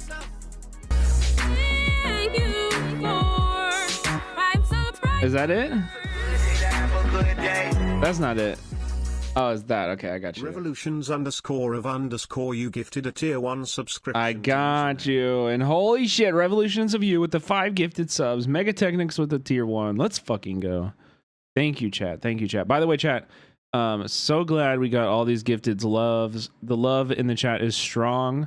We are gonna watch a few more YouTube videos, like one. We'll probably do this one and then some fun ones like Daily Dose and Unusual Memes. And then we're gonna do movie night early. We'll do it on Friday right now. I mean, we're gonna do it. We're gonna do movie night today. And for movie night tonight, we're gonna be watching Generation Wealth, which is a documentary about children of the ultra wealthy.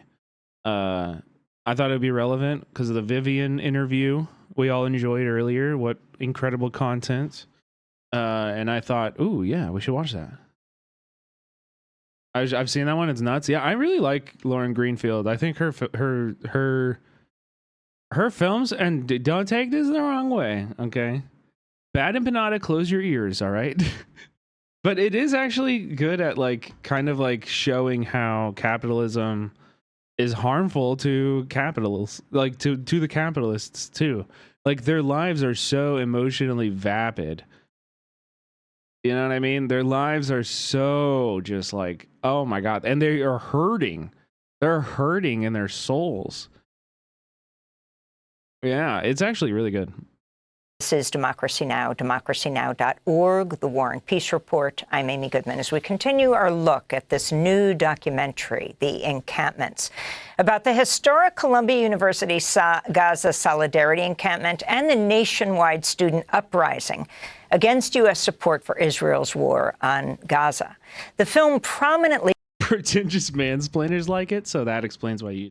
Yeah, which is funny because weren't they talking about Dune? Which I know that motherfucker has not read Dune. Features Mahmoud Khalil, the Columbia graduate student protest negotiator who was seized by federal agents 3 weeks ago and remains locked up in an ICE jail in Louisiana. There is a court hearing for him today. I still think it's so disgusting that they blurred these faces, man. Like the ACLU needs to answer for this, and nobody's asking for nobody's asking the question, and I just don't know why. Like it just shows how vapid our entire journalists, like the journalist sphere, nobody's taking this seriously. It's insane, except for fucking Bungalow Bill taking it very seriously with 20 gifted subs. Thank you so much. I really, really appreciate it. All this love tonight is so amazing. It's so amazing. Thank you. I really love this. In New Jersey. This is a clip. Y'all inspire me, you know? Like, it was actually really fun making the new setup. It's not done yet. It's going to get better, but like, you know, it's fun being creative in this way. I love that. Like, this is what the stream's going to look like now, you know? Cheesy Bread, thank you for the 10 gifted. And I can do this because of you guys, you know? Us Cheesy Bread gifted 10 I can do this because of you. To the community. And that's fucking awesome. So thank you, thank you, thank you.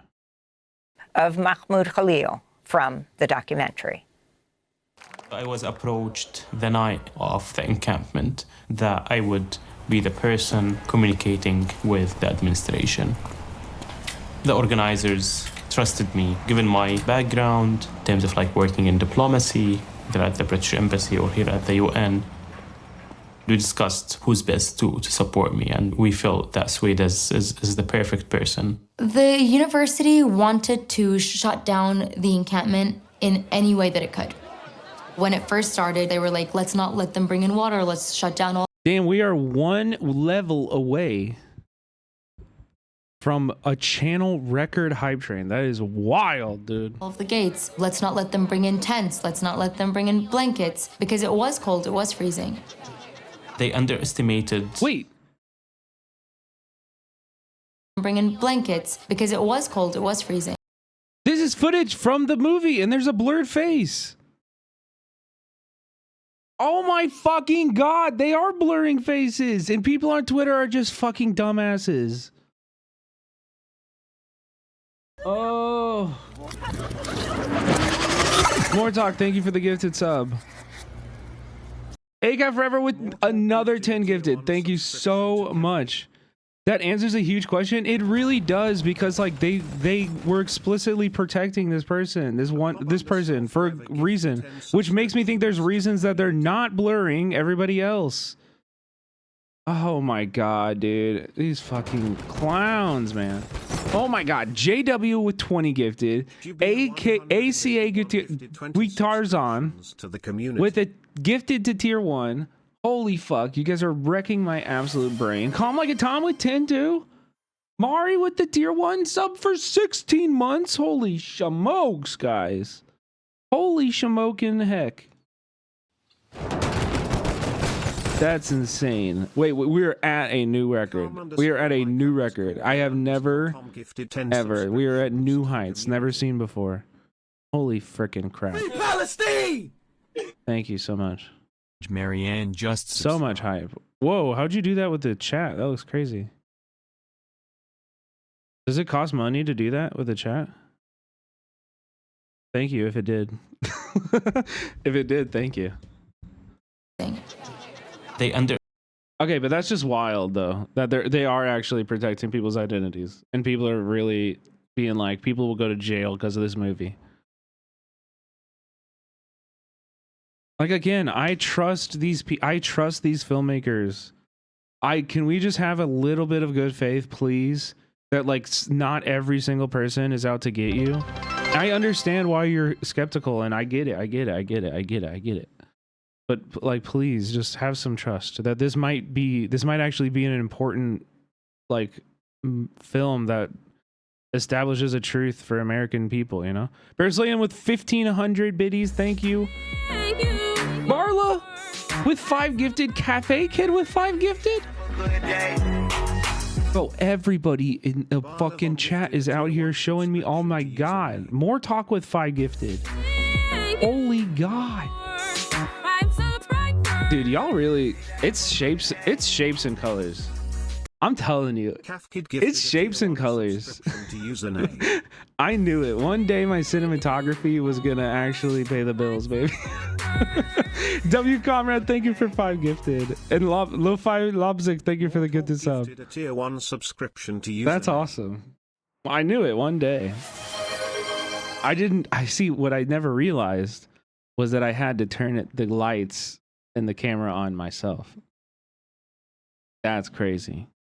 They estimated the will of the students. They literally like feel that these are just kids. Through my conversation, I just felt how much the university is detached from reality. What university in the world? Subscribers. That's W Comrade. This is like unseen footage that they just like gave a nice little snippet to Democracy Now! From. This is cool. I like seeing this. Want to invest in weapon manufacturers? Why would Anonymous Gifter, thank you for the gifted sub. You do that? You're concerned with education. Like, we're literally giving you back the university to be a moral university.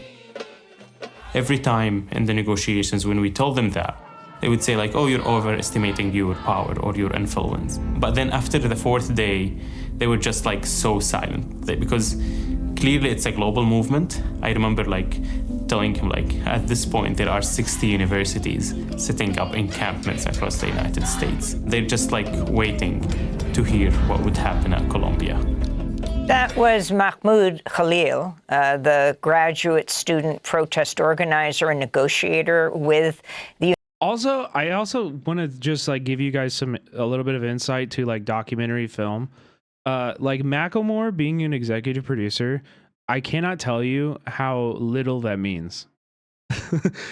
Like, you give a celebrity executive producer credit on your film just for publicity's sake.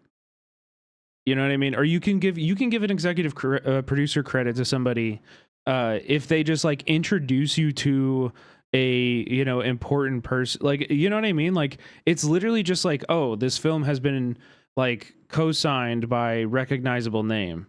Yeah, that's it. Like, they have no creative input. Like, it's either he put a lot of money into it and like funded it, or it's just the name that they're using, which is they said, hey, it'd be really beneficial if we could get your audience and your like public clout to help make the movie. Didn't he help fund it? I don't know. He could have, and I wouldn't be surprised. Actually, I kind of would be surprised, because does he really got it like that? Like, how much can Thrift Shop the song make for you this long? Like, I think BB No Money is richer than Macklemore. He won a Grammy. Okay, well, that doesn't come with a prize. It's through Watermelon Pictures, which is his production company, I think. I don't think so. I think Watermelon Pictures is owned by Palestinians, and it's their distribution company. The production company would be Breakthrough. Like, Breakthrough made the film. It's cool they have distribution, though. No Other Land never got distribution. Union never got distribution. You know, so... University, who's in this film, featured in The Encampments. We're joined now by three guests. Munir Attallah is the producer of The Encampments, head of production acquisitions at Watermelon Pictures. He was a Columbia adjunct professor of film last spring. Grant Minor is also with us, the president of the Student Workers of Columbia, UAW 2710.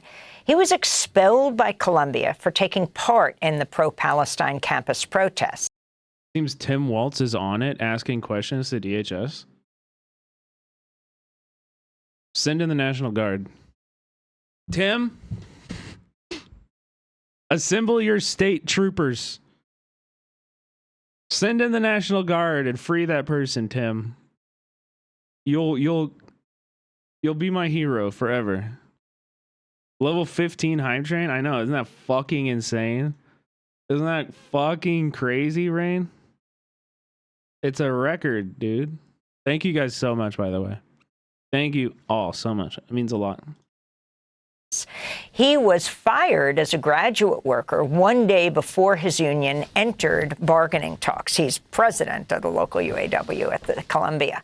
And Sweta Polat is with us, graduate student in human rights at Columbia University. Along with Mahmoud, she negotiated between the student activists and the Columbia administration. Sweta, I want to begin with you. It's also where the film begins very movingly as you talk about why you even came to Columbia. Yeah, Chuck's not in here even. Human rights. That's not a... It's a real community effort. Major. It most definitely isn't a common major.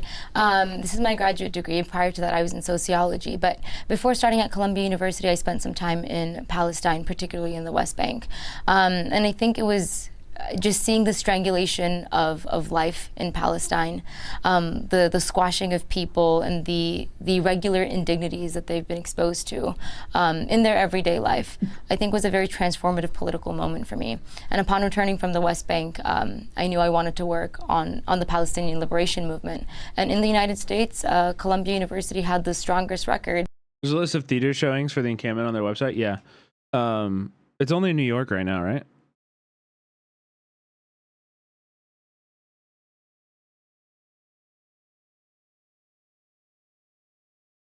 Wait, what the is there a list of... Oh, watch it in theaters. New York, Portland, yeah. Oh, they're opening in Portland on March 30th. DC, Honolulu. Oh, it's going to the Lamely. Nice. Long Beach. NOLA gets it. April 8th. That's soon as hell. Okay. I mean, that's a great little group, you know. Yeah, there's a few in LA, one in Glendale. Particularly. What about the rest of the world? Hey, listen, if everybody who can goes and sees it multiple times and you fill every theater, you show demand, then bigger theaters will allow, you know, wider distribution. For Palestine. Listen, fucking this movie, hold on. Look at this. Sorry, I don't want to take away from this for too long, but like I just want to just give you perspective. This movie, October 8th, is in theaters in AMC's everywhere right now. Like in Kansas City, they have screenings for the next few weeks that are like, it's like one screening at 1:45 p.m.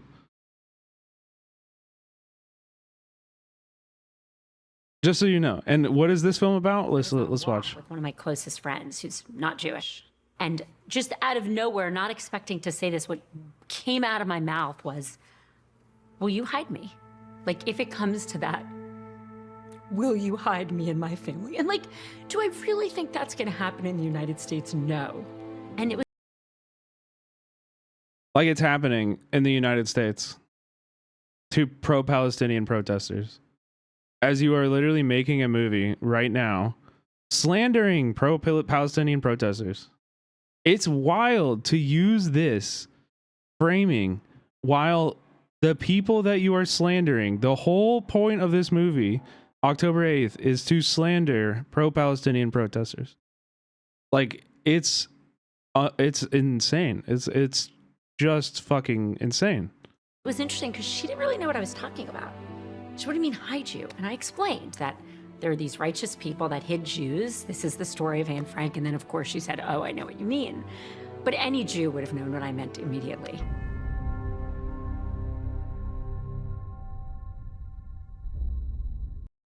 Anyway, I'm going to go see this. I'm seeing this movie like this week. I'm going to go see it. I'm going to wear my keffiyeh. I will report back. With the Center for Palestine Studies, as well as being like a host for so many scholars of Palestine, of Edward Said, of Joseph Massad, and so many other professors. And it was also known as being a protest school. And I felt that it would be the right fit, but I was sorely mistaken. You're going to pay for it? I have AMC A-list, so no. It will be free. You end up being a chief negotiator between the students and the university, along with Mahmoud. So the two of you work side by side as you met with the administration. I think the first few days of the encampment particularly were very confusing for a lot of people. On the first night. Yeah, not presumably. As of now, it's like definitely getting a lot wider screenings. It's definitely getting a lot wider screenings. When the administration first reached out wanting to talk about what our demands were. At the time, like Mahmoud said in the documentary, he had a lot of experience in diplomacy, but he didn't want to go in alone. And some of my friends recommended me to meet with the administration with him. And what do you mean he had experience in diplomacy? I mean, he's been working at the Palestine mission at the United Nations. He's at SEPA, where he studies a lot of diplomacy, international relations. International Affairs the School of International Affairs at Columbia University. And he's also, you know, he's 30 years old. He's very experienced. He's a diplomat through and through, so he was a good choice. So I want to go to another clip from the film Encampments. The genocide. I have a couple of small independent theaters in Toronto that would love to screen it. Yeah, reach out to me on DMs, Mabel Takes. Didn't start on October 7th. Neither did the pro-Palestinian movement generally on campus. Students had already pushed like divestment referendums in previous years. We had voted on divestment referendums at various colleges within Columbia. All of them passed.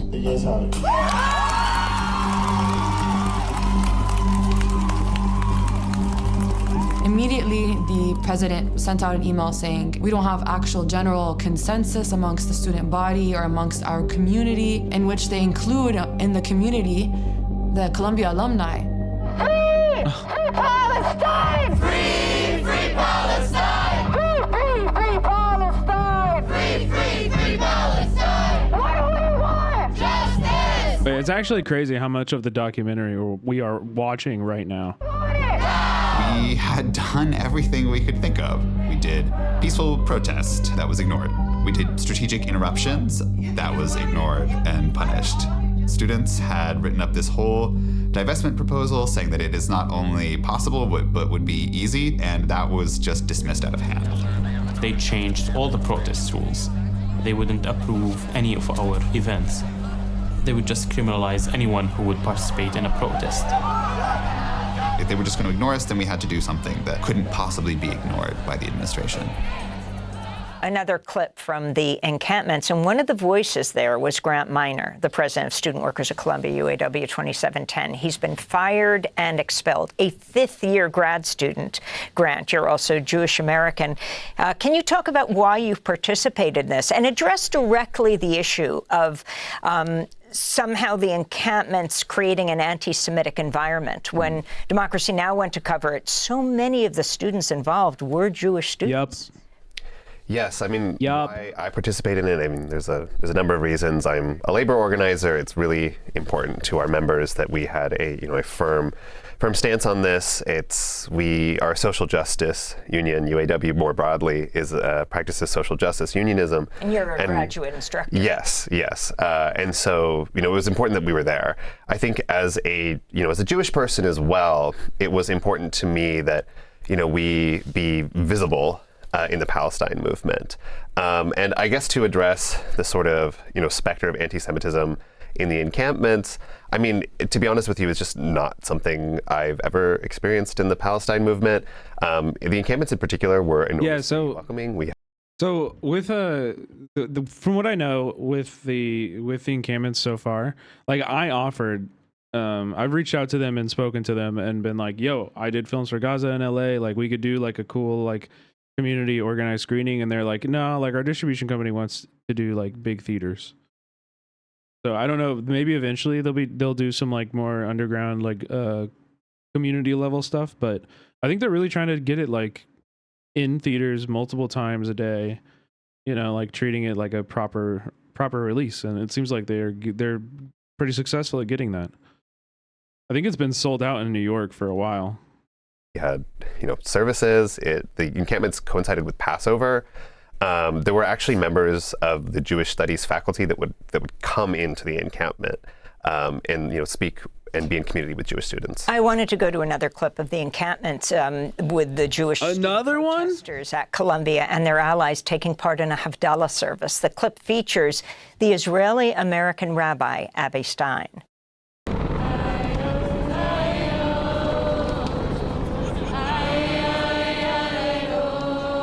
We are here, and if anyone here disagrees with me, you can tell me. But I think we are here because we are Jews, not just because we happen to be, because that is part of who we are. To fight for liberation of every human being, to know that every human being is a divine image. Right. That's so fucking true. What we're doing right now. And we are separating ourselves from people who are somehow incapable of seeing that. We are fighting for the divine spark, for the Tzelem Elohim in every person. You're all so amazing, and it's an honor to be here with you. If you're familiar with the Havdalah service, please sing loudly and proudly. If you're not, please sing loudly and proudly. It is very Jewish to not know the words and not know everything, but you'll catch on.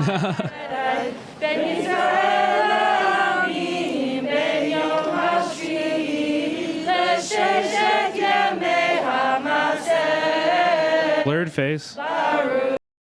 Blurred face. Another clip. So I have to assume that this, I don't think, I guess listen, I'll even give like a really good faith, like maybe I'm wrong, is Democracy Now! Blurring these faces? I don't think so. I think the film is. Like, if I had to guess, I would say the film is, but it could be Democracy Now! Blurring the faces. I don't think they would do that. I think this is the filmmakers protecting people's identities. From the encampments. Grant, you have just been expelled. That's not just losing your job. That's your 5 years that you've been a graduate student. You're not getting your PhD. On what grounds were you expelled? I was expelled for participating in pro-Palestinian protests. I mean, functionally, I was expelled for speaking out against genocide. Yeah, I agree, Luna. You know, it was really shocking. I mean, I learned this as I was away doing research on a departmental grant. It was tough to learn that Columbia was, you know, more than willing to just totally concede to Trump, to throw its students under the bus, to throw international students especially under the bus, you know, just to get back some money and to please the administration. I mean, this is a very frightening time. You not only have Mahmoud, who is jailed in Louisiana, you have another student who has left the country because her visa was revoked, the star student. Munir Attallah, you are the producer of the Encampments. It's opening in what, New York, Los Angeles next week and beyond? That's right. This is a film that's going to be opening here in New York this weekend, and then we'll take it nationwide next weekend. Already the demand has been very strong. I think people are eager to see the encampments from within, from the student perspective. Most of the coverage of the encampments to date has been from people who actually never even set foot on the encampments. Whereas for us, you know, I was an adjunct professor at Columbia last spring, and we witnessed the student movement.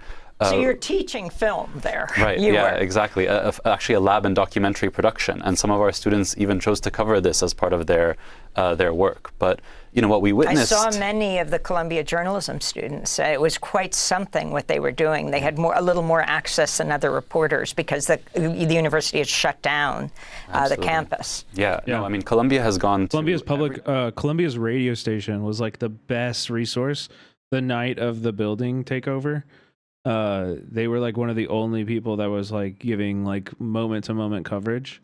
Also, like low key radio is a great way to cover these movements and protect, like, you know, protect people's identities. You know, like giving people moment to moment updates, telling the story as it happens, telling the truth as it happens. You know, but doing it with no visuals. Like, I think that's kind of cool. I think that's like pretty awesome. Every extent to try and censor this movement and be really a leader in repressing it as well. Let's not forget, this was the largest student movement in US history. And, you know, the students have always been on the right side of history. Columbia's own history shows that. They were on the right side in the 1960s during the Civil Rights Movement. They were on the right side in the 90s in the fight against apartheid. I wish Juan was joining me in this conversation. Juan Gonzalez, our co-anchor of Democracy Now!, because he participated in the Columbia 1968, basically you could say encampment, occupation, and you go back and forth in the film. That's right, you know, and just as the students stood on the right side of history in the past, so too are they standing on the right side of history today. And their demands for a disclosure of financial assets, their demand for Columbia to invest its multi-billion-dollar endowment from arms companies is not only a righteous and just demand, but it is inevitable. And the sooner Columbia sees that, the more embarrassment and shame it can save itself. You know, can you even call Columbia a university anymore? A university has the obligation to protect its students. A university has the obligation to stand by the core values of academic institutions, freedom of expression and speech. Yeah. I'm sorry, dude. I'm proud to be a part of this. Like, I'm sorry. Especially now that I see that, like I said, you know, we should be trusting these people, you know? We should be trusting them.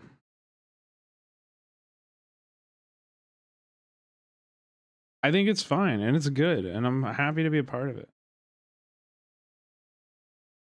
You know?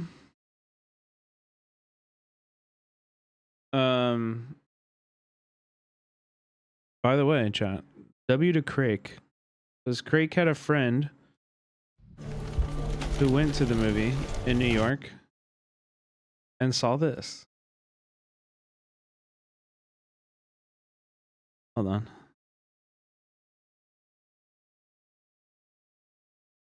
Why is it trying to save it?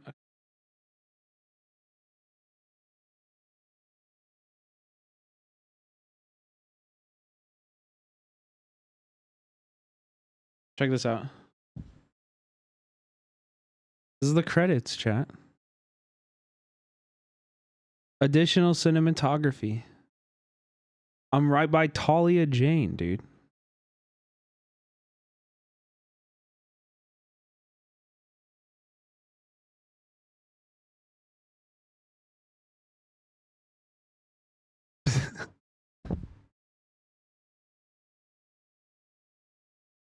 I think that's cool. And I stand by how I covered it. I stand by how I covered that. Like, I think I did it in a way that was just to the fucking people I was covering, and I'm proud of it. And I don't even know what they're going to use. I have no idea. It seems like it's pretty focused on Colombia, so maybe they won't use anything, but you know what I mean? Brad isn't going to be happy he didn't get credit. That would have low-key been the most iconic thing to do. Damn, dude. That would have been so iconic if I told them to credit me as Brad. And then on IMDb, it would be like additional cinematography, parentheses, as Brad Hamilton. Damn. That would have been sick. I should have done that. Low-key, I would have done that if I had thought about it. I did not think about it. Next time, yeah, for sure. For sure. Okay, chat, we have a movie night tonight. Should we just do the movie and maybe we do fun stuff after? Let's just do the movie. Let's do the movie. Fuck it. Let's do the movie, bruh. Okay, chat, tonight for the movie night, because I am going to be at the film festival watching more movies tomorrow. For tonight, we are going to be watching Generation Wealth. Generation Wealth is a film by an incredible filmmaker named Lauren Greenfield, whose work focuses primarily on hypercapitalism, like extremely wealthy. That's what it mostly focuses on. So capitalism, narcissism, greed, and it's all real, baby. It's documentary footage. So as we do with every movie night, I ask you to give me your full attention. I love me a movie, and I'm pretty darn good at programming them.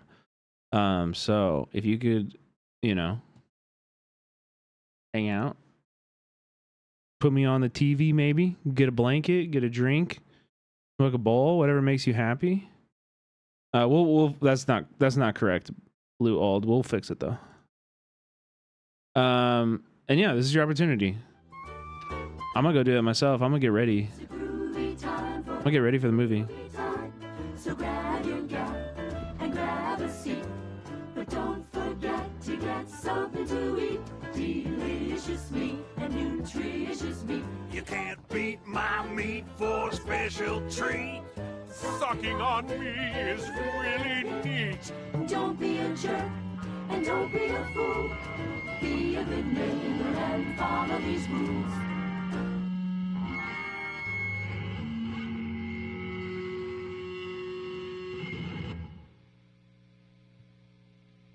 What are these rules?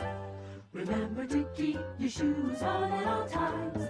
Don't pull your penis out unless you really need to. Indecent exposure is a class 2 felony. Don't talk watch. Don't talk watch. Behavior wasn't. Don't let it work out. We still have a fucking money. Do not shit continue. See the front of you while sitting there. Fuck, chat. Chat. I just Googled the parental guide to Generation Wealth. I don't think we can watch this.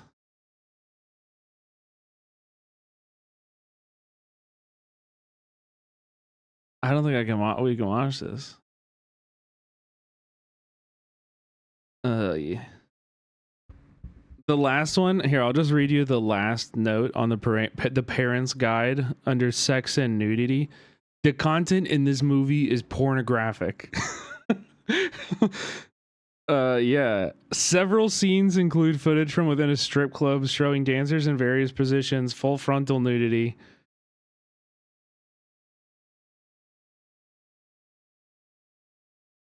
A lot of boobies.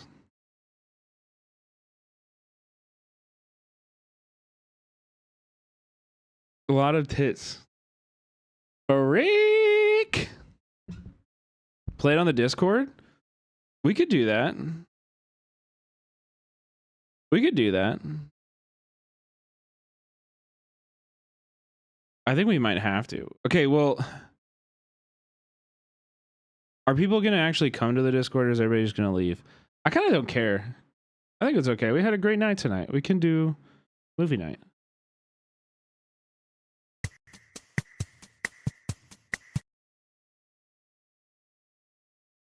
Start the stage.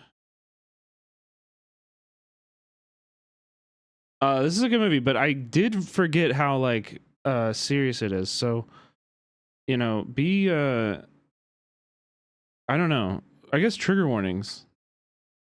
That there's like strippers, and I get some eating disorder trigger warning I read. If you haven't, you know, if that is triggering for you, this might not be a good night for the movie night. Here, I'll just drop this, and I don't know if you're worried about trigger warnings. I'll just drop this page in. If you think you're gonna be okay and handle it well, there's probably spoilers in here, so don't click on it. But if you want to, this is a pretty good source to find some triggers if you might be concerned about that stuff. So,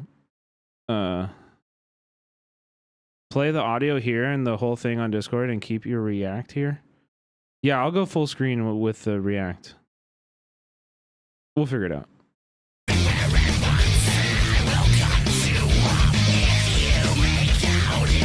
I'm in the Discord, ! Discord.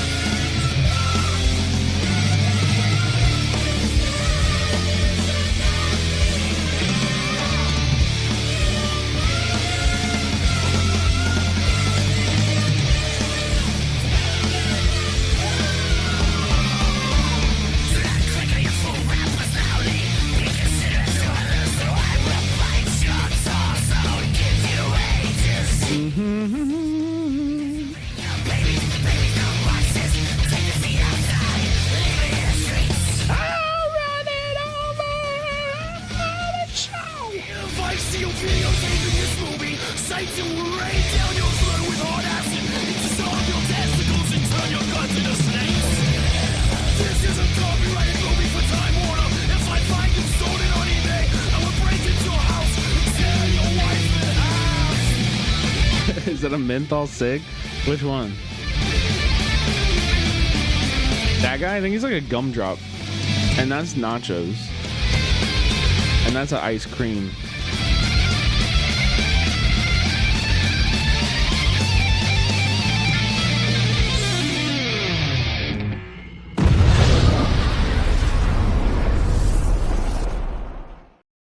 Okay.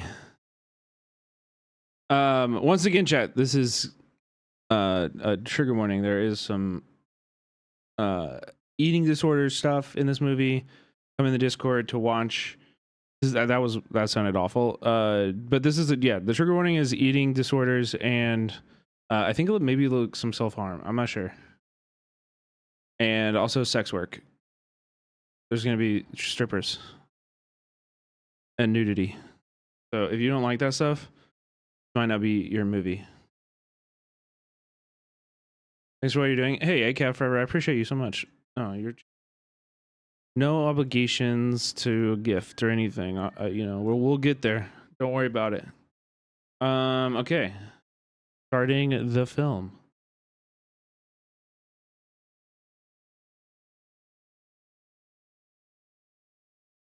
Try to give you 1080, but we'll see. All right, can you see it? Can you see it? Some people are stuck in the lobby? What does that mean? Oh, fuck, we only have 50 slots in here, dude. Wait, how do we get more people?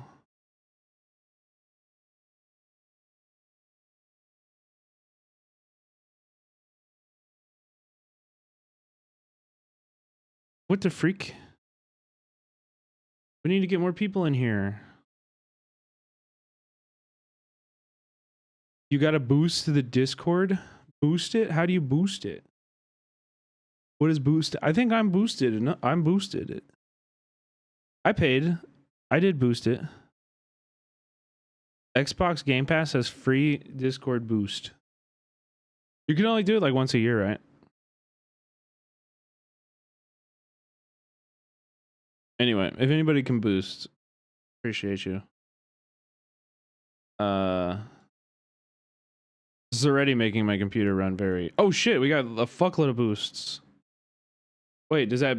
Are we there yet? Did we do it? Oh fuck, you guys boosted the hell out of it. Oh yeah, we're at 150 now. Let's fucking go. Thank you guys. Thank you. That's fucking awesome. Okay, let's see how this works. I might have to not do 1080. I can already tell. It's getting a little choppy. Do 720. Yeah, it's better.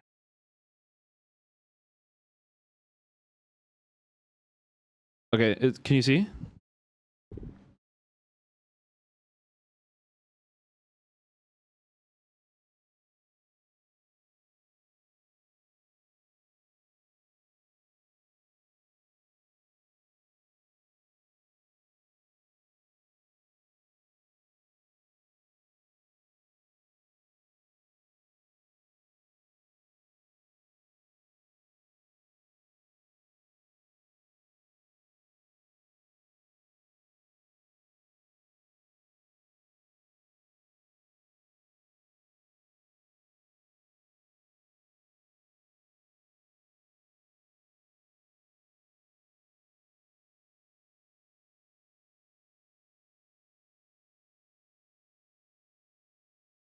Captions, I got you.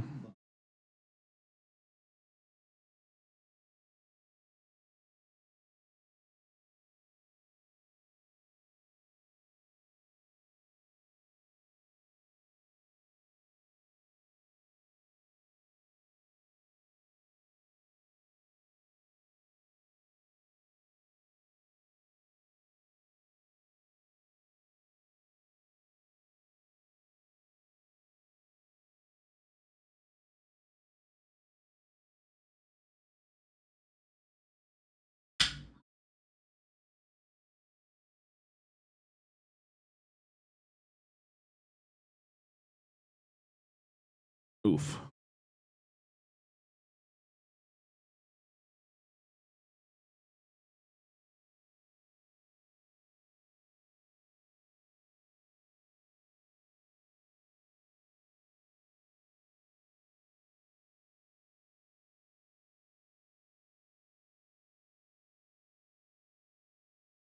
Okay. I mean, I guess so. Weirdo.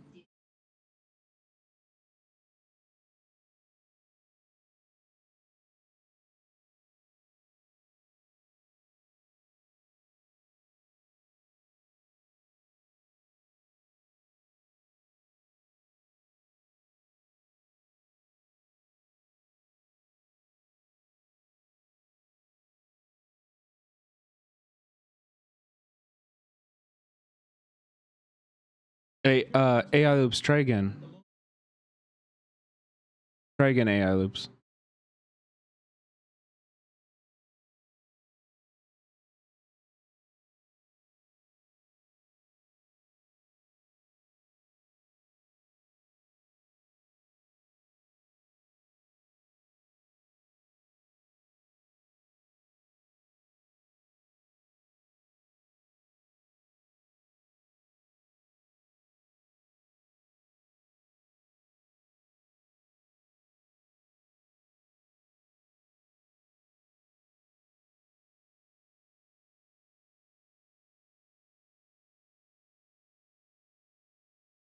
Uba.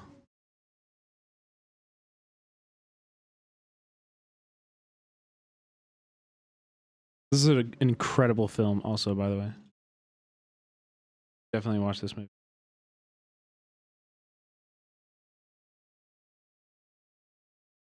Wait, there's a 10-minute timer? Oh, well, I feel bad. Should we just wait for people? Should we wait for people? I feel bad we started without. I didn't know that. I didn't know. Yeah, I paused it. For the Discord, I guess there's people who joined and they're waiting because there's a 10-minute says it's at max viewers for me. It says 56 out of 150 for me. Let's wait so everybody can watch. Yeah, I think we should. Sorry, I didn't. Are you in theater mode? Yeah. We can do daily dose.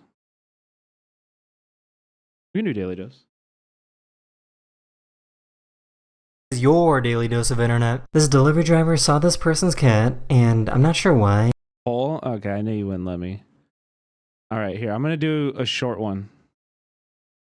30 seconds. Gamba quick. Quick.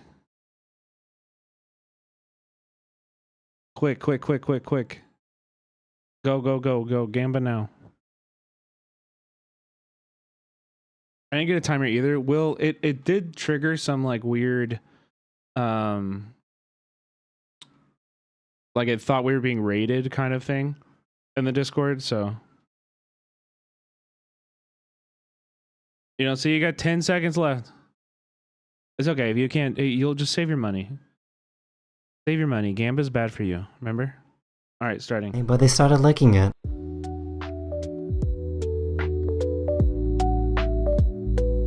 Join the Discord while we're waiting. Okay, cool, Craig. She has no idea that she has a hole in her gas tank. Oh my god. How does that even happen? How do you get a hole in your gas tank? You want a race? Well, that didn't take long, did it? That didn't take long at all. There we go. Bang, bang, boom. The ones win. Don't you do it. I'll catch you, man. I love your suits. Come on, guys. Make my night.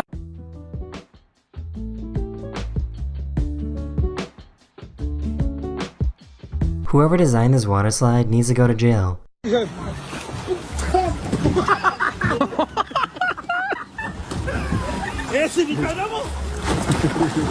Hey, what's up? Nice. This US Army soldier just graduated, and according to tradition, they can't move until a family member touches them. So her brother decided to not touch her to see what would happen. Do you want some? These Oreos look pretty good, don't they? Do you want some? Look at that little hat. Oh, yeah. Look at that. Are you smiling? Are you smiling, soldier? I don't think you're supposed to be smiling. You're not supposed to be doing nothing. So this is a nightmare elevator situation.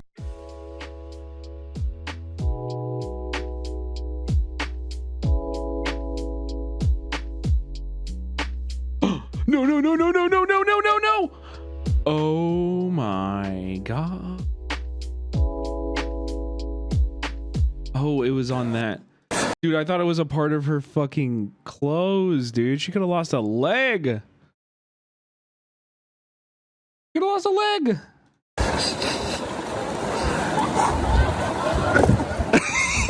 This guy knows how to make. I accidentally closed out of Discord and now it says it's full. Okay, here's what we're gonna do. I'm gonna disconnect. We're gonna end the thing. We're gonna end the stage, and then I'm gonna restart it because we got the boosts like during it. So if I restart it, it'll fix itself. I don't know. Is that a good idea or a bad idea? Discord crashed. Okay, I'm gonna just start it again.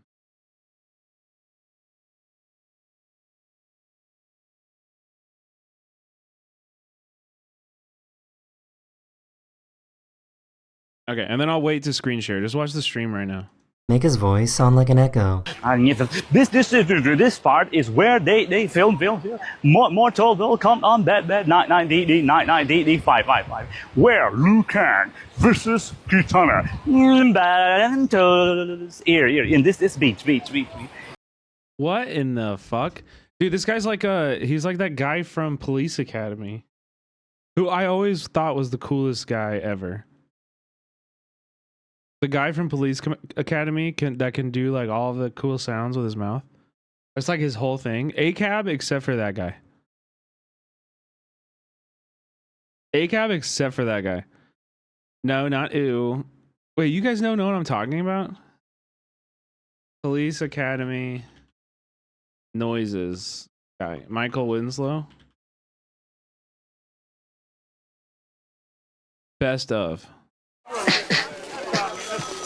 Sit and stay there.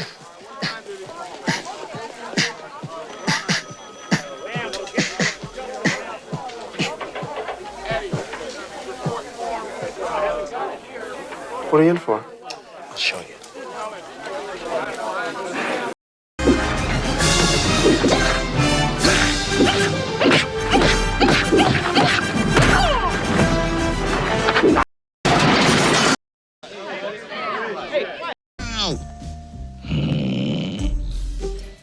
He like doesn't talk. He just does this shit.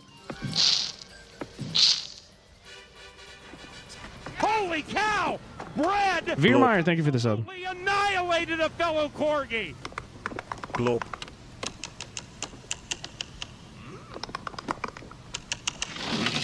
Yeah, he just did weird shit like that.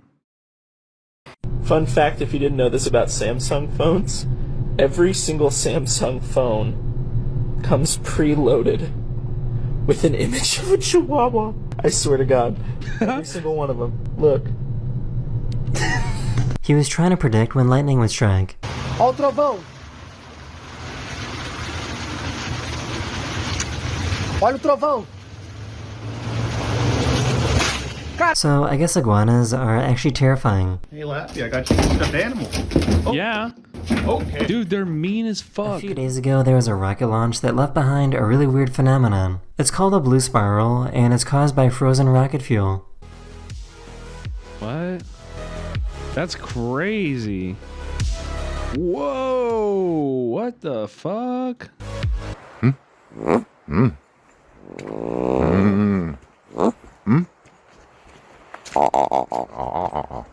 not doing tickle tickles. Tickle tickle. Good boy. I just. Oh my god, dude! I want a raven. Chad, I want a raven. Can you? If I get a PO box, will you send me a raven? Found out that gas stations have this really cool fire extinguishing mechanism in place.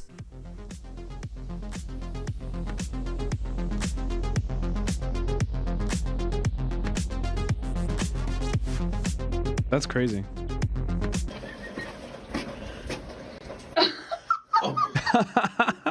So cute.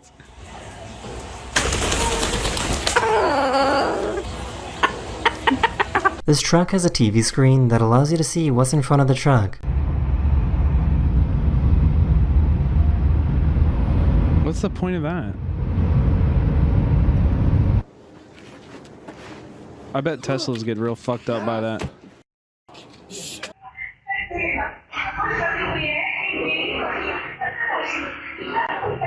This has to be the greatest dancing robot in the world.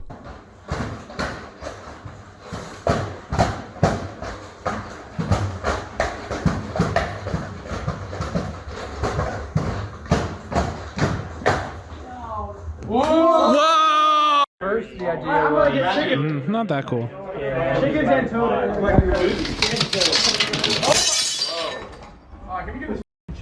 This guy was flying a kite that looked like a bird, and his eagle had to check it out. It didn't do the robot. Like. You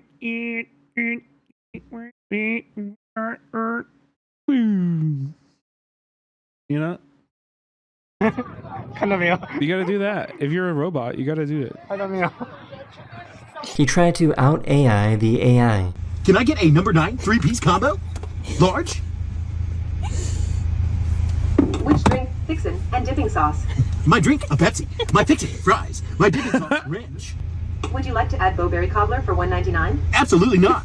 This guy has incredible Riz levels. Fez uma pra trazer. Oi? Oh. Vai, André.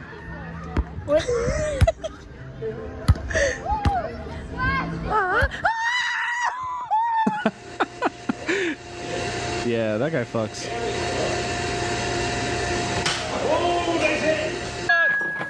That's cute as hell.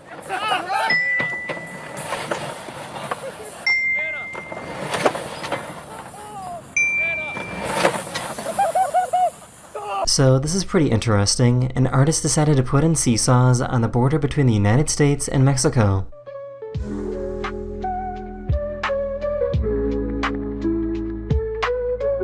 I'm not sure how something like this is even possible, but she somehow baked hollow cookies.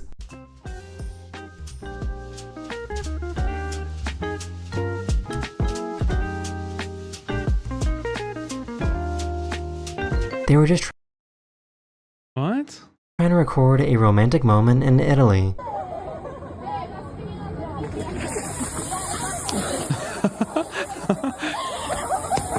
So this is pretty trippy. An artist made a realistic vase out of paper. These are cool. 这可如何是好？ I would never want to touch them though, because I would break it. Like you would definitely break this, right? I feel like this toaster is really poorly designed.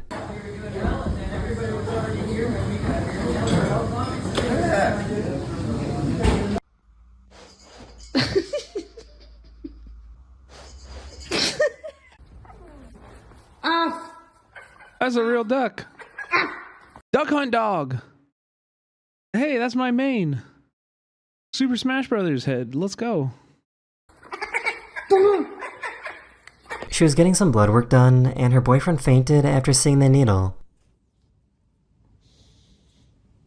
This is so me. Oh my god! This is so me, dude. I swear to God, actually me. Hey, Atima, you want some cheese? Their golf ball fell into his hole, and he tried pushing it back out.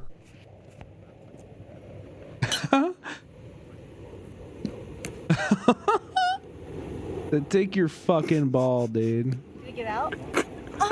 This makeup artist made her face look like it's made of yarn. Wow.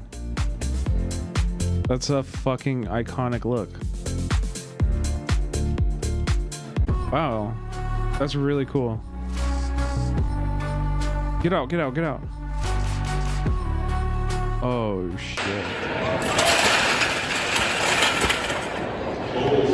You can see the exact moment when this dog realizes that they're trying to help. Opa!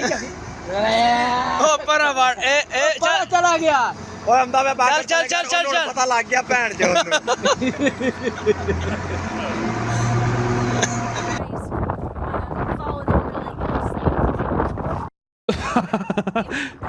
These kids kept ding-dong dishing their house, but they were ready this time.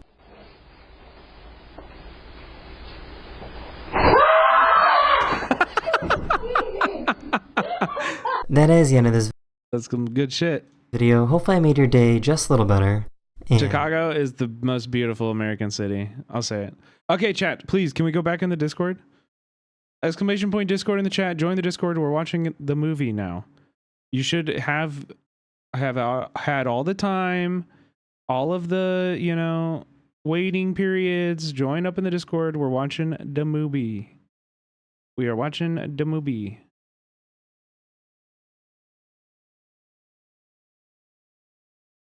Working now. Let's go.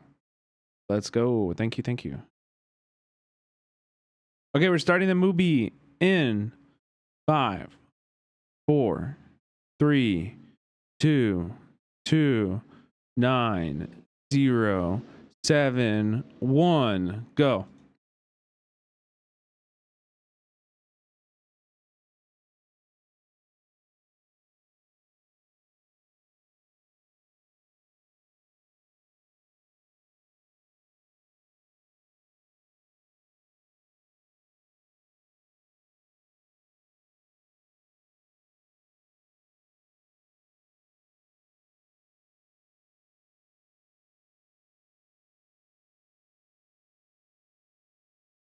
Can we restart? There's only like 4 or 5 more people that have joined. It's okay.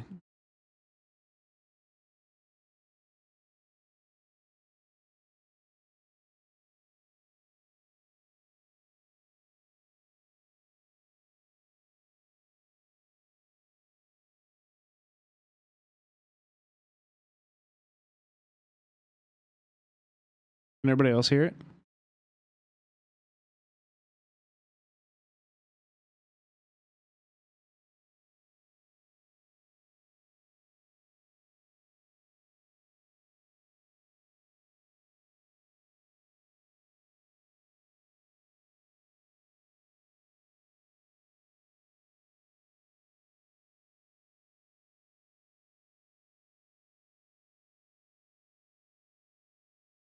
Oof.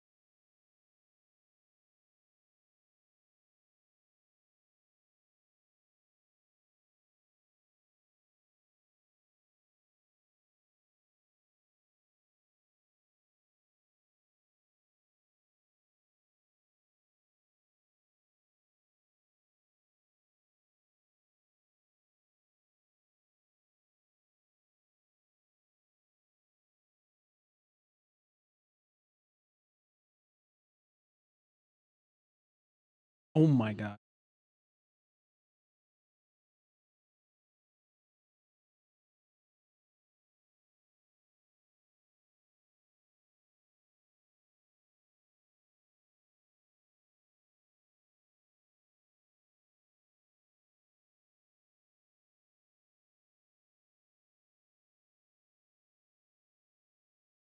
Kim K at 12. Whoa.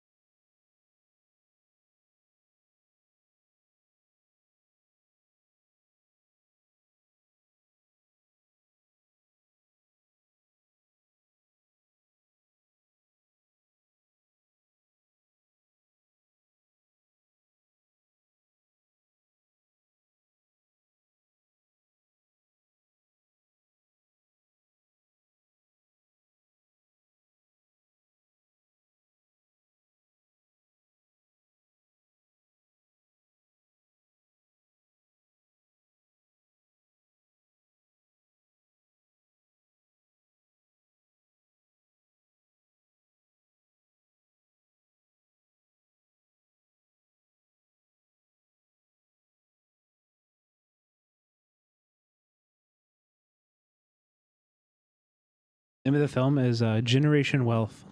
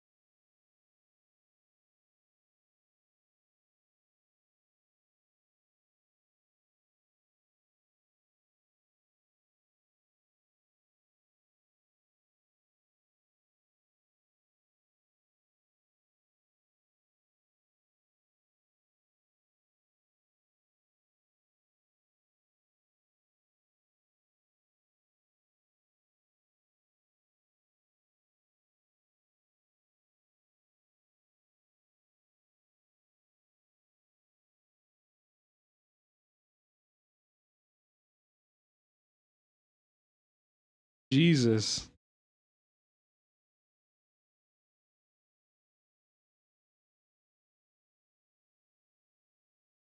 Oh my God, these people haven't grown up at all.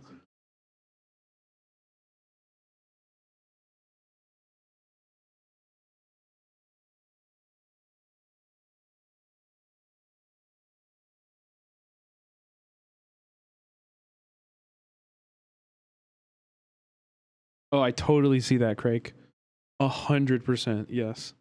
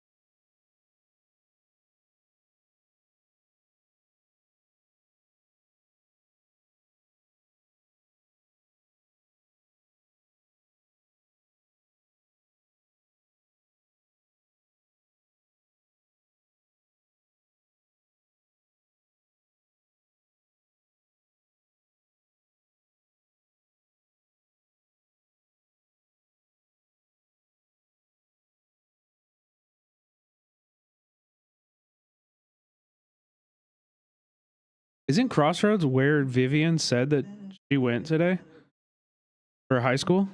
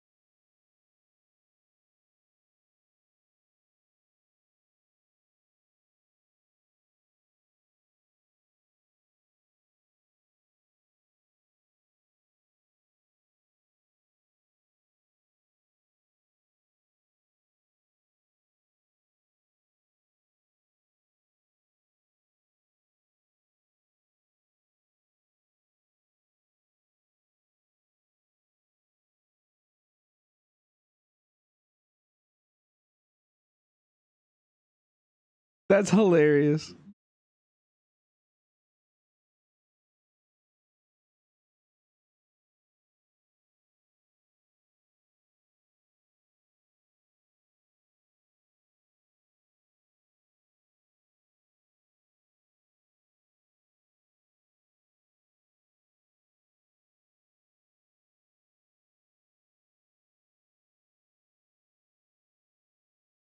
Does that still work?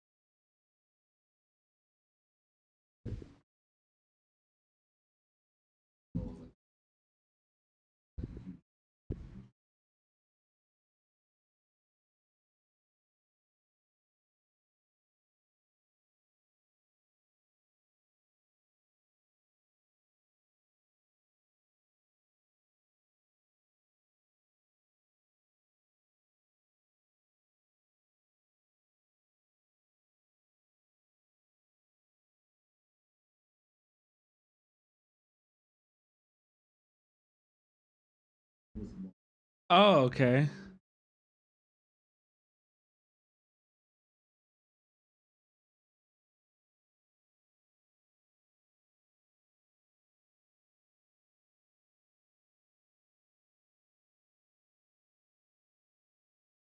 He's like, if there were still indigenous people, I would go murder them. But instead, instead, I'll be a capitalist.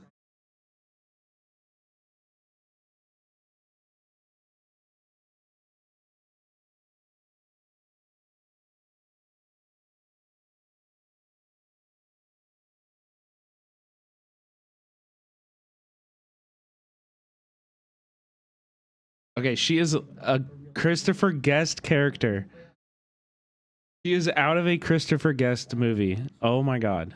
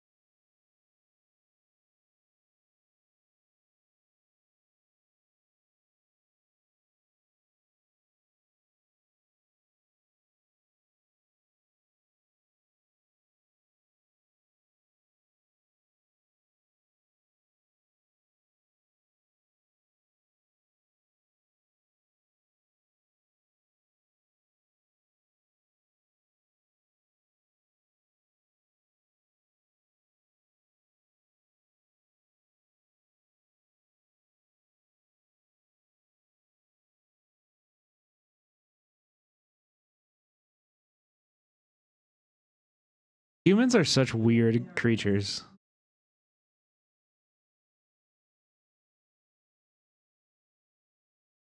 Truly strange people. Like,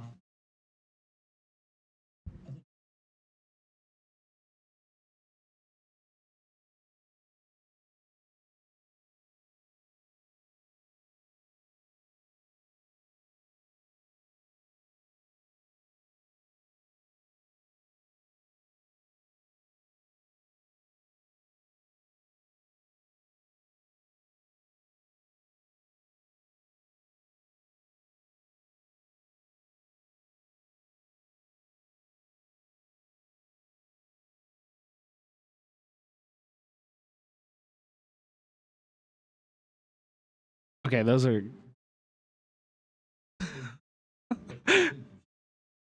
okay.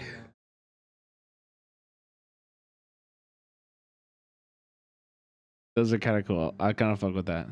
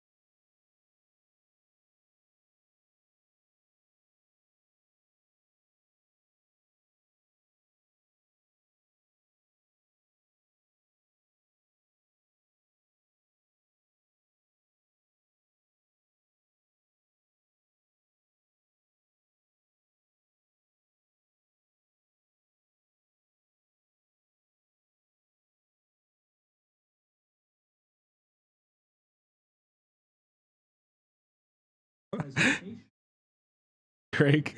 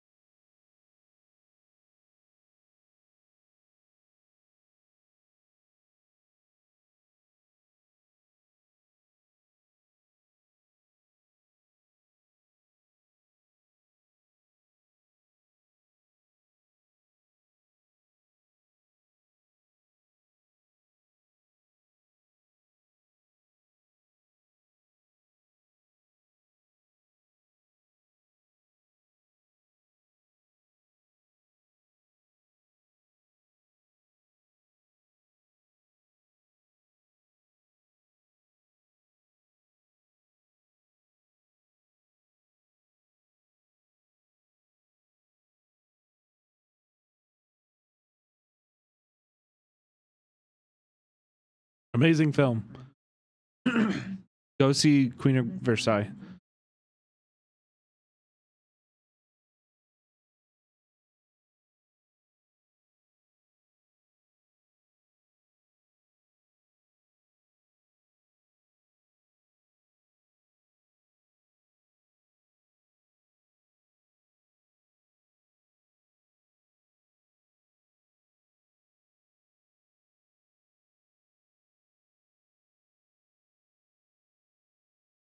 Dude, the Louis Vuitton prosthetic.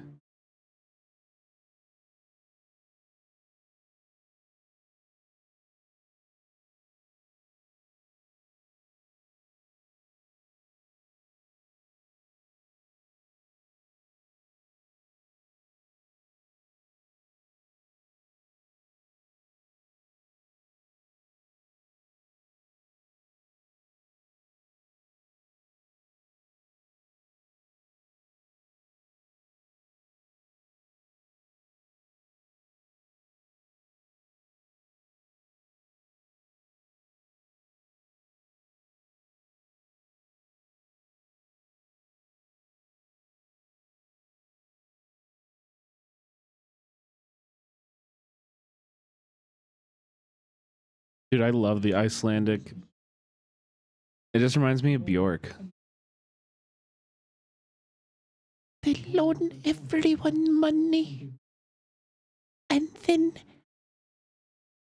they make it the house and through the TVs.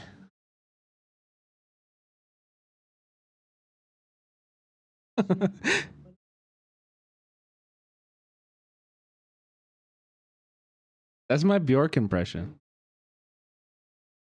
I love Bjork. You need a Bjork emote? True.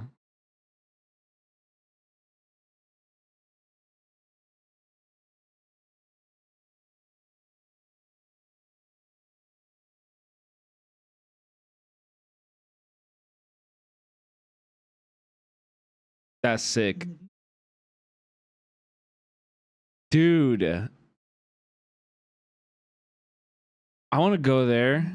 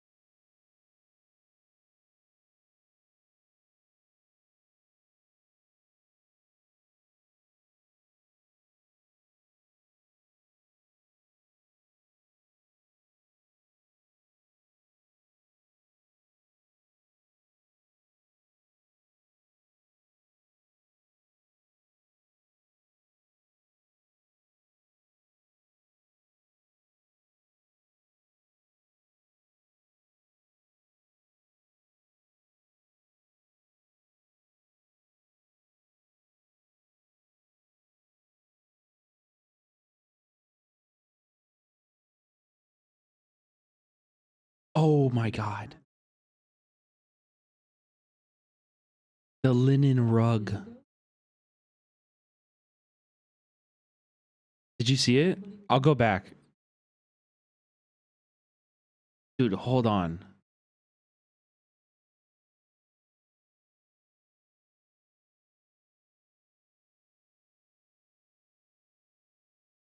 Look at the linen rug, dude.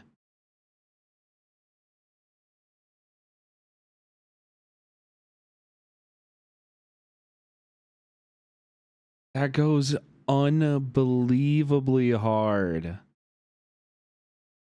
Oh my God. It should be on the wall though.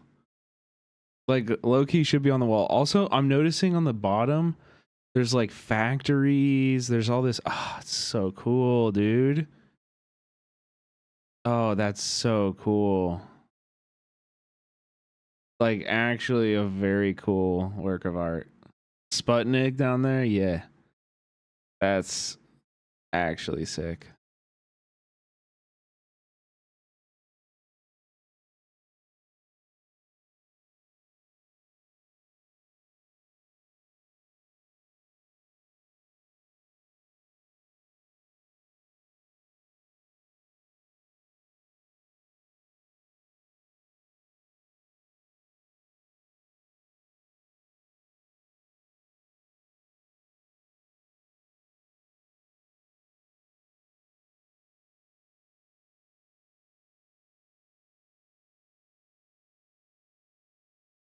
And we would never do that.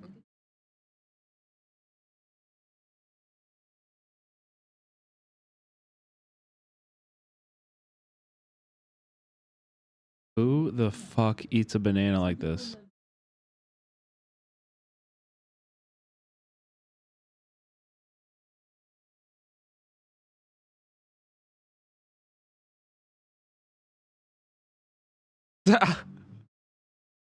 That's awesome. Okay, she deserves that money.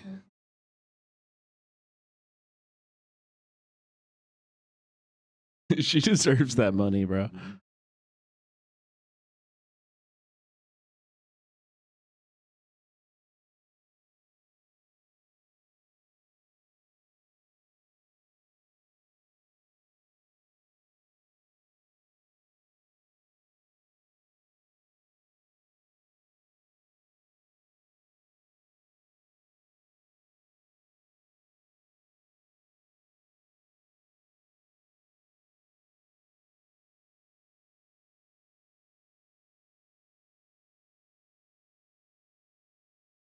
course.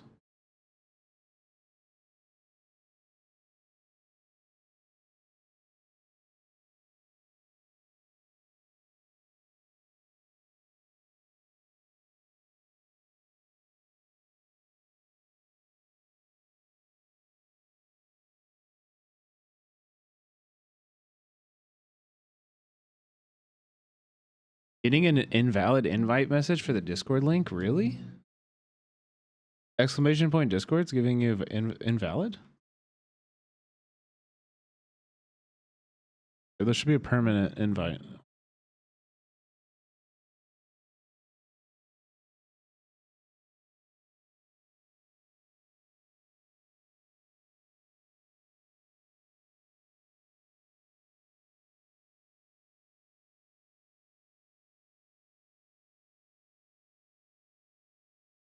Try that.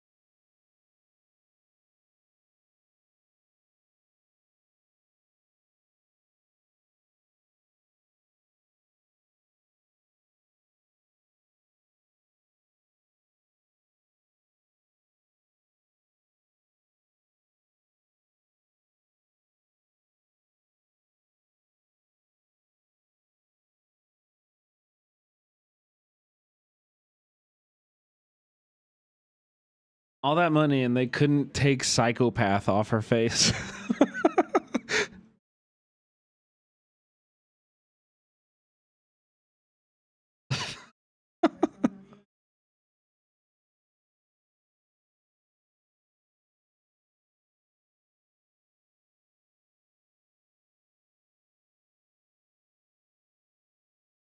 I love The Substance. It was my favorite movie last year, probably.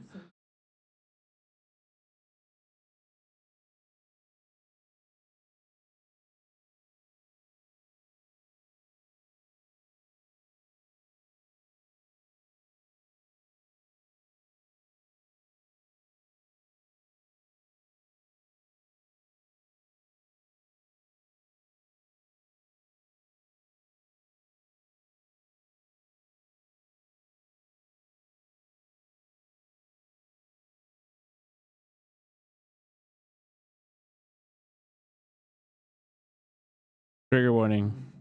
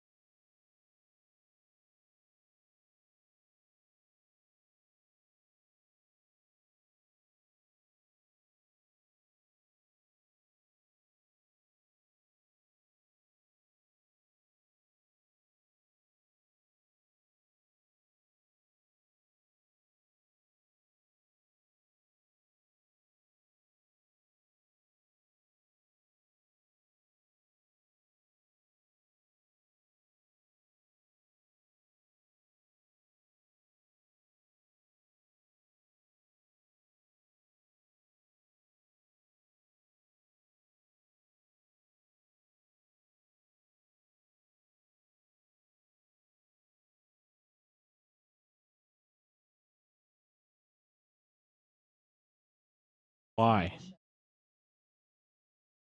Why are you thinking that?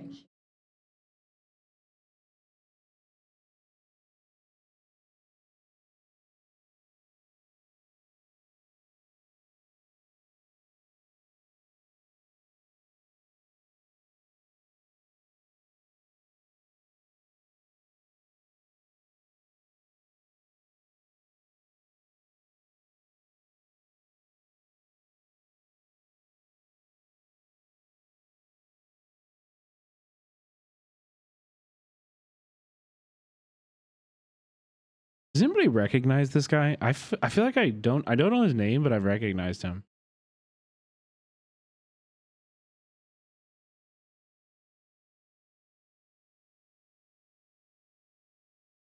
Yeah, he's so familiar.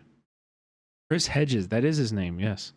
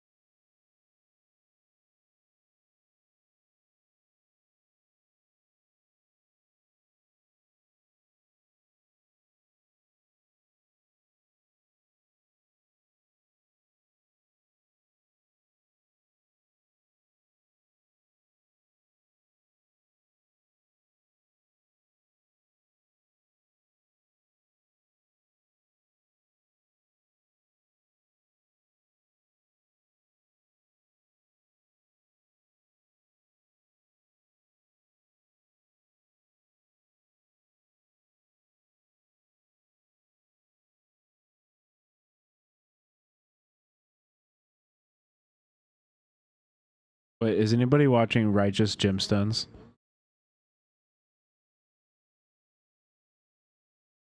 Anybody caught up with Righteous Gemstones?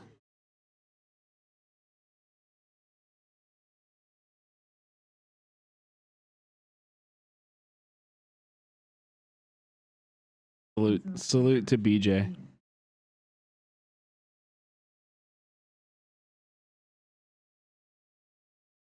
Yeah, new season's out now.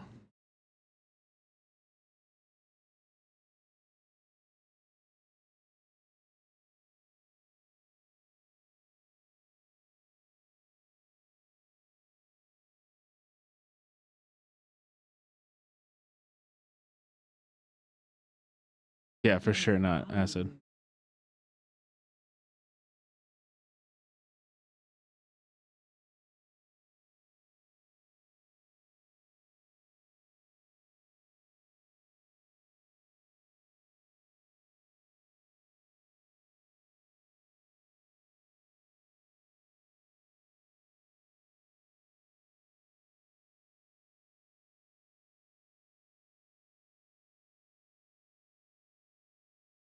Damn, the bags of money.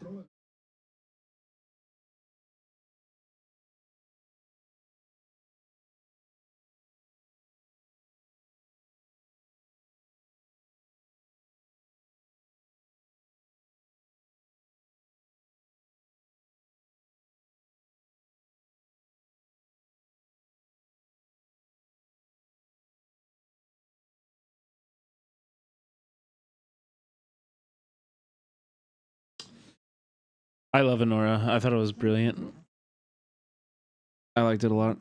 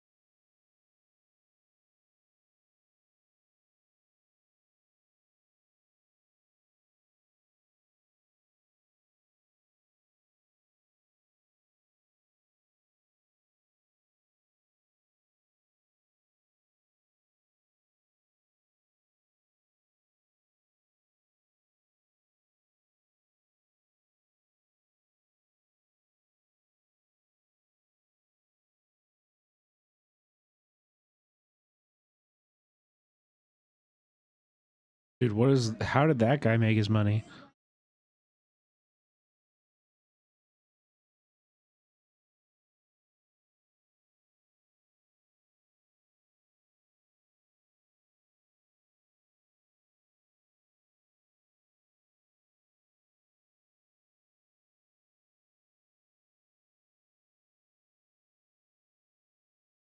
That's her son.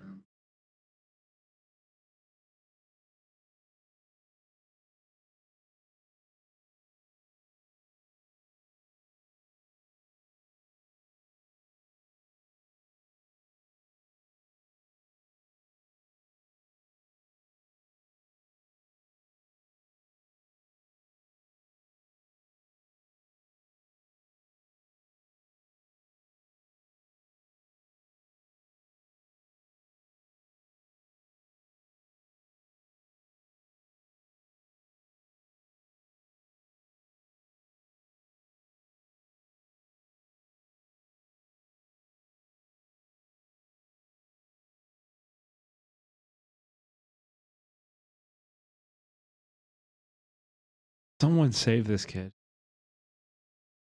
Yeah, can we please save him?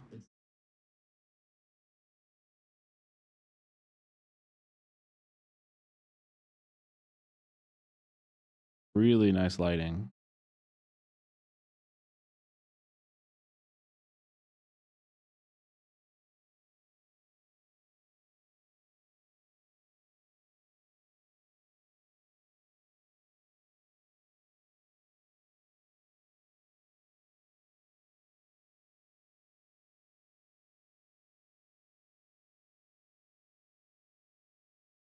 Oh. Oh, wow. So woke of you.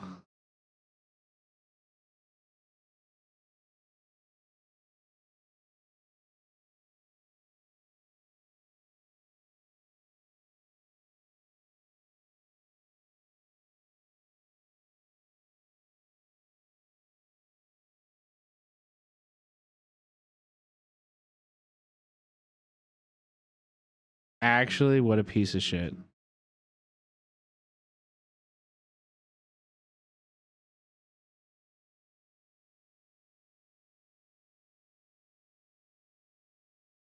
A jar of coins?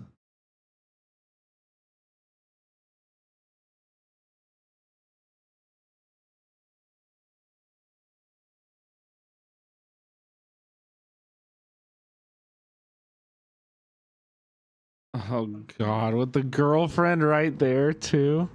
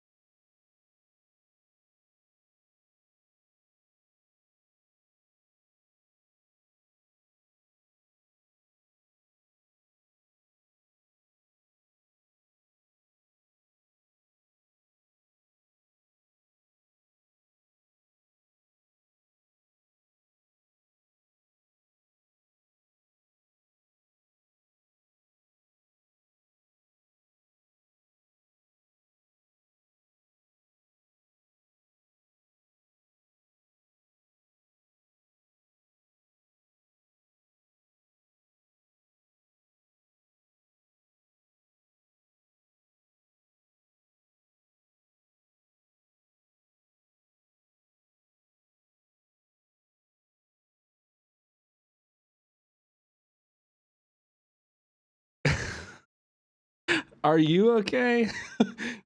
Are we watching the same thing? Is anyone okay? We are not okay. No, we are not okay. No. I've seen this before too. It's still a crazy scene.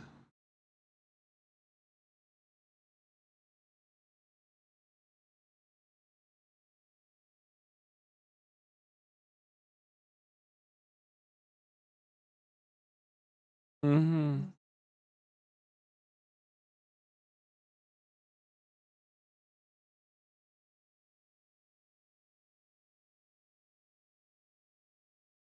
This is the director with the glasses. Lauren Greenfield.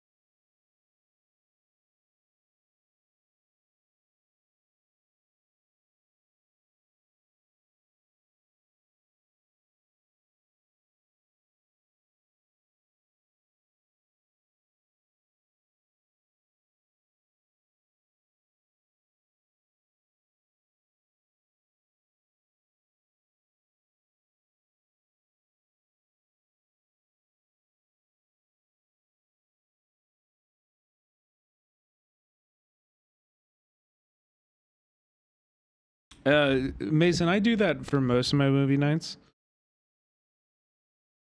But for movies like this where I would get banned for this reason, you know? I can't show this on stream, so. And I promised it without looking it up, so.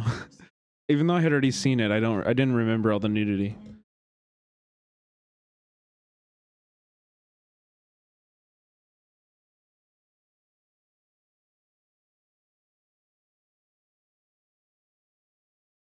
Yeah, there's so much, yeah.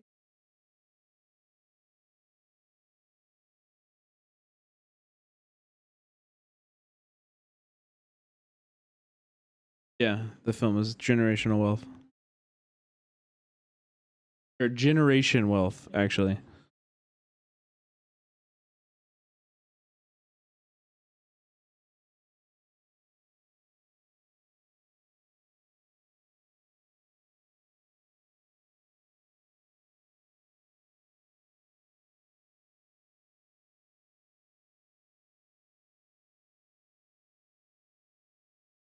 Oh, God.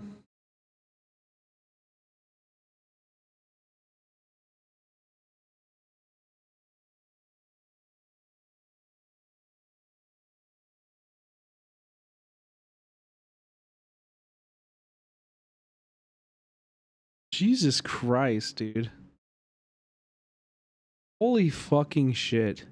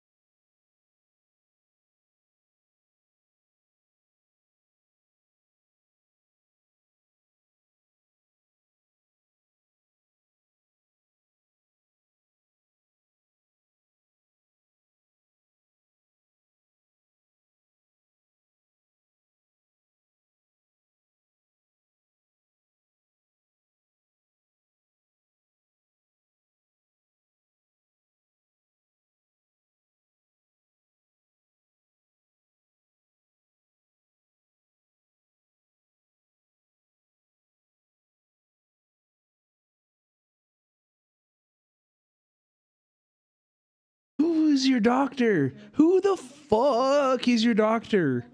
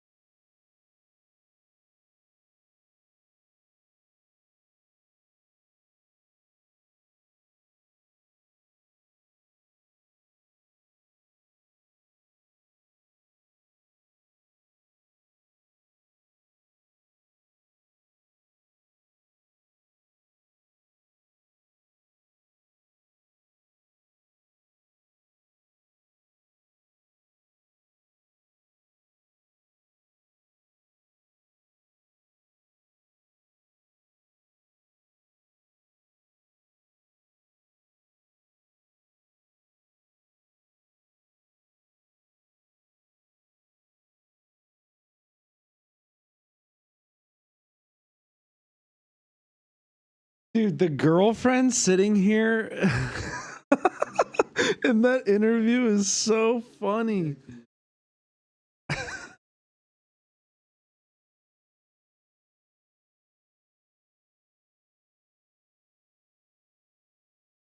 Yeah, the kid, the like his son, just like silently sitting there.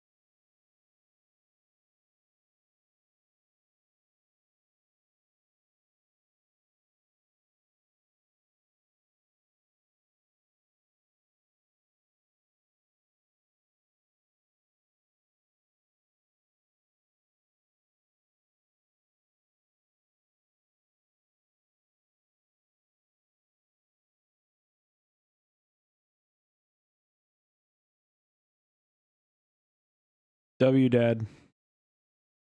W dad.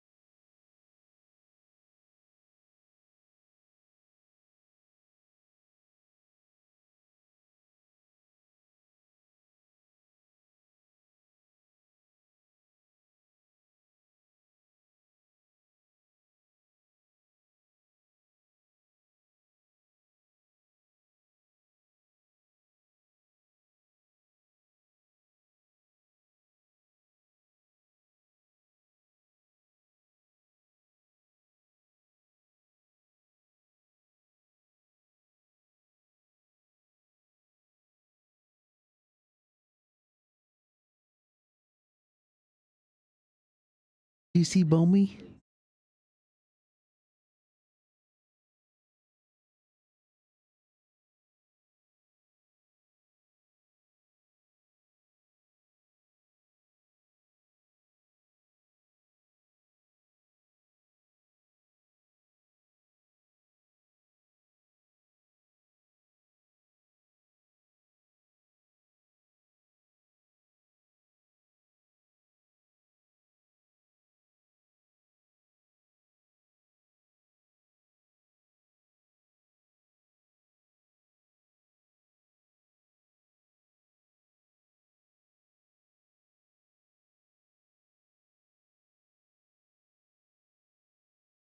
What?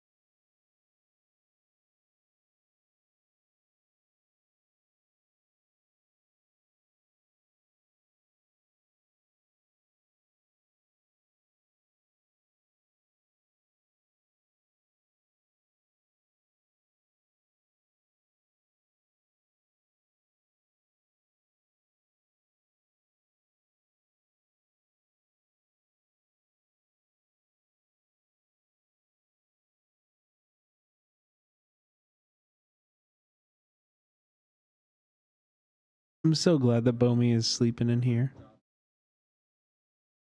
It's so cute.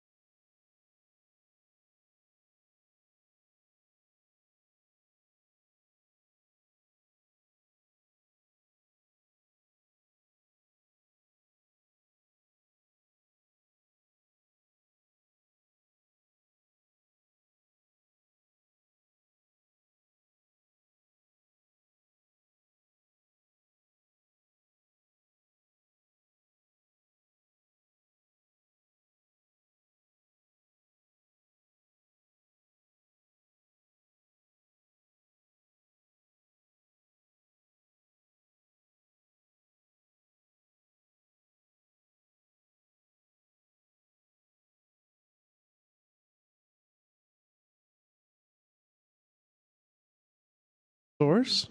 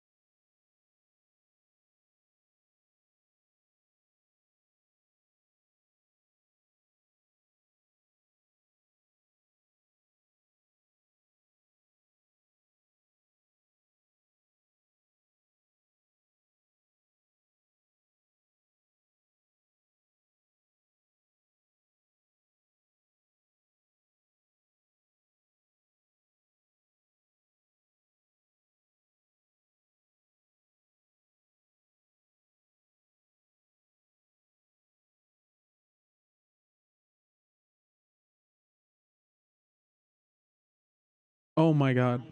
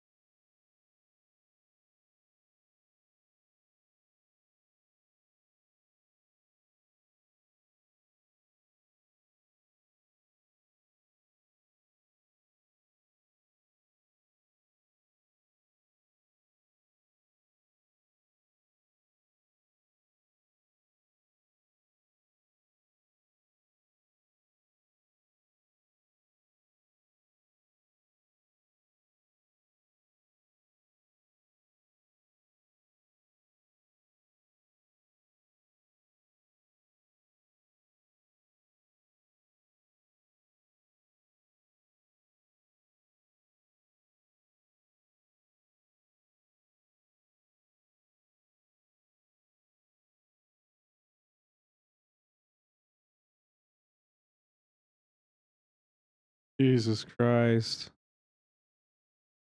Trigger warning here, big one.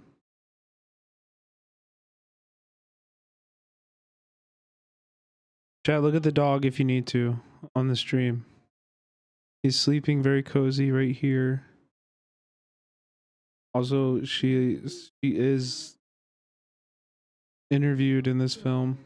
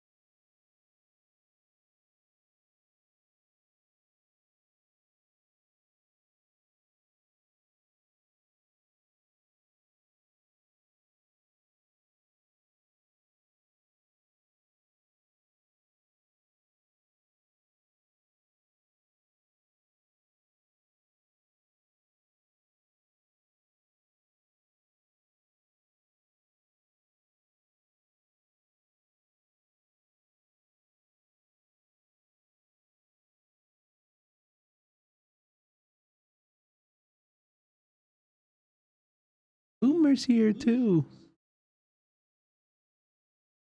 Did you see Boomer?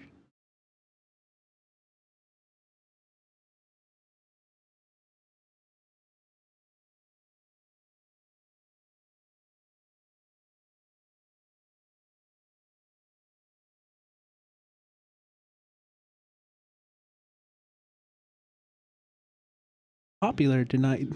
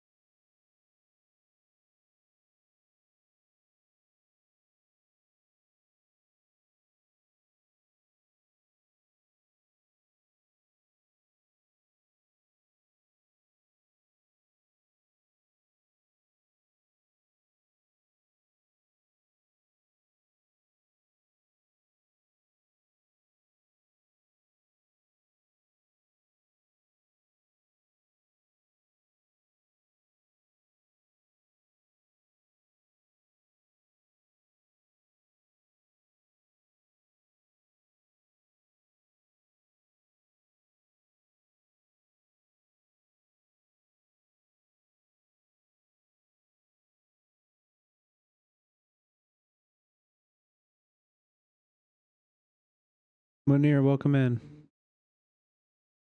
So much for the raid.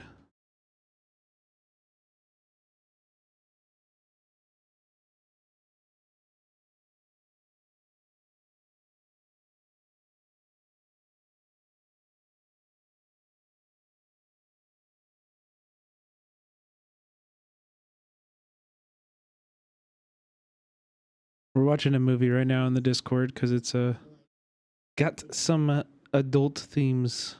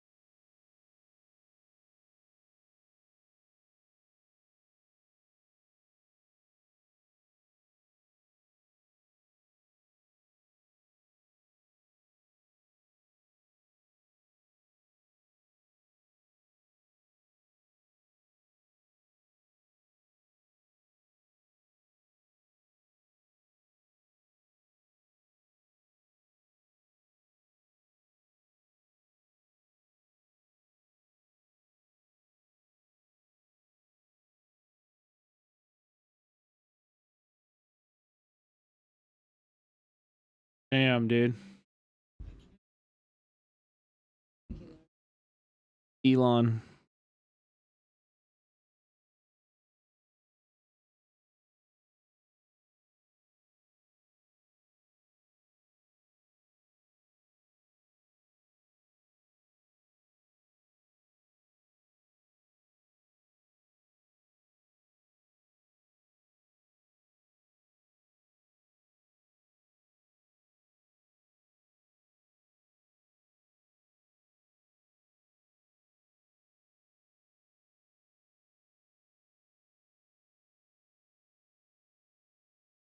No way.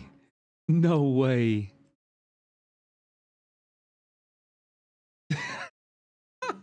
The baby does not look like that, dude. That's her baby, bro. Did you see the eyes? Did you see those peepers, dude? They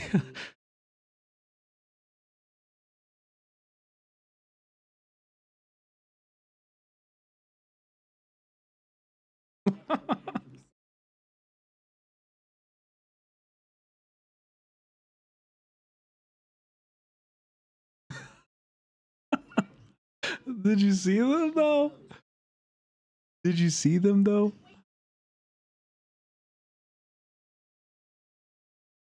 It looked exactly like her mother.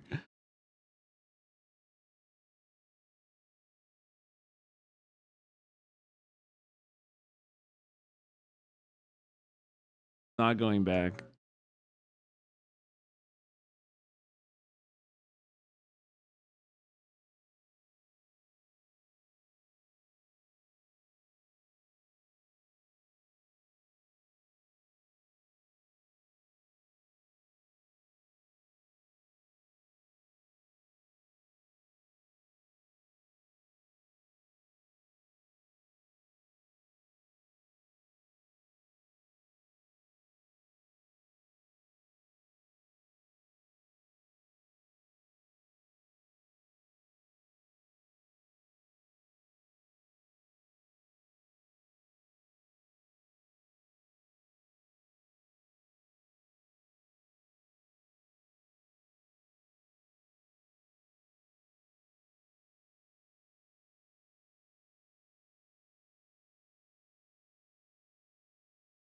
Mm.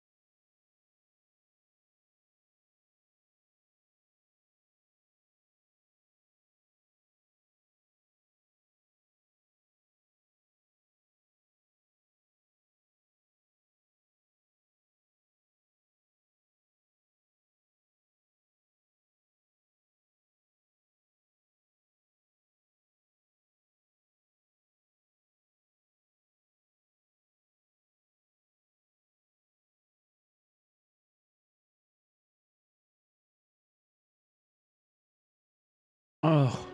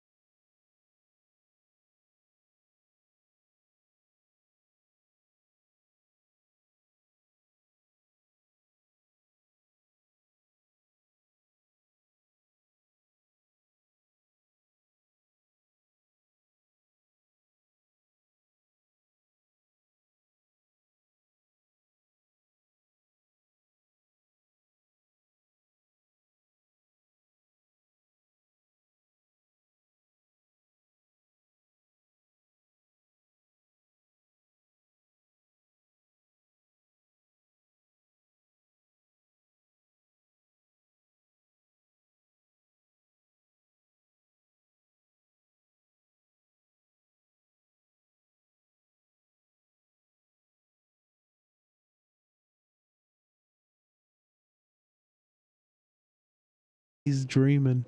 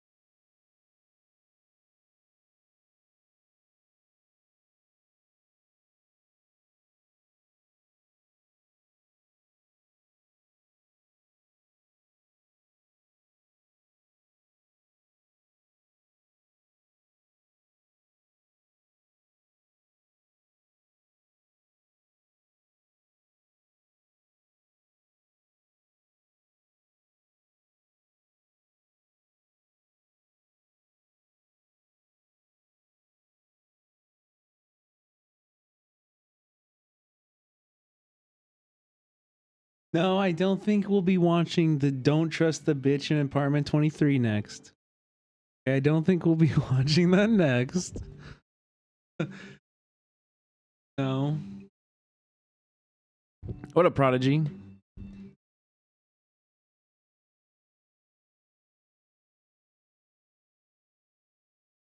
Here.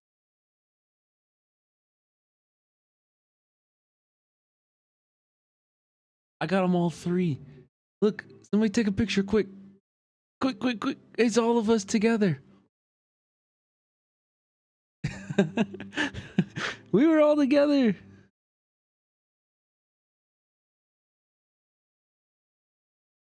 Wow. Wow. Thank you for joining. Thank you.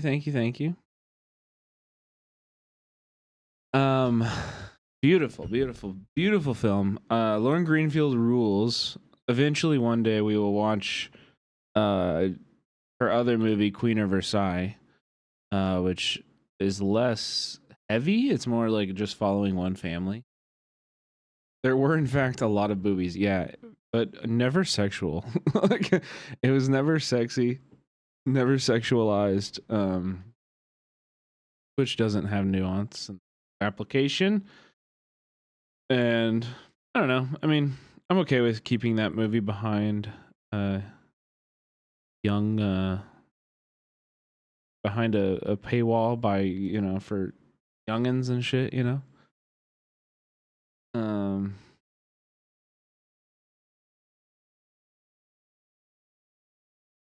Damn, people in Discord are showing their setups too. That's funny. Anyway, yeah, we're gonna call it there. Thank you so much for hanging out. I really appreciate you all. I hope you guys like the new setup. It's going to get better, and we're gonna keep doing good shit and streaming here. It's, you know, like, this unveil was a big W for me. I feel very comfortable in this room. I love that my dog is sleeping in the fucking room. It's so cute. It's so cute. It's so cute. So yeah, huge W's. And like I said, yeah, setup's gonna get better. Keep tuning in, and I hope you liked it. I hope that all the work I put in making this room look really sick over the last week was worth it. You guys appreciate it. You know, I think looking like having good lighting, everything looking nice. Like, I think it actually does give a little bit of authority, and it's stupid. I don't agree that it should, but I think people will be like, will take me more seriously. You know what I mean? Also, do you know what I was thinking? Do you think I should take this down? Can you even tell what it is? Do you think I should take it down? I might get banned for it.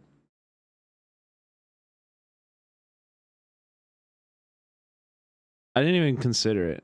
Yeah, it's yeah.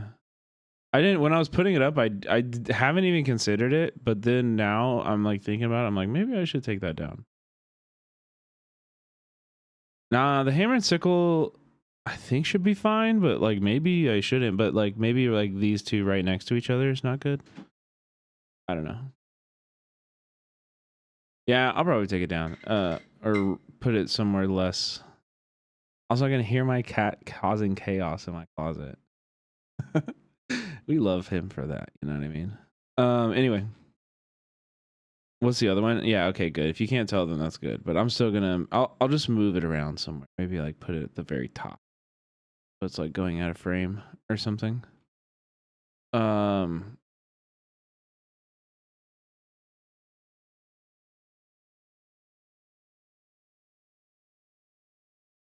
Dude, I raid, bro.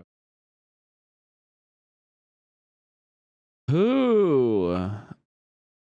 Tofu, why aren't you live? Oh, we'll raid Peggy. Let's raid Peggy. Peggy hasn't been live for a bit. Peggy Knox is amazing. One of my favorites. We love Peggy. Go follow Peggy and enjoy the space over there.